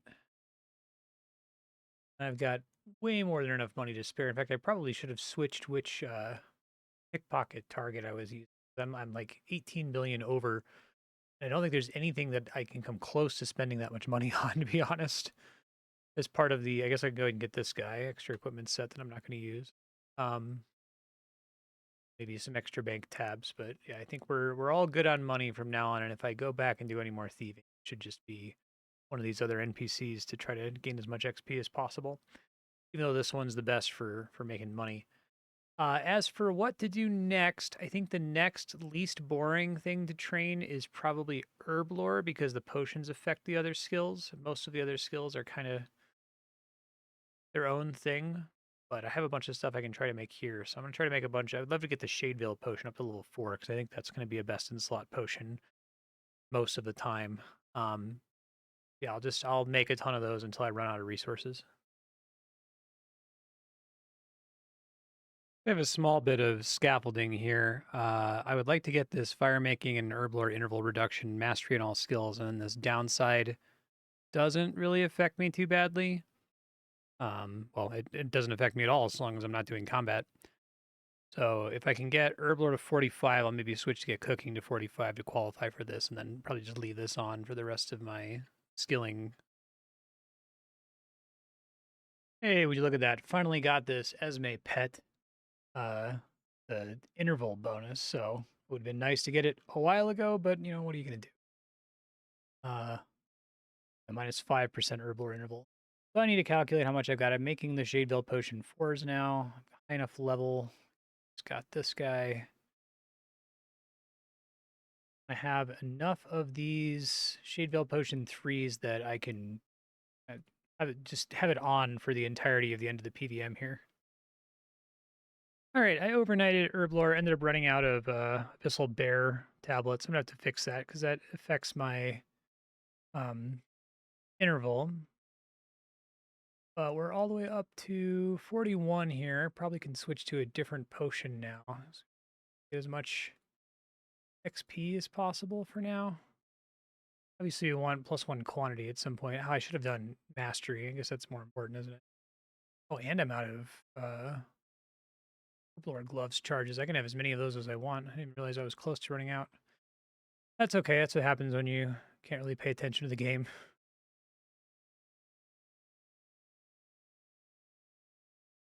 Plus side, it turns out that 150% mastery is just enough to boost a potion to level 4, which is great. So I'm going to use up all of my blighted roots here. Not going to last very long, but I might, if I end up going back to get thieving to 60, this would be helpful. Okay, I got to 43 Herblore, which is the level I've really been like begging for because the XP is going to be way better, and I've got tons and tons of resources to sustain this pretty much indefinitely. Yeah, it's like 9,000 XP per potion versus like 4,000 and the ones that I still had materials to make. I'm just gonna let this run probably for like overnight. I could technically run this potion for like over 100 hours with my current preservation chance, so that's good. I need something to run for a long time. Although I think the plan is once I get to 45 Herblore to try to work on building that agility obstacle I was talking about. Uh, this one, which doesn't require me to switch to cooking. I might not finish that cooking grind before I have to leave for the Christmas vacation I was talking about, so I'll give you a summary before I go what the plan is. Okay, I ended up hitting 45 Herblore. Now I'm going to try to transition to cooking. I need to figure out what I can cook, preferably something I can let run overnight. Now that I actually have anything that I can get away with that on, but shade nut cookie maybe, because that just uses shade nut, which I have a bajillion of. And the XP per craft is pretty good. And the perfect craft, I think, is pretty good. I'll double check. 5% global critical hit chance. That seems pretty solid for something to just overnight. Okay, overnighted cooking here. If I'm anywhere close to 45, probably not. 43, actually. Maybe I can get it before I leave today. Today is December 23rd, so I'm traveling for Christmas tomorrow. I'll see if I can do one of the later recipes here. I can definitely do the withermelon tart. Got plenty of those. Let's work on that then. All right, there was my objective, cooking 45. I can now build this agility thingamajig, which is going to be great because I want to get rid of this minus or plus 8% cost to produce. That shit sucks. Fire making interval, herblore interval, and mastery XP in all skills. Beautiful. Okay. So now I need to pick something to do while I'm out of town. An argument is to try to get herblore up to 55 so I can switch to this guy, which is pretty good given that this interval bonus only applies to 3 skills. So I guess let me explain now that I'm probably going to be leaving on vacation. What I'm going to try to do is get herblore to 55, and then once herblore is 55, finish getting thieving and crafting to 60. I don't have anything particularly exciting to do with either of those. I'm probably just going to either pickpocket the Void Envoy since I can get success rate to 100%, or just try to get my success rate as high as I can. The remaining thieving NPCs don't really have any interesting uniques. This Void Gazer has like a Void Lens, but you need 10 of them, and the chance that I get 10 of them is pretty low, and I need a bunch of other items to use those lenses to make a accessory that I probably won't use, so I'll just pickpocket to try to get to 60 and come back and report on the thieving level. For crafting, I don't honestly know what I'm going to craft to try to get to 60. I'll probably just have to babysit it and switch between rings and amulets. Maybe I can get away with doing some of these bodies now that I actually have a good chunk of... Yeah, like I could make these Nethia coifs. It would be boring. I don't need them for anything, but I have so many of these logs that I could just let that run to get to 60. And then the plan will be once I get to 60 to switch to herblore to get to 55. And then once herblore is 55, I can switch to this guy and probably leave this on for the rest of my skilling career. I guess it's nice getting the summoning interval from this guy, so maybe I'll spend some time making a whole ton of tablets in every category before I swap off of that one. And then when I finish that, I'm probably just going to go down the list. I mean, no, I don't have any particular order outside of maybe finishing getting herblore to 60, but even then, I don't think, like, Void Stabilization Potion, Void Burst Potion, I don't think any of that really matters. Yeah, I'll just, here are my current skill levels before I sign off here. Hopefully, from your perspective, in a couple seconds, I'll be back from traveling for about a week, and I'll summarize my daily mobile check-ins and what the difference in levels are. Just trying to take all these up, and I don't think there are really any remaining candy loops or really routing decisions to make. It's just I want to get them all to 60, and we're at the point where they don't really impact each other anymore. So I'll just let you know how far I get and how much more we have left to do. See you in a couple seconds from your perspective. I'll be back in like a week. All right, so I'm back from my Christmas vacation. It ended up being an extra day because our flight got delayed. So I've been doing Melvor for about 229 hours without recording it. So let me give you an update of what all I've actually done here. Got a lot done. Currently in the middle of fishing, which is pretty slow compared to some of the other skills. 53 though. Switch to the void fish. Okay, so you just saw the stats that I was at. I got wood cutting up to 57. I got fishing up to 53. I got fire making to 60. I haven't touched cooking at all. Haven't touched mining at all. Haven't touched smithing at all. Got thieving to 60. Got crafting to 60. Haven't touched fletching. Haven't touched rune crafting. Got herblore to 60. Agility was already 60. Summoning was already 60. And I didn't touch harvesting. So that's the gist of it. I got several skills to 60. I mostly was trying to get those agility shortcuts I was already telling you about before, namely this guy and was it this guy? Yeah. The extra quantity of resource gain globally, the extra resource preservation cap, and the mastery from getting to 55 herblore. Herblore was a huge pain in the ass because the only potion I was really able to make was this Echoing Lure potion. It was the only one that I had plenty of the resources for. Everything else, like this one requiring Obsurian bars and these Elder Root herbs that I don't have access to, this one requiring Void Bloom herbs and these Void essences that are very difficult for me to get. This one I don't have the Eldritch Tendrils, and this one I don't have really the Void Essence either. So really, really, really slow to get these. You'll notice that in the process of getting to 60 Herblore, I did raise basically every potion to rank 4, so that's pretty convenient in case I need to use any of them. I think at the end of the day, the main one I'm going to end up using is the Shade Veil potion, which I already had to 4. So that probably took me the longest. Actually, I did a calculation on how long everything took, so I can tell you here. Um, so fire making, total time spent getting to 60 in the abyss was 58 hours, 59 hours.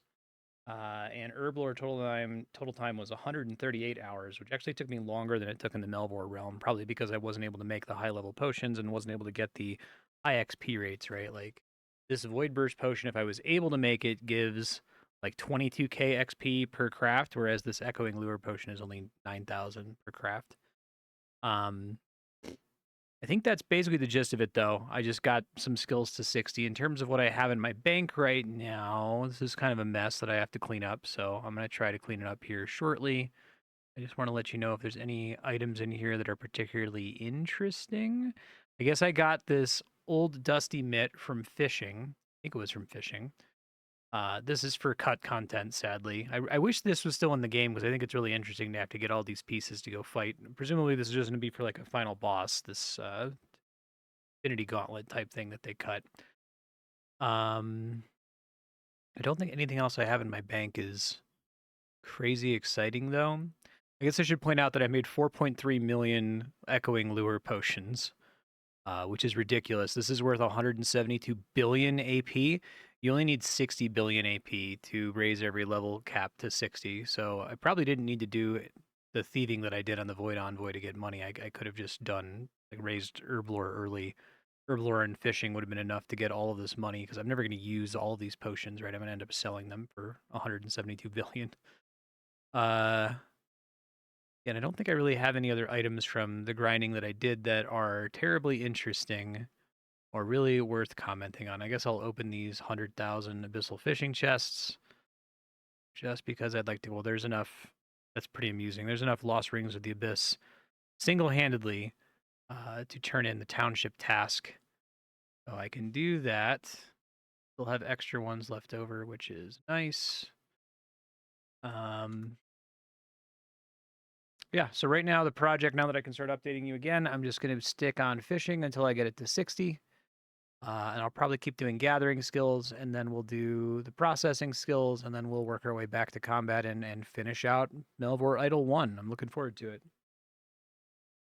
All right, so I'm just kind of looking skill to skill here to see if I can update on things that I can do now that I maybe wasn't able to do before I left. I obviously have access to every tree in woodcutting. I have access to most of the fish in fishing. I guess I technically get these via the many upgrades I have that let me catch more fish from the same fishing area. Fire making. Finished out the skill tree, which gives me a global XP and mastery boost, which is pretty nice. Also got 99 mastery on Voidia and Eldria logs, which is slightly more global mastery bonus to other skills. Like I said, I didn't do cooking, mining, or smithing. Thieving, I have access to everything, and I did get all of the items. So I actually do have 10 void lenses. I was surprised that that happened.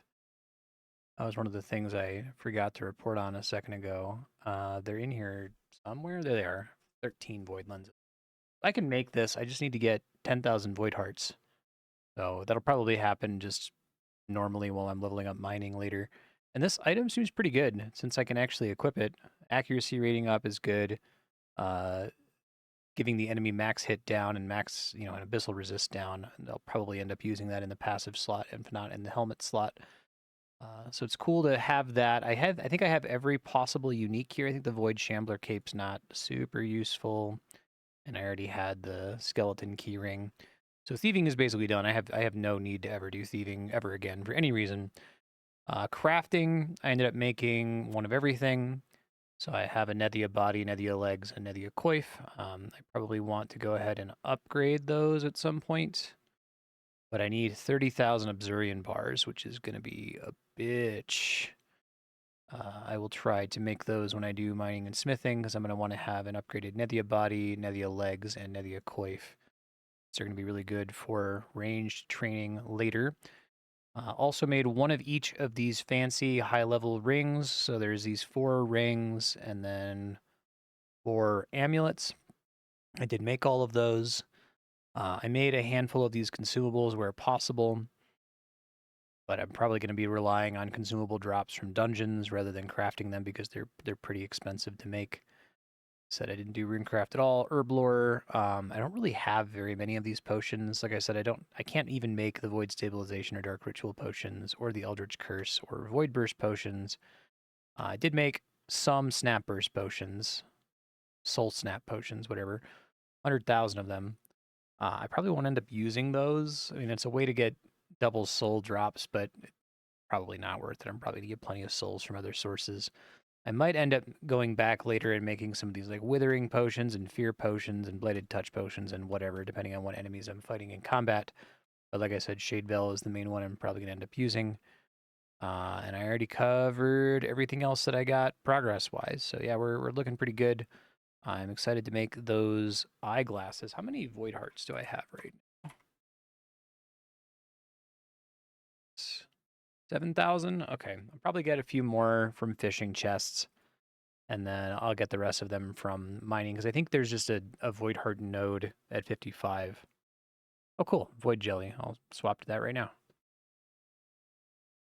Okay, just got 60 Abyssal Fishing. I can swap off of this. I think next I'm going to work on... I guess I'll just keep doing Gathering first. So we'll do Mining overnight. That's probably going to be the slowest skill because of how long you have to wait in between node cooldowns. All right, I missed the level here, but I am 55 mining now, so I can technically mine this Void Heart. I can't believe I only have like 4,000. It seems like not as many as I would have thought I had. But that's okay. I just want to get a bunch of Void Hearts here so I can make those glasses, and that should be more than enough to do that. Okay, I've got enough of all the stuff. I can make the Void Seeker glasses. Pretty cool. Will almost certainly end up using that when I get back into combat training after I finish up all of this non-combat stuff. Oh, and it also comes with a pretty substantial strength bonus. I guess no abyssal resistance, so it's only going to be able to be for content where I don't need the abyssal resistance to not die. But I think there's still going to be a decent amount of that left, and I can put it in the passive slot. Also have enough Void Hearts now I can turn in a township task. May as well do that. Here it is. 15,000 Void Heart bolts. That seems fine. Not that I'm ever going to use anything other than throwing knives in this expansion, but what are you going to do? We are at 43 tasks complete. There are still a couple things that I can't get here.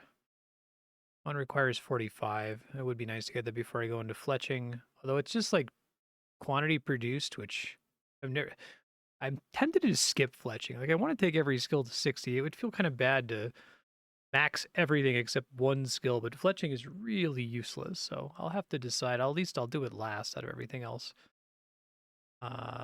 Yeah, I guess I don't really have any pressure to get this to 45. But I would like to get to 50 for this would be kind of convenient. And I guess these guys could be nice too. All right, should hit 60 mining. There it is. That was pretty slow. I've been micromanaging it for the past couple hours, just swapping between nodes as they go on cooldown. Pretty crazy that you finally get the ability to preserve mining node HP, but only at level 60, when I'm probably never, ever going to mine again, because I have like 4.2 million netherite ore. I have no reason to do any of this, I don't think, ever again. So next I'm going to work on woodcutting 60, and that'll be my last gathering skill before I start working on the processing skills. I guess I also have to do harvesting, but I'm going to do woodcutting first. All right, well, I did the math, and I'm going to overshoot 60 woodcutting. Next time I have to go AFK, so I'm going to switch to harvesting. See if I can finish this up. I don't need this at all, so it's kind of miserable. I guess I have a decent XP bonus, but I'll be on this for a while. I'm still training harvesting over here. I'm gonna go ahead and sell these echoing lure potions since I don't need them anymore. For 160 billion. Pretty funny. Because I originally saw these banks, I was like, why would I ever spend abyssal pieces on bank space? Like, I guess I could probably figure out how many slots I need maximum to be able to contain a copy of every item in the game. I'm gonna look into that really quick. Wiki says a living bank, which is to have a copy of every item, would be 2,494 bank slots. So I will just get 2,500. I already don't really need to worry about bank space, but kind of a fun problem to have solved. Guess I can get this red party hat because I have no other need for that. I think that's just need to get the party hats as part of 100% completion if you go for it, which I will not be going for. I'll get all skills to the level cap and I'll beat the final dungeon. That'll be me beating Melvor, but I'm probably not going to go for like 100% mastery. Okay, finally hit 55 harvesting. I'm just going to camp this the rest of the way. I mean, that's really not that much more XP per node, and I have to wait for the intensity to climb before it's actually caught up on XP rate. Whatever. Basically have an unlimited number of all of these items. So harvesting, I really think the harvesting chest was a mistake. I know I've said this before, but it feels like the whole skill is undercut by the fact that I can get all of these items for free basically immediately. But what are you going to do? I think I can let this run all morning without worrying about me getting to 60 and overshooting the max level because everything is super slow. Harvesting is insanely slow compared to every other skill. Yeah, I'll just let this sit on this void fire vein now. I am at 59 harvesting and finally got Bob's Lost Rakehead, so a little late for that. I'm farming 89 virtual level. Chance preserve, compost, 5% farming yield. Okay, it's fine. I don't really need it. I'm not really thinking about farming yield because I have more than enough yield than I would ever need, but it's nice to finally have it, I guess. Oh man, that's pretty painful. I guess you need Bob's Lost Rake to get Bob's Lost Gloves because the only source of it is this township task. So probably I'm not going to get a second rake head before I'm done.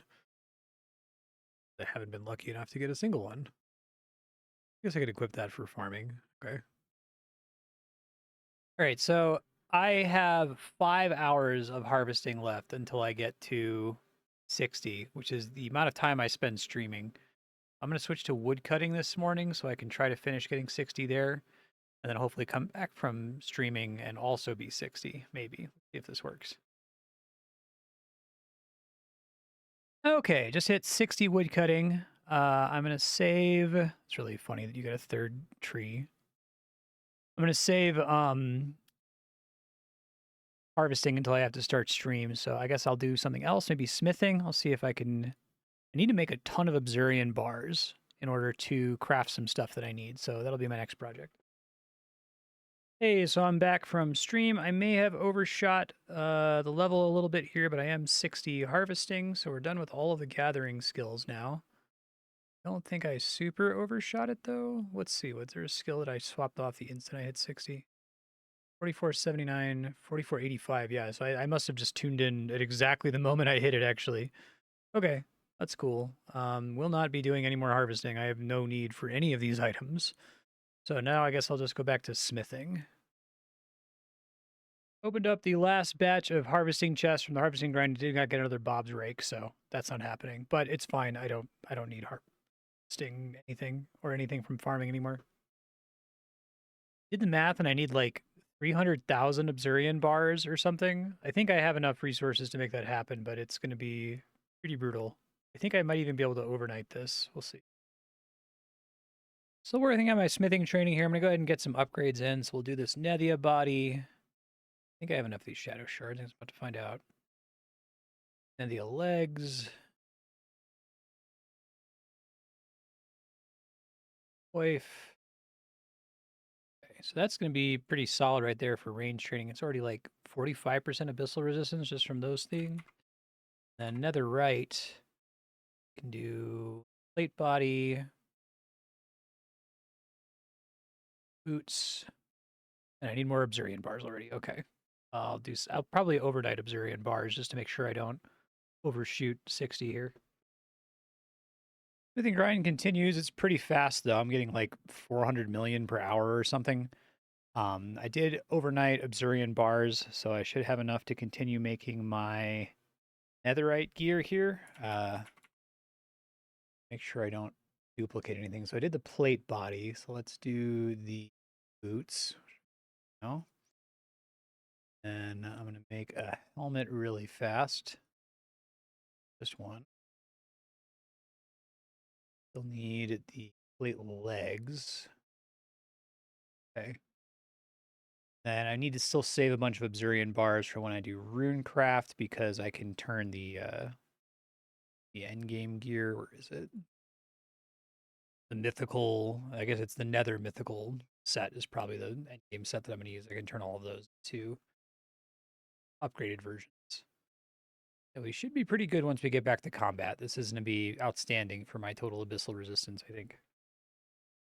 Okay, I've got these netherite plate legs now. So now I have a full melee kit once I upgrade this guy here.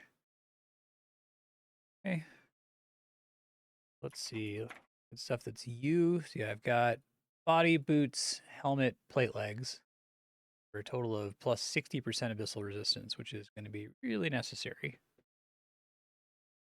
Reviewing my pet's completion log and realized I never got the harvesting pet, which sucks because the harvesting pet is harvesting interval. I probably would have sped the skill up quite a bit because I did not. It took me a really long time compared to some other skills to get to 60. Hey, there's 60 smithing. That wasn't too bad.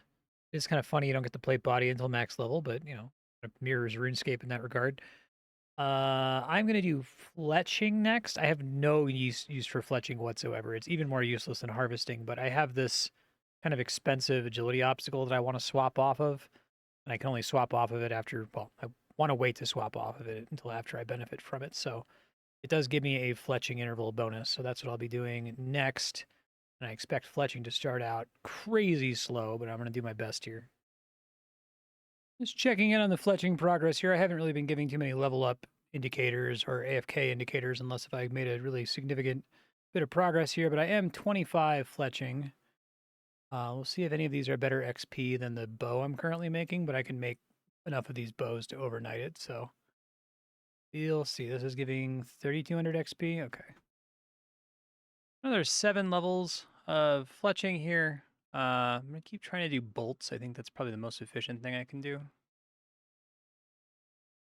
Another task completion here. Moonstone bolts gets me to 45 tasks done.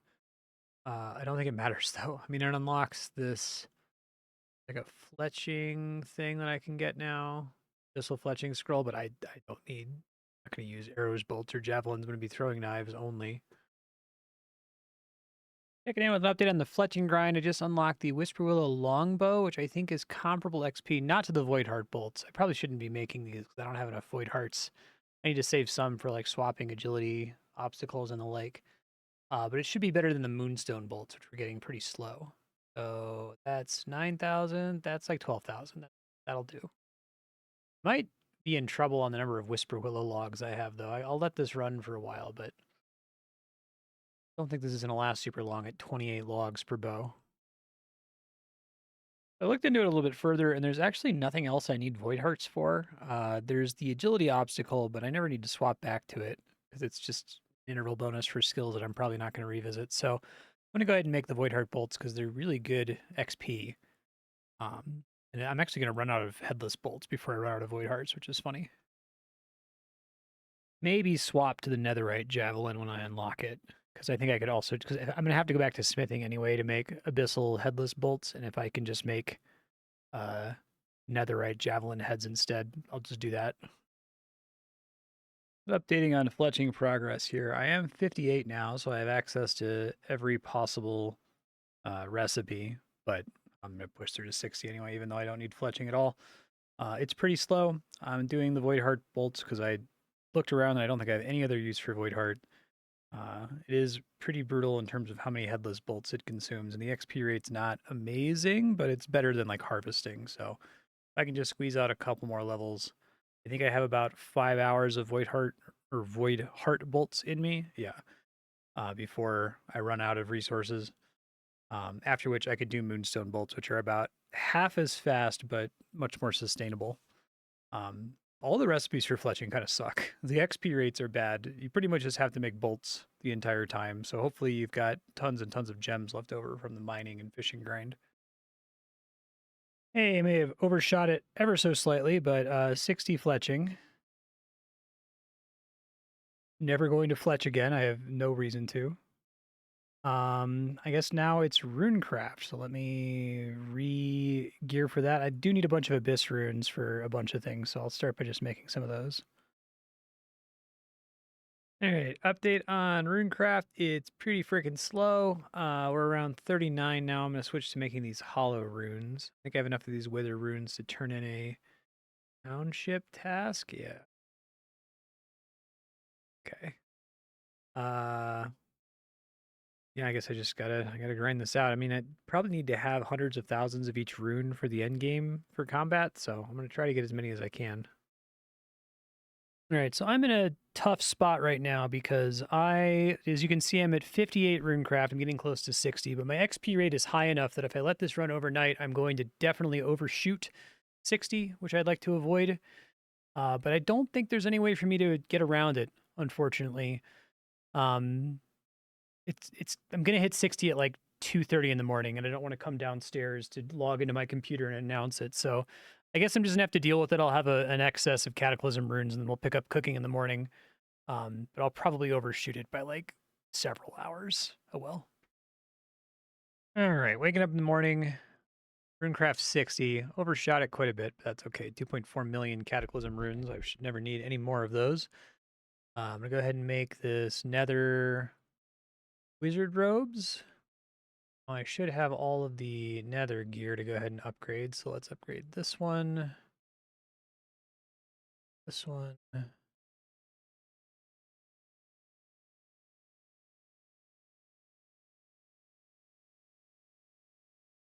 one. Yeah. So in theory, that should be 60% abyssal resistance. The last skill is cooking, and the reason I wanted to wait to do cooking is because there's a ton of agility obstacles that have to do with cooking interval, and I want to only set those one time. So I'm going to try to set as many of them as I can right now.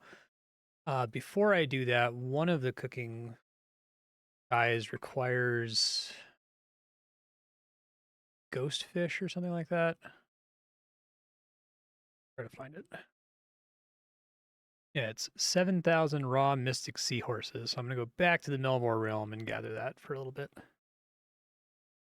Okay, I have enough seahorses now to activate this very stupid thing.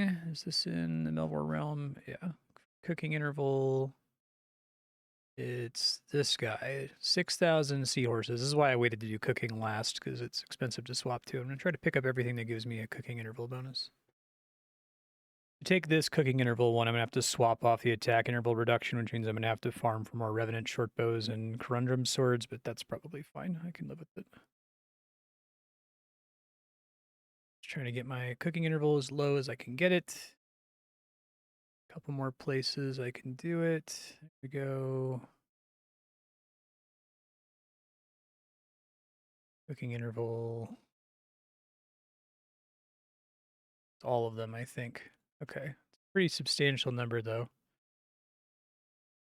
All right, and let me get everything else aligned to do cooking. So that's going to be this guy. And I got a couple other pieces of gear to swap to. But I think this will be pretty fast because I've got my interval reduction is kind of crazy right now. Can I see? Yeah, 87% reduction. That's nuts. Okay, I'm able to get the interval down to 0.25 seconds, which is pretty awesome. Get this one down to 0.35, which is probably better because the XP per node is a bit better, but I guess I could also just use the chef's hat to get it to 0.25. Let's do that. Currently getting 527 million XP per hour, so I might actually be done with cooking really fast here. We'll see. Absolutely blasting through levels right now, making these deep squids. These give like 700 million per hour. Let's see. Let's run for a second. Like nearly 800 million an hour. I might actually finish cooking this morning before I have to start stream, given how ridiculously fast it is. 7:51. Nuts. I actually need these perfect deep squids too, because their plus accuracy is the passive bonus, which is really, really strong. So I'm going to try making the voidfish soup. I don't actually have very much voidfish, and I don't have any elderberries. I think we do eventually want void rays and void ray cream stew. But even if I just make this gets me to level cap for cooking pretty quickly here. I can now cook void rays, which should be my best XP per hour, I think. I don't remember how many of those I caught. A decent number, 195k. Probably want to maximize... Oh, that's so much XP. Jesus. I probably want to maximize my cost reduction here. I don't know, actually. If I get this, that gets cost reduction to 80%, which is using 2 void rays per craft. Reduces the XP a little bit. But I do have 100. I'm probably not going to make all of these, right? Maybe I can try to get squeeze as much XP out of this as I possibly can, you know? I'm curious to see how much XP per hour it is. Oh my god, it's like 1 billion per hour. That's awesome. All right, so I'm 59 now. I'm probably going to hit 60. I'm actually going to continue cooking past the level cap, which is something I normally wouldn't want to do. But I want to have a bunch of these elderberry pies because their special effect is increased max HP. I think the plan is generally to use the Void Ray against anything where accuracy doesn't matter because the effect is minus enemy abyssal resistance, which is probably as good as it's going to get for DPS.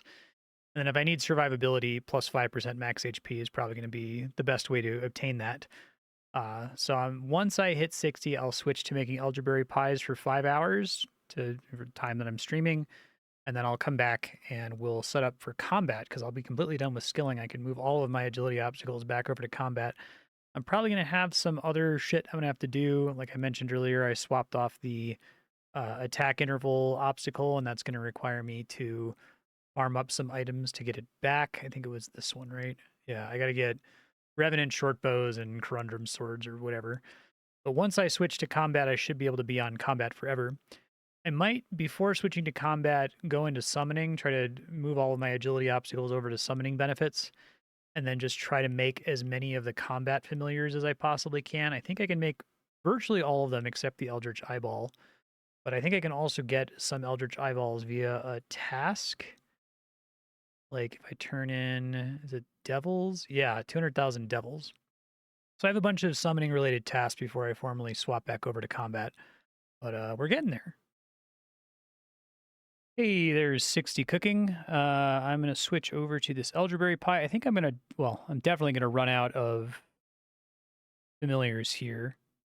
I have 5 minutes before I have to go live. I can quickly make some pigs, although I'm still going to run out of them. I can't make enough to last me for 5 hours. But it's nice. I've got every non-combat skill at 60 now. Cool.